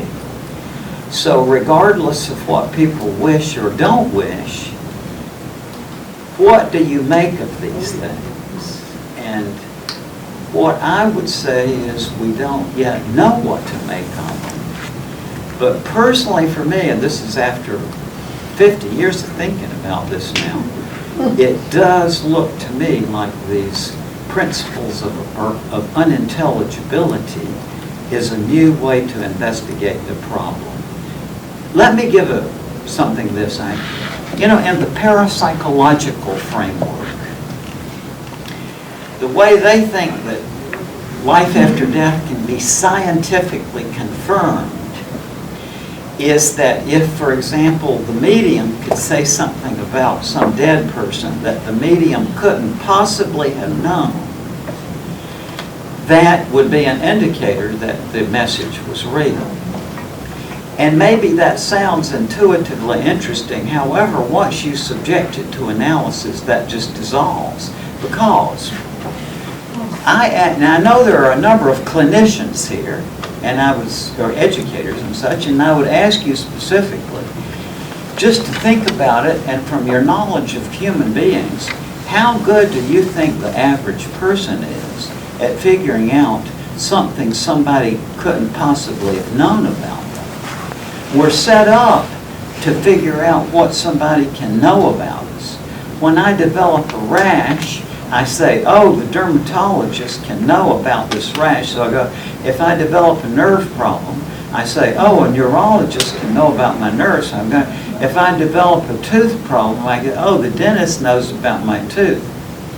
But what specialists do we go to for things they couldn't possibly know about us? There's only two, psychics and mediums. Well, how good are we at calculating that? In 1981, I had an experience that made me see this very dramatically. I was a psychiatry resident, and it got back to me years later that the director of the psychiatry emergency room, who was a very compulsive man, was always delighted when I was on call because of the thoroughness of my notes. Not because of any sense of virtue, but because to me this was just fascinating to sit with these people. So my normal thing would be I would sit there with the patient until I got the whole story. Okay, now, this one night, it was in 1981, I went down to the ER and there were 11 people on our books. So I couldn't do my normal thing. Okay. First patient. Went and I saw a couple, and they were probably late 50s. They seemed very old to me at the time, but now I realize they were late 50s. What's the problem? Well, we're worried about our son. Right? Well, what's wrong with your son? He's 30 years old, and for the last few nights, he's been singing and working all night, and we're so worried about him. I hadn't laid eyes on the patient yet. He was in the examining room. So, normally, if my method would be, tell me more, just tell me the whole picture. I had 10 other patients, so I had to speed it up. So I said, well, has he been spending lots of money lately? Yeah, my God, he spent $5,000 last week. Well, what about making lots of long-distance phone calls? Yeah, we had a $600 phone bill. Well, what about hypersexuality? Oh, my God, his poor girlfriend. Well, what about, has he started wearing jewelry? Yeah. Oh, wait, well, what about a big hat? Yeah. And I realized, I looked at those people, from their point of view, I was saying things about their son that I couldn't possibly have known. But all I was doing was, those are the symptoms of a manic spell. Now, 30 years old is late for the onset of schizophrenia, right? I asked him, has he ever had a psychotic breakdown before? No, this is the first time. It's late for schizophrenia. It's about right for a manic spell. So I just asked him. Yeah, but from their point of view, it looked like I was saying things I couldn't possibly have known. In 1994, my wife and I went down to Florida, and one of the questions after my lecture on near-death experience was about mediums. And the man said, he said, what do you think about mediums? Well, I'm a psychiatrist. I could tell what he was on his mind was that he looked like maybe he had had a loss, and what he's contemplating is, should I go to a medium? All right? So he's asking me a clinical question in addition, like, really? So what I said to him was, I said, you know, I can't give you advice on whether you should go to a medium or not. But I said, one thing I think you should do before you go to a medium is you should go down to the local magic shop and you should get a little book that can tell how people can do this by trickery. Because I know for sure that some people are sincere. My best friend from 1976, it doesn't make any sense to, I mean, Maryland is completely real. We all know that, and completely sincere. And I have a friend, Suzanne Guzman, and this is Suzanne's theory. This is her life story. Suzanne was the first person to command a U.S. naval vessel at sea. She was on, I believe, the National Security Council. She served George Bush, second Bush, just very distinguished in the security apparatus of the United States. Some years back, Suzanne began to hear dead people talk to her. So she moved out to Florida, and now she's a medium. And a few months back, I asked Suzanne, I said, Suzanne, what did your friends on the National Security Council say when you told them that you were hearing from dead people? And she leaned forward and she smiled and she said, they were fascinated. So, I know that some mediums are sincere. That is unquestioned. And I know also that some of them are not. Okay, so, after this lecture, and the comment I made about the medium, they gave me a reception. And I was sitting in this auditorium, little folding chair, and this woman came up to me, and she was about the age of 35. And I could tell from my brilliance as an observer of human nature, as a forensic psychiatrist, that she was a businesswoman. Just kidding, right? It would be obvious to anybody from her deportment, her dress, her vocabulary. This was a businesswoman.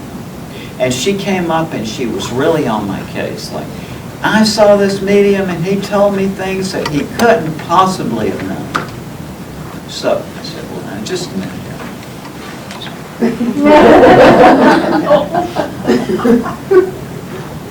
I don't understand this, but I'm in your office or the place you work. And I don't understand this, but I'm pulling out that middle drawer, and over here on this side, it seems like I'm seeing some little packages of Burger King or McDonald's mustard or ketchup. And she did exactly like this. She bowed.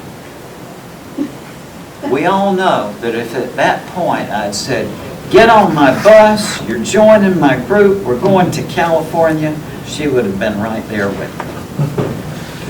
But instead, I told her how I had done it. And on CNN, there is this wonderful humorist, I'm a great fan of hers, and her name is Jeannie Mose. And Jeannie has a travel phobia, so all of her pieces are from Manhattan.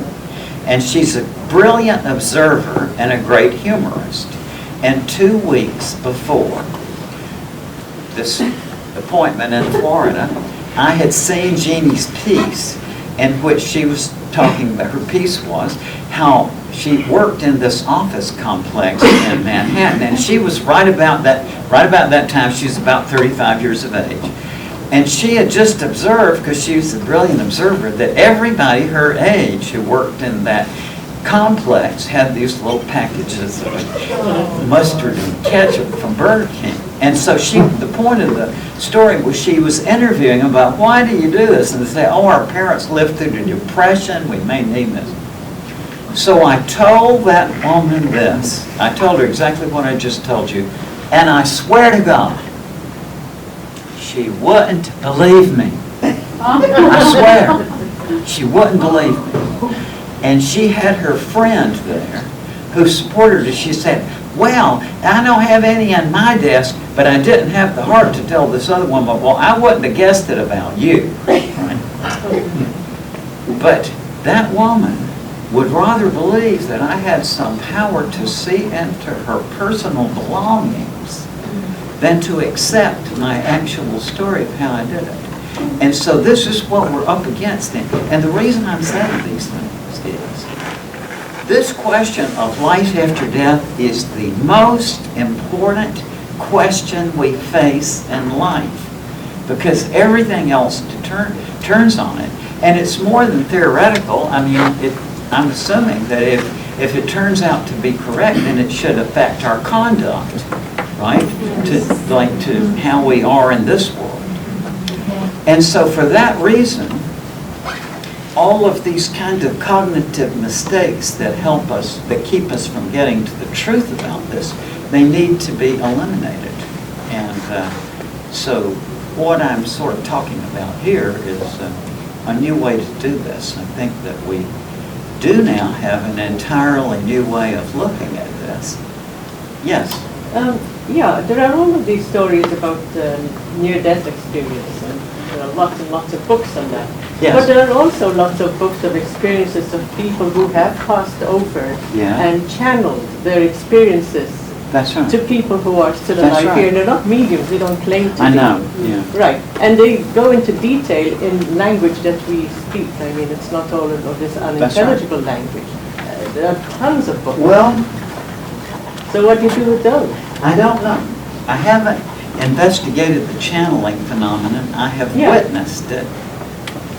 And actually, when it got to be big back in the 1985 or so, I actually tried it myself and I found it wasn't difficult at all. But it is like basically you just put yourself into a trance and you just start talking. And I don't remember what I said, but when I would come out of it, the people around responded to it as though it were very wise. But now what I'm getting at is that from my knowledge of that and my investigation of it, I mean, it didn't seem to me when I did it anything different from a hypnotic trance. And so I don't know other than that, but that was my experience. So, but it's what has been said about life after death that's important or interesting. Yeah, and it's usually kind of literal, isn't it? Like this Yeah, well, they schools. talk about the life we do and all of that, but then how they keep progressing up there. Yeah.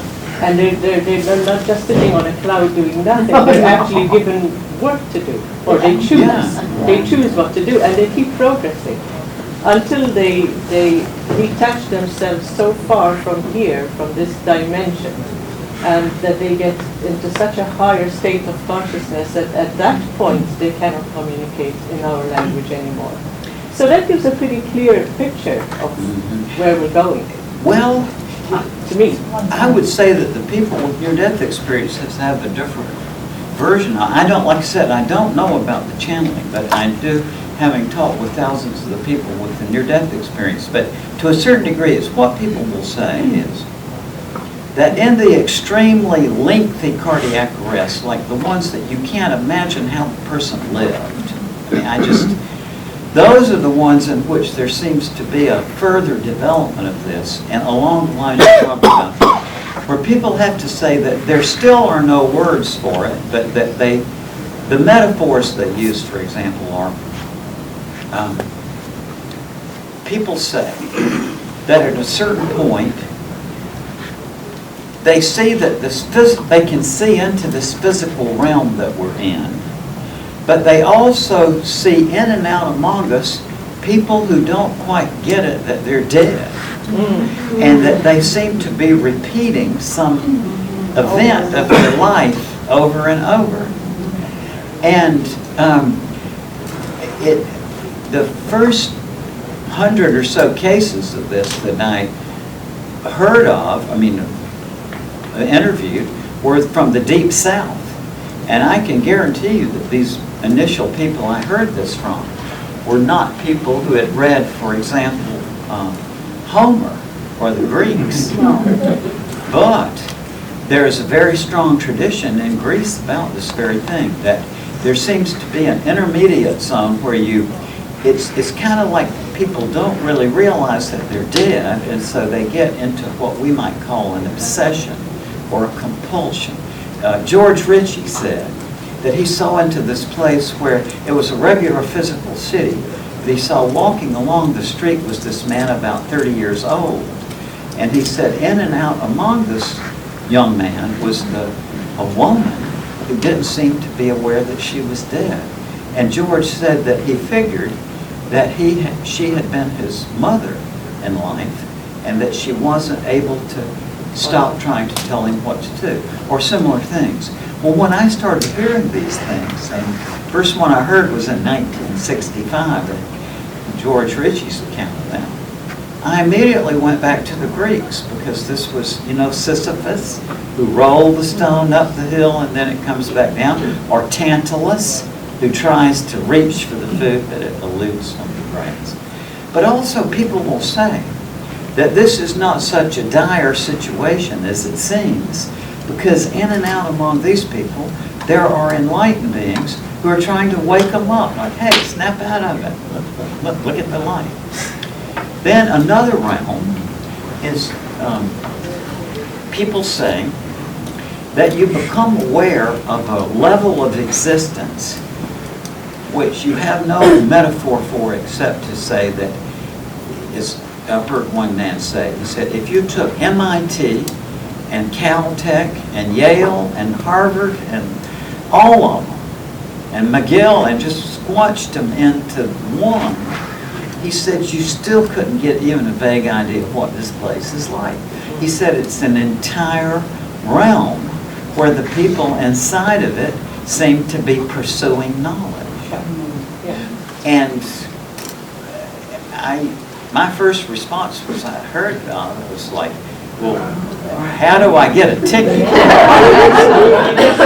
And then beyond that, people say that sometimes they see this, and nobody has ever felt they went into this, but they see like from a distance, a civilization that seems to consist of sheer light. That it's the construction material in it seems to be light. And that people, like one man was describing like building blocks of light that may, and you know, there's no words for this, but The energy of the creation. I would put the word, the energy of the creation. yeah, or creation, yeah, that's a good one. What did she say? Creation. Can you speak loud? The energy of the creation. Creation. The energy that we have. The tumbler talk, we call it tumbler talk, Ojia board or Ojia board? Ouija board. Yeah. Wow, can we reach them too? What? I would like to reach my sister. What I would say about the Ouija board is that I've done that. And what that is to me, that's just that it's basically your mind loses track of your actions. Like what you do is it's you doing it, but you dissociate and you don't realize that you're moving it, but it's you anyway. Is what I observed when I did it. So you get the answer yourself. It might be a way of accessing things that you have that are unconscious to you. It might be that. And it probably is, I would think. You know, it's interesting that the Ouija board was originally a game. And it was the man who invented it and marketed it, I think his name was Feld, F-E-L-D. But I do remember I talked to his granddaughter or great-granddaughter, and she said that her grandfather, whoever it was, went to his grave saying, but it's just a game. And I think it was the late 19th century that it was, but it wasn't for another 20 or 30 years that people began to associate it with that sort of thing. And there was a famous forensic case that brought that to it around the time that it started to be regarded as something supernatural. Was in the 20s. And the specific forensic case, I read this, but I'm going to have to, I think it was in Massachusetts, I'm pretty sure it was. And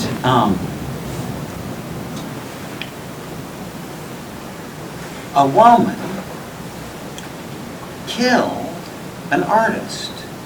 Just this very average woman, no history, no criminal history, went and killed an artist. So the police were baffled. So, well, why did you kill the artist? Because he killed my husband. Oh. How did you find out that he killed your husband? My friend helped me with the Ouija board.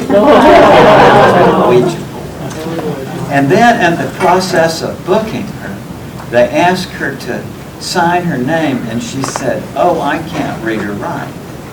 She said, well, like, how did you know the Ouija board told you? Oh, because this woman told me so. So they went to the woman, and the woman was the girlfriend of the artist.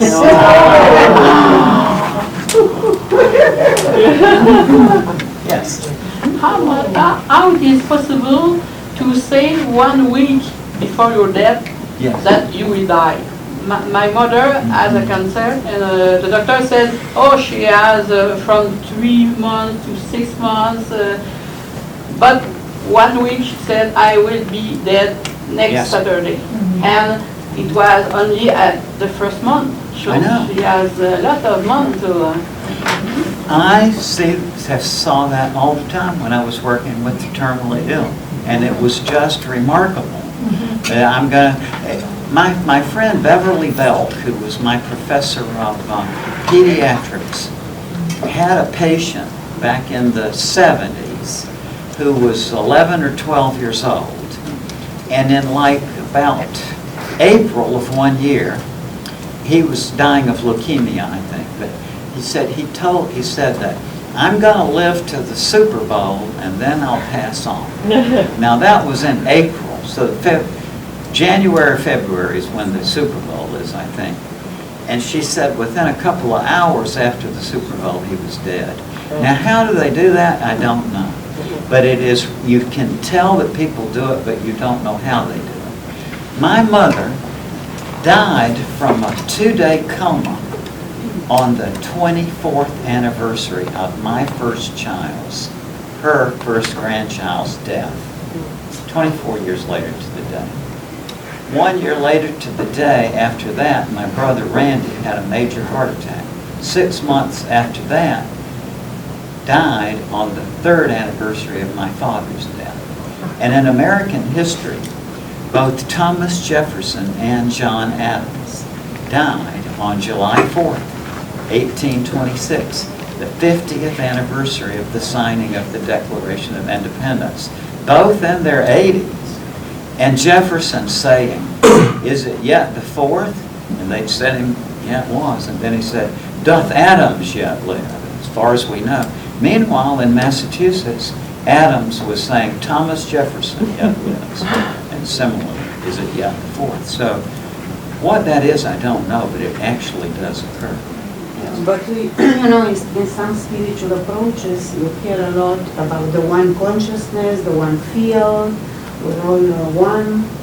So I don't know, obviously it's not scientifically proven, but I mean, we could maybe your experience at your son's in the restaurant, like with what we call synchronicity. Yeah. Wouldn't that be an indication of some kind of connection or some kind of communication? It does seem to me to be. And, you know, it's very difficult to draw the inference that there is life after death.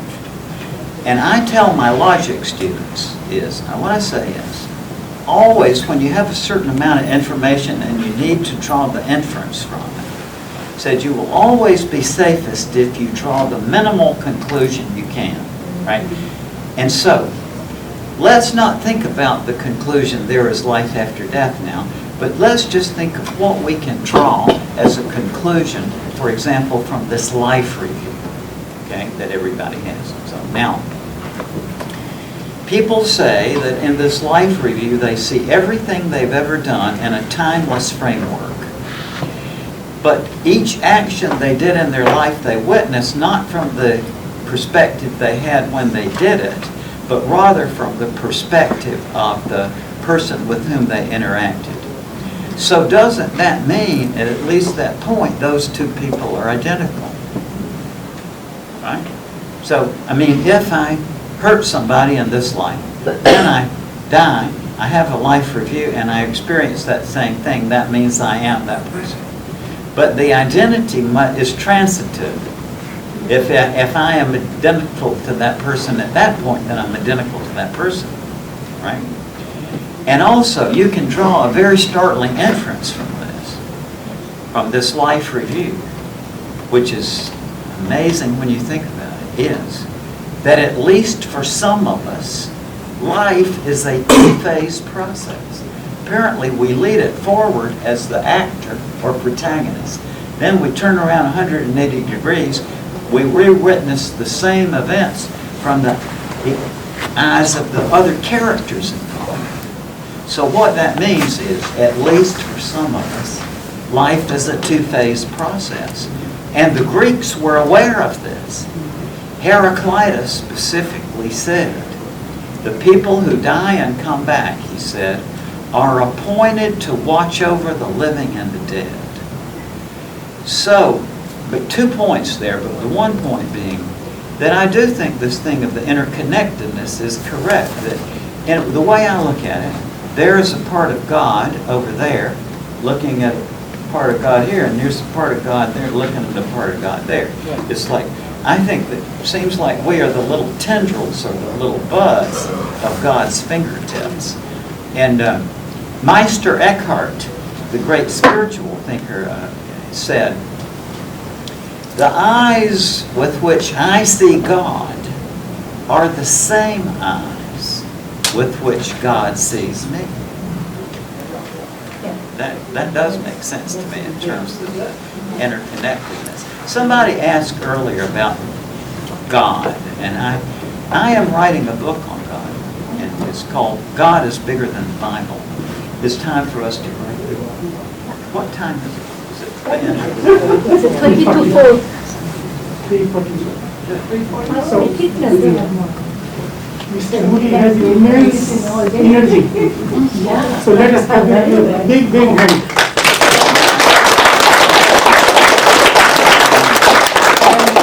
He is the greatest skeptic. So let us, before we break, let us just do some exercise because we are concentrating. So we'll do incident. This guy is late at work. The guy is late at work. So his boss asked him, "Why were you late today? And you left yesterday noon." So he said, "My grandmother died." So the next day when he comes, so boss says, "Yeah, I know that when you were off, your grandmother came and visited me." So that was supposed to be a joke.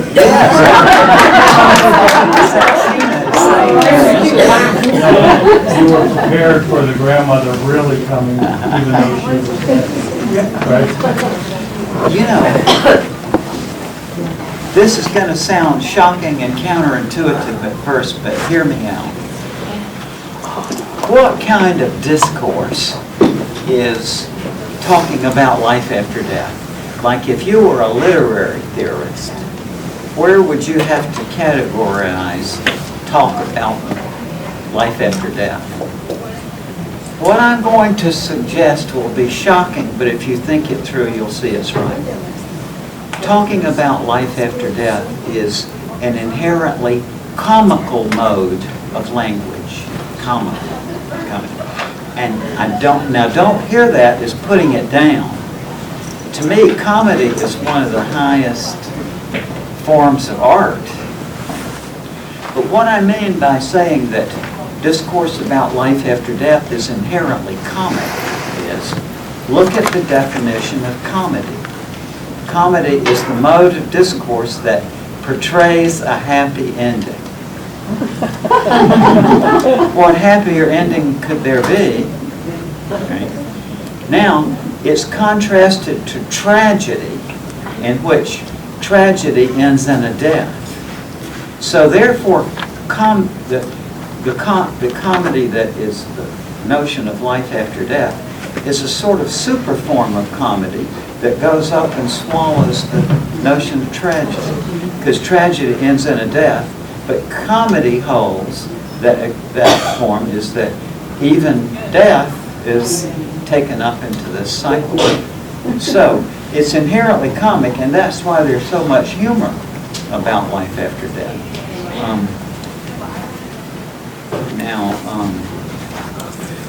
So anyway, what I would like to do is just now open up to your questions and comments. What would you like to talk about? We have about another hour, and I feel that I've got plenty more material, and my wife says she needs one of those hooks to take me out. Yes. I want to go back to what you said before about waking up. Yes. You said waking up. If this is sort of like a Shakespearean play, so we're repeating ourselves constantly over and over, creating patterns. That the people that come into our lives, I don't think there's any accidents for the people that come in and around our lives that are coming here as teachers. Yeah. And we have so many problems in life. I mean, all these problems that come into our lives. And if we can take a look at these as patterns and try to wake up Yeah. and get out of that pattern. I'm even seeing like with the DNA of a family, you come in with all of these different things with these family members that trigger you. And many people in the family are not awake. So if these are teachers of yours, if you can look at them like that Yes. and say, you know what, I don't want you in my next life again. I want to learn what it is I have to do with you now and get rid of you, you know. Thank you for that, Nira, and I do have reflections on that. And, what Nira was saying is that the people, even that we regarded as our very worst enemies, are actually our teachers, right? And I accept that. And especially does that affect develop as you get older in life, where you see that the very people who were your tormentors in one way have led you into some state of life that is very desirable for you. So within this context that we're in, it's very hard to accept our suffering, at least it is for me. And I'm protesting the whole time. And yet, this is a question I have asked, doubtless thousands of people now. And I've only gotten 4 people who answered this question, yes. Right, so this is the question. Let's say that you were diagnosed with a terrible infection that required that you be isolated on a desert island all by yourself for 10 years. Oh, that's too long. Well, it is a long time. But let's say that they could send you out there on a cargo plane with all the food and water and medicine you need for 10 years. And chocolate. And good books. Well, you know something, you and I still read books, but I was at the hotel last night and I asked them where the indigo was, and they said, you know, so, but point well taken. But now they watch movies. So let's say that on this plane, in addition to all the food and water and medicine you're going to need for 10 years, let's say they could put a DVD player and like 3,000 DVDs. Right? So the question I ask people is, would you choose all comedies? Would you? No. Most people say, of course not. So I say, would you choose some tragedies too? No. Oh, you would? But so would some of you choose tragedies? Yeah. But then I would ask, when you were on that desert island all by yourself, would you be crying when you were watching the tragedy? And of course you would, because that's the experience of watching a tragedy. So what I'm getting at is, if I were in another state of existence in which I knew that I had 10,000 lives to live or 1,000 lives to live, I would purposely choose some in which I was having various kinds of suffering, because that's how you learn, isn't it? Yes. And so my point is that once you're in this framework, it's like these things that are tortures seem so, like you just want to escape them. And yet you can see later in your life that it was a good thing that you went through that. So the best estimate I have of what this thing that we're in is constructed is that it's something like that. That we go into these lives knowing full well that we're going to be suffering. But we go into it because we want to know what that experience is like. It's just like getting on a roller coaster, which I did once in my life, never again. But you see people lining up to get on the roller coaster, knowing full well when they're upside down at 95 miles an hour, they're wishing they wouldn't. And I think life is kind of like that. That we choose even in this life, but I think even more from the outside of this life, we would choose things to go into this life that we would know in advance would be suffering because we would learn from them. Yes? Yes, that reminds me of Viktor Frankl's book, Man's Search for Meaning. It's like, you know, there's this idea that, you know, life is about being happy, right? That's how you find meaning, is through happiness, but that's not really what he presents. That's right. Could it not be both? Man's Search for Meaning, and that's a wonderful book. And as you know, he was in Auschwitz, and he had to come up with some meaning to live in that situation. And he talks about like how suffering, you know, suffering, like living a meaningful life, that's really more enduring. Like that's where you find real happiness. That's right. That's right. But life doesn't have to be only suffering, does it? I mean, we don't have to learn only through suffering. We can learn by waking up. That's exactly and right. changing our habits. All kinds of positive things we can learn through too. But one of the ways we have is suffering, and so I would choose some comedies, but I would also choose some tragedies. And as a matter of fact, when I was in medical school, and absolutely through my medical career, I have always been so curious as to how different illnesses feel inside. Like, you can have a patient who has some disorder, and they describe the symptoms, and you wish so much you could know what that feels like inside. And so if there were some sort of virtual reality thing that would enable you to feel the inner world of every illness, I would do it out of curiosity, not out of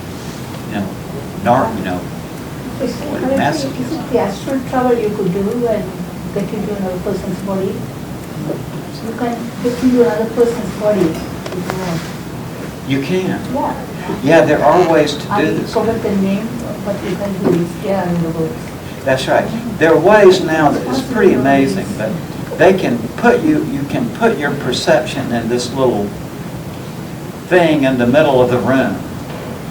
And then they take the thing away and you're still there. It's like my friend Carl Pribble, who was a very famous neurosurgeon.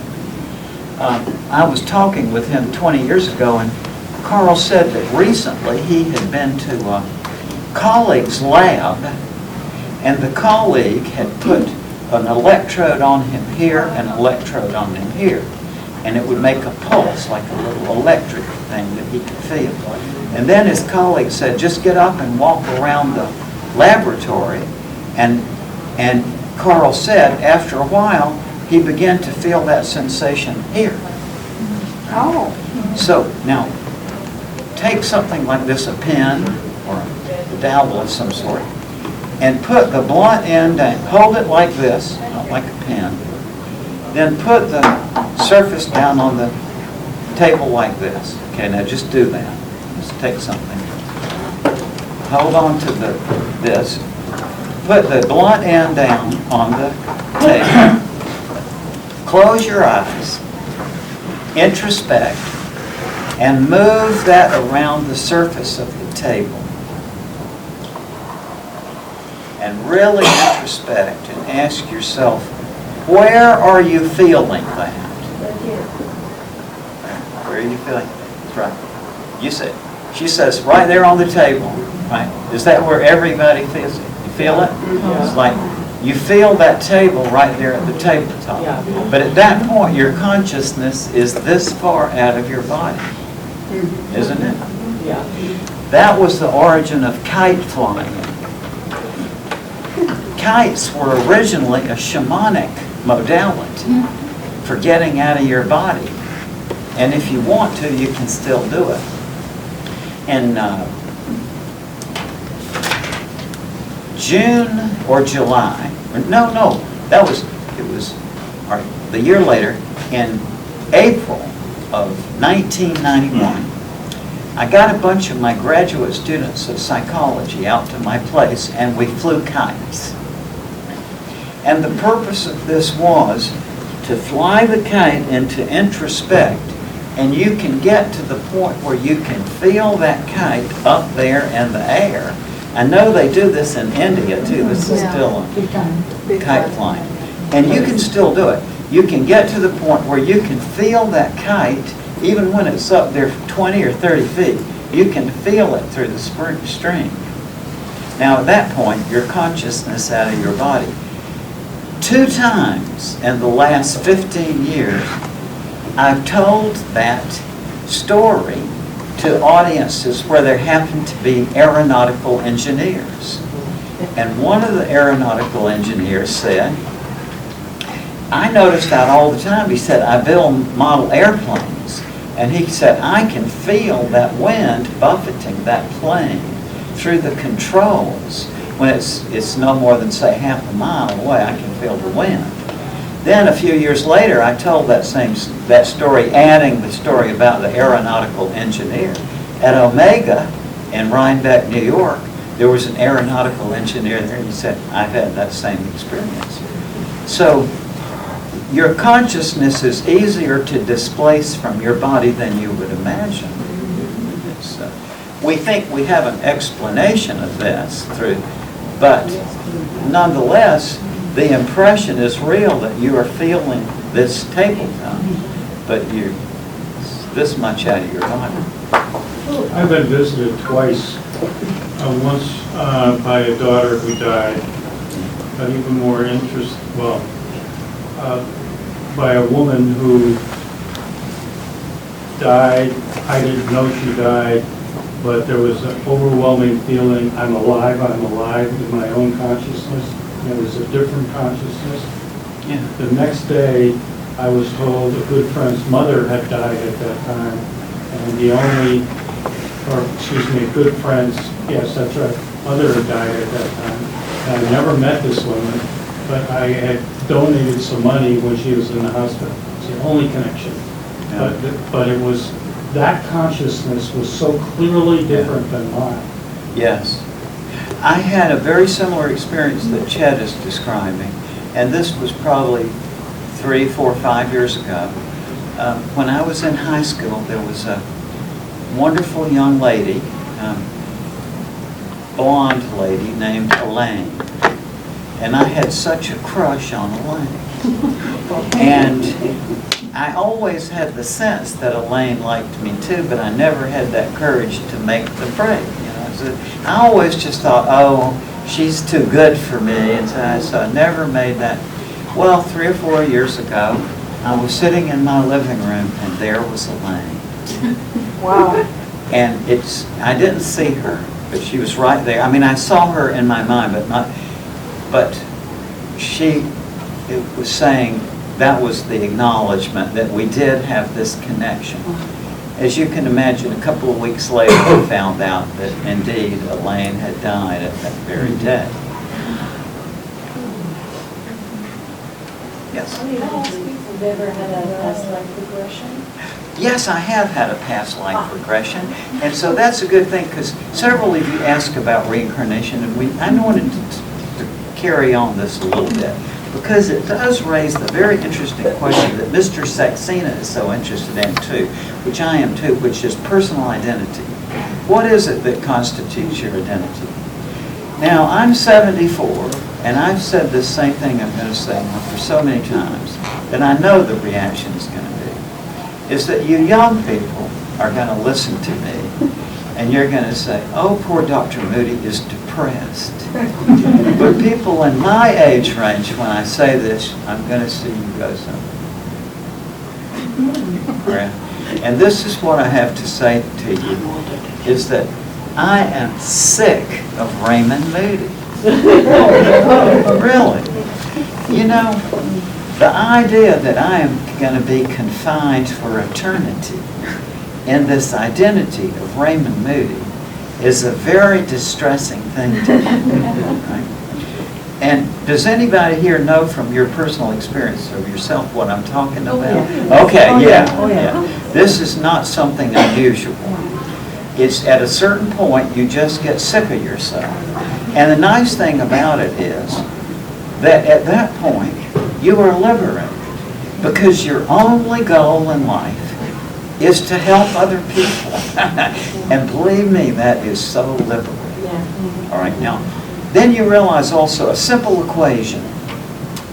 Not many things I've learned in psychiatry. I've learned 3 things in psychiatry. One, I've learned what normal is. I know absolutely what normal is. And you will all agree with me when I say it. Normal is somebody you don't know very well. The second thing I know for sure is that's right. Second thing I know for you've got that native sense of humor too. It's like second thing I know is I know what ego is. It's a simple equation. Ego equals pain. Isn't it true? Oh, yeah. Whenever it's the ego, it's always something painful. Yeah. And the third thing I know is I call them Moody's 3 laws of troubles. And I have tested these out in Japan and in China and in India, all over Eastern, Western Europe, down into North and South, everywhere. And everybody agrees that this is right. And these are the 3 laws of troubles. Number 1, everybody's got troubles. Number 2, everybody's troubles are the worst troubles in the world. And number 3, as soon as one set of troubles gets put to bed, another equally or more daunting set crops up out of nowhere to take their place. Isn't that right? So those are the few things that I've learned. That's the kind. Yes. So coming back to the travel narrative, okay, you've evoked the wanderers. I mean, the spirit that's not yet. I want to bring in the dream state of our dream state. Speaking of personal experience, sometimes I wake up in the morning having had the experience of the feeling of being surrounded by, I don't know who, but people, right? And I wake up so dragged down, so in a gray energy, just tired or nothing's wrong in my life. I mean, everything is going A-okay, but some moments with that experience of having been surrounded by it. Yeah. So I was wondering, when we are sleeping, is our consciousness more susceptible of getting in contact with those wandering spirits who are a bit confused and looking for comfort? I don't know. I don't know about that specifically. She asked, does the sleep state make you more amenable to contacting the people who seem to be repeating things? I don't know. But what I do know is, yes, the sleep state is conducive to all kinds of things that we have trouble doing in our waking consciousness. Yeah. And one of the most interesting ones to me is one that I used constantly throughout college. And that is that I discovered that if I would just, before I went to sleep at night, I would formulate a question or a problem. When I woke up the next morning, it would just be automatically, and I would sit down. If it was a paper assignment, I'd just write out the paper. So, and Freud used that as one of his 7 arguments for the existence of the unconscious mind, that we can work out problems in our sleep. And sometimes it's nothing short of phenomenal. Not only the sleep state, but the hypnagogic state before you drift into it. And there's a lot of examples of this in science, but one of the examples is from organic chemistry. And basically it had to do with, in the 19th century, they had discovered the structure of a lot of hydrocarbon molecules, like molecules with hydrogen and carbon in them. And they had discovered how the carbon molecule with the carbon atoms were laid out in these molecules. But when they got to benzene, which is an organic hydrocarbon, they couldn't make sense of how it was put together. So in that time, I think it was the 1870s, as I recall, a guy named Kekulé, organic chemist, and he was working on the problem, and he sat down before his fire in the evening and drifted into that state. And he said before him he saw snakes in the air, and occasionally one of these snakes would whip around and bite its own tail. And he came out of that, it's a ring. And I thought of that story about 10 years ago. I saw in the New Scientist a picture that had recently been taken with the scanning tunneling electron microscope of IBM. They had taken a photograph of a single benzene molecule, and there it was, that ring. So how does that take place? It just seems that we have access to things in alternate states of consciousness that we may not have in the alert state of consciousness, and this has played major roles in the history of thought. It's we distinguish too sharply between the logical and the mystical. But in the real world, mystical states have often led to major discoveries. One example would be Descartes. And Descartes lived in a time where the church was defunct. Before that, and if you had a question, you would go down to the priest and ask your question, and he would give you the answer from St. Thomas. But by the time of Descartes, that wasn't working anymore. It was after the 30 Years' War. Everything was in turmoil. But science had not yet been developed. So what is somebody like us who's immensely curious, what are we going to do? Well, Descartes isolated himself in a room, and he prayed to God that God would send him a revelation as of a method to try to find knowledge. So he said during that night he was visited 3 times by the Spirit of Truth. Now, what came out of this was, at this time, the 2 major things that people prized as knowledge, that was certain knowledge, undisputable knowledge, was Euclidean geometry and algebra. But in this vision that he had, what Descartes realized was that algebra and Euclidean geometry are the same system. And that's the analytic geometry, right? That he combined algebra and geometry. Now, is that a logical finding or a mystical finding? See, you can say it either way. And there's that famous Indian mathematician who had never had any experience in mathematics. He lived way out in the country, but he just found a mathematics book and he started proving all these amazing theorems. And so somehow it got to Cambridge or Oxford, and so they brought him up there. And this amazing mathematician discovered these astonishing theorems. So they were asking him like how he did that, and he said, I just received it from the goddess of deduction. From in his mind, he actually visited with a goddess who, and that's the same thing Parmenides said, right? But Einstein and Tesla too, they channeled. Einstein and Tesla, they also channeled a lot. Yeah.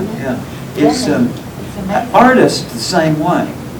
I've talked to hundreds and hundreds of artists who tell me that they don't create things. It's like they feel like it comes from somewhere else through them. That's exactly how I feel in my writings. If I feel that I'm composing something that doesn't feel right, what I have to do is I just have to turn things off, and I just have to let it come out. And so I don't think of it coming from me, I think it comes from up there. But it could be the discarded, the people who have passed over, who are passing on the information. If there is all of that information up there at their fingertips, if they have fingers anymore. Yeah, I don't doubt at all that, it might be their mission to inspire you. We call it inspiration. But yeah. I pray all the time to get solutions, and it works. Yes? Yes, how do you explain energy healing? I don't know. How do I explain energy healing? and I honestly don't know. I haven't really studied healing that much, and but I see the results. I just don't know what to make of them. I had severe gout attacks for some time, and maybe about 8, 9, 10 years ago, I had one that was so severe that I had to go to Italy anyway. And when I got there, I could hardly walk, and so I was there to lecture for my friend Nicola Catolo, who is a healer, but he organizes these conferences. So when I went in limping, Nicola said, "Oh, let me do this," and I tell you the truth, I was just humoring him. But he did all the things like, and so then, about 6, 7 years later, I went back, and Nicola said, "How's the gout?" I hadn't had an attack since that time. Now I will say, I've had a couple of attacks subsequently, but in both cases it was like a specific injury. I was writing so much, and then it spread to the other hand because that's how it does. But up to that point, just for years, went without an attack. So I accept that it's what I'm saying is I accept it. It's just something I don't know what to say about. I think Dr. Moody, we have a lot of healers. Gabriella, you want to say something? Yes. How this, to me, I'm a healer too, but to me it is a connecting to the consciousness. Consciousness, yeah. Oh yes, that part I get. Yeah. I get that it has something to do with consciousness. And then you have power, it channels through you. Yeah, that makes sense. It does, although it's still hard to pin down. Gabriella, you want to say something? Yeah, so I practice, Stand up, please. I'm an instructor of the Theta Healing Technique, and we bring our brainwave to a theta brainwave so we can connect to the energetic creation that we described. We understand that we can ask, it's a focused prayer that we ask the Creator for the healings, and the only thing that the practitioner does beyond asking is witnessing, from the same concept of quantum physics that observing changes matter. But we don't use our own energy, we use the energy of the creation, and we witness the changes. And it's incredible to see, we use massive tests to get, do the pre-test, see what limiting conceptions people want to shift, then do this shift with the energy and see what happens after, and actually have a validation that things were shifted in the subconscious mind. And the results are beautifully and incredible. So we are able to shift all that suffering consciousness to liberate ourselves, to live more in an awakened consciousness. Yeah. I can see that much because I've had that very experience.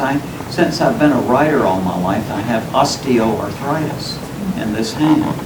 And maybe 2 or 3 years ago, I had a spell of the osteoarthritis. So I took an Aleve. What I decided to do was to follow the Aleve. And when I swallowed it, I just went into a trance. And I followed it all the way down into my hand. And it stopped. And since then, I haven't needed any more Aleve. Because when I start getting to feel it, I just go into that Aleve experience. Great. Yes. I want to ask you about remote viewing. Remote viewing. Because if you're having encounters and problems, sometimes what I do is I do remote viewing. Yeah. And try to figure things out with somebody who's experienced in the problem that I have. Yeah. I have some of my friends are the people who did all that stuff, the remote viewing. These are my colleagues and friends. And I will just tell you my honest, because what I'm interested in is what is. Yeah, I mean, it's a nice thing to think this, but what is what I want to know. And so this is my take on the remote viewing experiments, is that I think the difficulty with them is something that is called shelling points. And let me explain what a shelling point is. This was invented by a Harvard economist back in the 60s. But I don't know about 2018, maybe the situation is different, but think back into your mind 20 years ago how things were. And let's say somebody said to you that I'm going to give you $5,000 if you and 100 other people can meet up in Paris at high noon on July 21st, but you can't communicate with each other beforehand, but if you all meet at the same place, high noon, June 21st, that you'll get $5,000 each. Question is, where would you meet? The Eiffel Tower. And so that's what's called a Schelling point. Now, if you apply that to the remote viewing experiments, you get a very interesting take on it. For example, one of the experiments they often quote that was so successful was of somebody in Houston, and the person who was the receiver stayed in a motel in Houston, and the person who was the viewer went out to Houston. All right. Well, the receptor there in the motel said, "I believe I'm feeling a big object going by and a sound like wah, wah." Well, realistically, if you didn't know much about Houston, where would you go in Houston? The harbor. Right? And so a lot of that stuff is shaky. It's not that I reject this stuff, it's that I think it's very difficult to put into a framework where we can capture this difficulty. And there's all kinds of difficulties, see, with these. Another one is, you hear these stories about, well, we could prove that there's life after death if we could just get in a resuscitation room where a lot of people are resuscitated. If we could put something on a shelf up above the body where that nobody could see it from the perspective of the bed, and that we resuscitated that person, we had them under this observation the whole time. But when they came back, they said, I got out of my body and I saw this thing on the shelf, that would prove that there's life after death. But no, it wouldn't, because that still takes place while the body is alive, right? Doesn't it? I mean, since that person got back, by definition, they weren't dead. But you can't infer from that when the body actually did annihilate, that would still affect. So that doesn't prove life after death.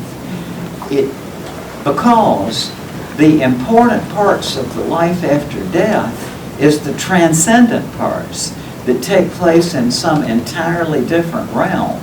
And you can't prove that exists by showing that somebody witnesses something here. Well, you see what I mean? That these are complicated things to think about. Now, back to reincarnation, because several aspects. The question about personal identity. Yeah.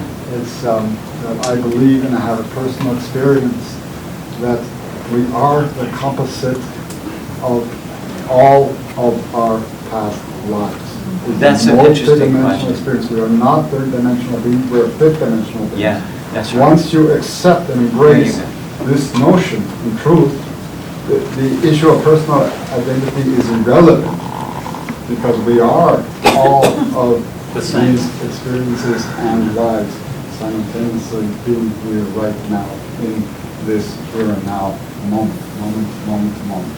That's right. What Jeffrey is getting there is exactly where I'm working now, because this is, and it's back to the reincarnation thing. What I would say is, the life that we're leading in this world is a narrative life, right? And your consciousness is narrative directed, because inspect your inner world, and if you observe that what happens is your consciousness goes along in the stream, and then a new event happens. So what you do is you incorporate that new event into your life story, right? That's how it works. But now, let's say that what about reincarnation? What is the relationship of Raymond Moody to a supposed person that I am in a previous life or will be in a future life? And what is that personal identity? It gets very difficult at this point because what we all want to know is how are our past lives held together? Is that existence a narrative, like an overstory? Or is it some other framework of concepts? And the only way that I can think of, we can think about it right now, is in literary terms. Because when I was in the 12th grade, I have a very vivid memory in my English literature course in the 12th grade of reading about Canterbury Tales. Now that's not something that you know on the French side, but the English have this famous work from Geoffrey Chaucer. I forgot what century, and it's called the Canterbury Tales, and it's regarded as a classic of English literature. And in the story, there are a bunch of pilgrims, and they are going on a pilgrimage to Canterbury. And there's these different characters, like the baker and the miller and the wife of Bath, and these characters. And the story is they're going along to Canterbury. But to pass the time on the trip, they tell each other stories. So, and this is what is called a framing device, or a frame narrative. And so the frame narrative would be the story of the pilgrims on the way to Canterbury, but it's a structure for telling the individual stories that constitute. And another one you might have heard about is Boccaccio's Decameron. It's the same thing. It's from the 1500s, I think, but it's the plague of Milan, and people isolate themselves in a villa outside of town to wait out the plague, and to help them in the process, they're all telling each other stories. So the frame narrative would be the people in the villa and the stories. Now, what I want to know is, or if you're a more modern person, Ray Bradbury, The Illustrated Man, is another good example. But the point is, it's a literary device. But now what I want to know is, this life that is Raymond Moody, is that like one of the component lives, one of the component stories of the Canterbury Tales? And is there another story going along the top of it that brings all of these life stories together? And the answer is, I don't know, but I've asked a lot of people with near-death experiences. And what they tell me is that when you are out of your body into that other world, you are out of the narrative framework of existence. That life is not anymore a story, but that because it's not time and not space. And to have a narrative, you've got to have time and space. But people say in the other state it's not narrative. It's the instant access. They say it's very hard to describe, but that everything is love. And if you entertain the thought that you want to know something, you don't have to go to the library. It's just zap. There it is. But, okay. But there's another way of looking at it. Raymond Moody is living in a transitory dimension of this entire whole quantum being. Yes. Which is what touches on what physicists would say the 95% of that 95% of the universe is unknown. 5% of the universe is known. That's right. And I'm amazed at the generosity of that estimate. I would think, to me, it's like more 0.0000001%. But the analogy is good. That's right. And I have always been reconciled to that because when I first looked through a telescope at age 7, I knew immediately that I would never know much of anything. But that the fun is the process of learning, right?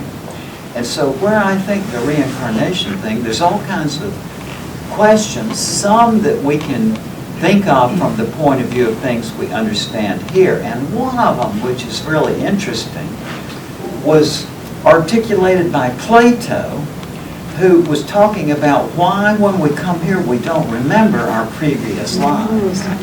And what he said was that it's an event boundary. Well, what is an event boundary? That's a psychological concept, and it's something that every single person here has experienced. And what an event boundary is, it has to do with the fact that your mind puts things into packets for processing. And when you get outside of that context, you may lose the knowledge. And the most common example is, you're sitting in your living room and you think of something you want to get in your kitchen. So what happens, as soon as you go through the door into the kitchen, you forget what you went in there for, right? And I think that this makes sense in terms of, it would be very hard to live this life if you were constantly flooded by memories from some previous existence. So, I'm wondering if you have after-death communications yourself from others, from yeah, I have had several experiences. One, I saw my grandmother just as vividly as I'm seeing you, and it was caused by I prepared through the psychomantion procedure, but I prepared to see my mother's mother, but the person who showed up instead was my father's mother. And I had a wonderful relationship with my mother's mother, but my father's mother was a very tough character. And so what I realized afterward was that what I wanted was to see my mother's mother, but what I needed was to see my father's mother. And it was really interesting. There was a real healing of that. It was fascinating. Again, you can't describe this, but it was like, I felt her presence, I heard her voice, I saw her, and at the same time, several times during this time, I just instinctively reached forward to hug her. And I will say this, that some people don't like hugs. My grandmother was fine with hugs. This was something else. But even though she was very verbal the whole other time, when I would approach her to hug, she would throw her hands up like this. And rather than saying something, she would... But yeah, and she revealed something to me about my childhood that really was very startling, that I had to admit that, yeah, that makes a lot of sense. And so I have. And a couple of other times, my friend Milton Friedman visited our house briefly, and my wife experienced him too after he died. I was wondering, after this incredible day about unintelligibility and the dying, the relationship between the dying and the family and friends is very important. This winter I will start being a volunteer in a palliative care. So what do you advise that I bring out of this day to be helpful as a volunteer around? Oh yeah, I would say that when you pay attention to the language of people in the dying process, it's just miraculous. So I think to review that book of the figures of speech, because in the last few days of life or hours of life, people talk very figuratively. And if you already have a format in your mind for recognizing the different kinds of figures of speech. So to answer in the same way, what should I do?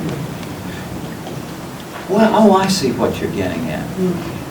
Well, what you need to know is that talking to people who are dying is the same as talking to people who are living. It really is. It's like what you have to do when you start dealing with terminally ill patients is you just talk to them like you would anybody else. And that's there's no particular technique or way. And it's also just a matter of going and doing it.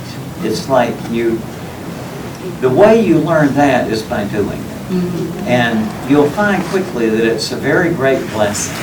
It's to have people that you are with them in that last few days, it's just wonderful. So you're going to have a great experience with this. And my advice in terms of what here, is you will find that they do lapse into unintelligible speech.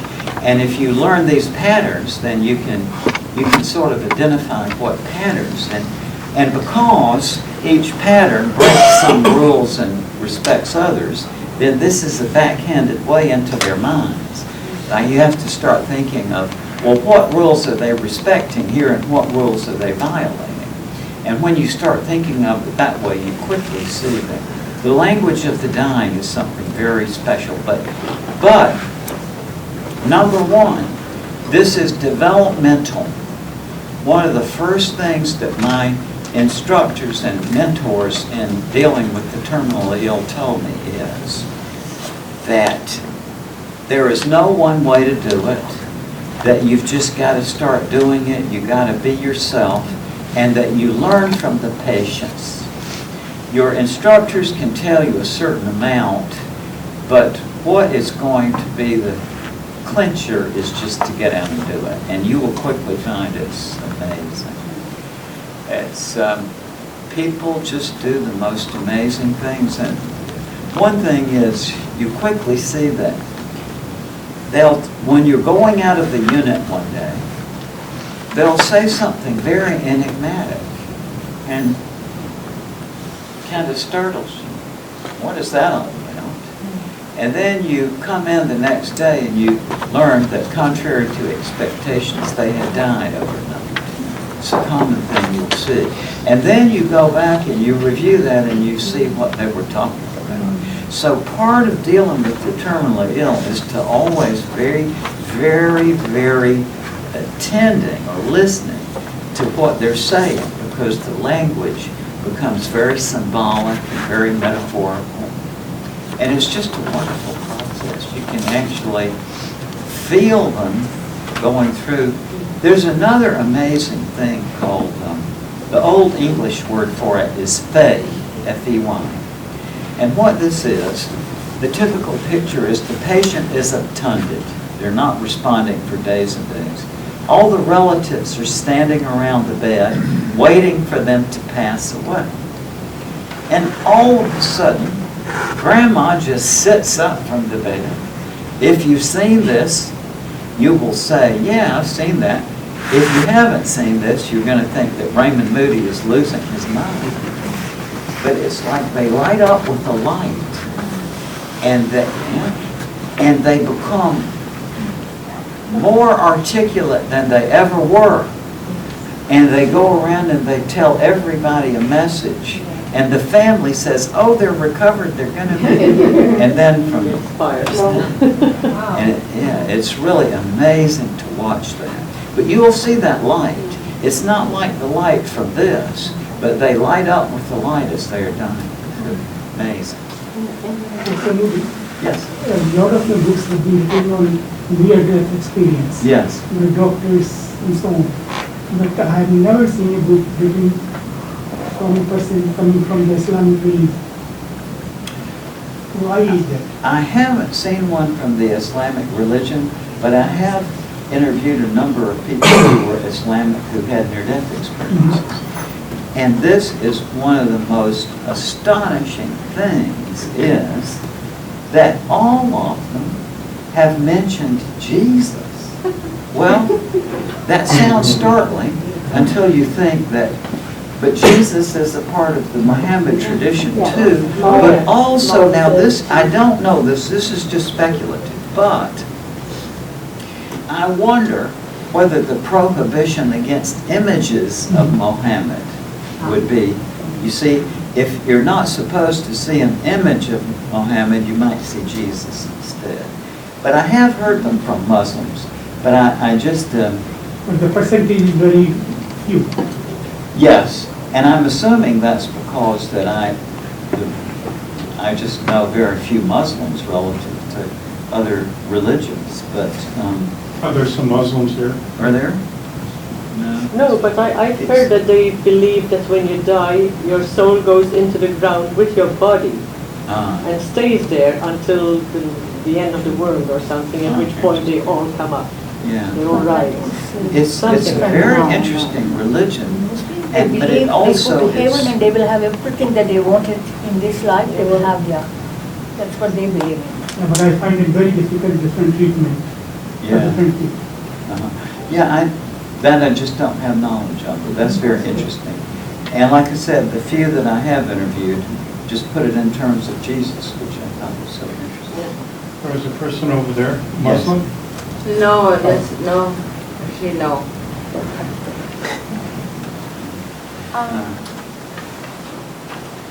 Yes. I wanted to ask more about what the lady here started. So 3 months ago, my father passed away, and I was with him when that happened, and the room was full of love. The night before, my mom said, he's fine. He's back to himself. She said he gave me a present the last night that we were talking. One of the things the doctor asked us if we would like to put him in a life support, and I said, well, we didn't want, but I said I'll ask him. So I did that, not verbally. I connected with his higher self and asked. The answer was no. And the doctor said that they don't recommend doing that because the patient suffers a lot. What do you know about when people, I'm really curious to know, this was the doctor's perspective, about when people are put in a life support machine? Well, that is, everybody is entitled to their own perspective on that. But I will share with you my perspective. That I have signed every form that is possible to sign and file away, saying absolutely don't resuscitate me. Because I have seen as a geriatric psychiatrist, the drill is you go into the hospital with a broken elbow, and then they do this, and then they say, well, let's do this, and then there's an IV, and then the next day there's a machine, and you get trapped. So I don't want to go that route, and I've made it plain to all my relatives and friends. And I even considered having "Do Not Resuscitate" tattooed on my chest. I was just making a joke, but then I found out somebody really did it, but that it's not legal. Yeah. But I don't want to be a burden to my kids. I don't want my kids' last memories of me to be there in the nursing home. I want out of here. I think that at a certain point in your life you realize why you're here. At 74, I know exactly why I'm here. Their names are Carter and Carol Ann. My grown sons are fine, they're on their own. I got a grandson, he's got his parents. These two have me. And the nice thing about being 74 is the focus it gives you as to why you're here. And from my point of view, I want out of here as soon as possible, consistent with the well-being of my kids. Two more questions, and then you will have more chance to write your questions. So, Yes. 2 more questions. Now, My question is that you said at this moment the logic doesn't exist to prove that life after death. yes? So how does it, the stage to talk to the spirit of the dead body is one step further than this? So how it is possible that you have there is a possibility to talk to the spirit of the dead body? Yeah. Well, you asked this question before, and what I say is, he was asking about specifically that, let's say somebody gives you an offer that you can come to their place and you can talk to your dead relative. And he was saying, is that a fraudulent thing, or can that really be? Well, what I will say that it can be both, because it can be done fraudulently, but also there are at least 2 very ancient methods of doing this that you can do for yourself, and so it shows that if you do it yourself, there's not an intermediate party. And the first method is called dream incubation. And there's several ways of doing this. In North Africa, there was a tribe that had dream incubation as part of their culture, And on the tombs of their dead relatives, they would erect a sleeping chamber on the top. And so if you had a question, Grandma, you would go out into the cemetery and you would sleep on her tomb, and that would bring a vision in which you visited her. A way that is not so dramatic that you could do this, which again was developed by the ancient Greeks, is you write a letter to your deceased loved ones, and you spill out your feelings and your questions. Then you fold the letter and you put it under your bed. And in many cases, this brings about a nighttime vision in which you actually seem to see and converse with the dead person. And it doesn't seem a dream.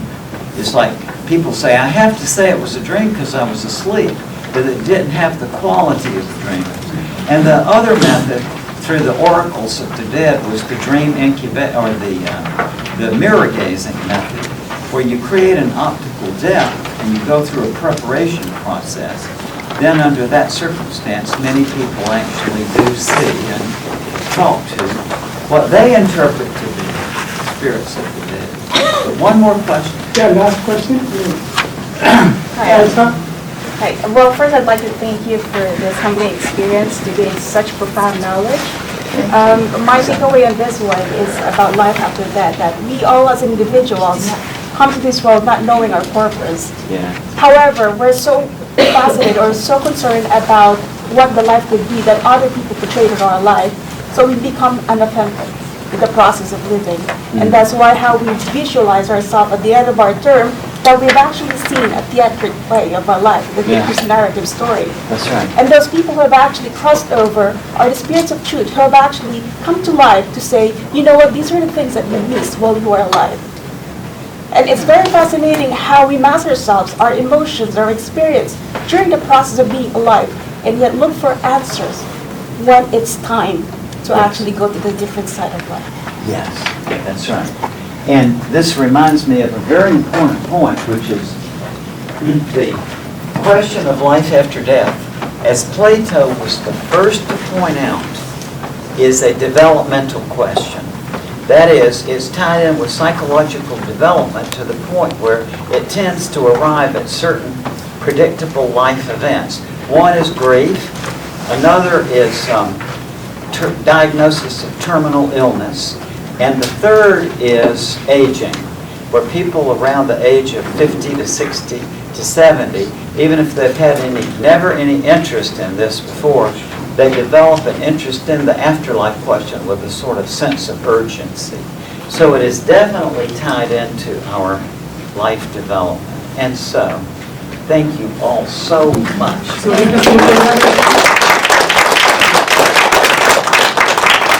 Dr. Moody has covered a lot of material, and I know we have more questions than answers. But for now, what we want to do, evaluate Dr. Moody's seminar. So does everybody has this evaluation sheet? Yeah. So please fill best.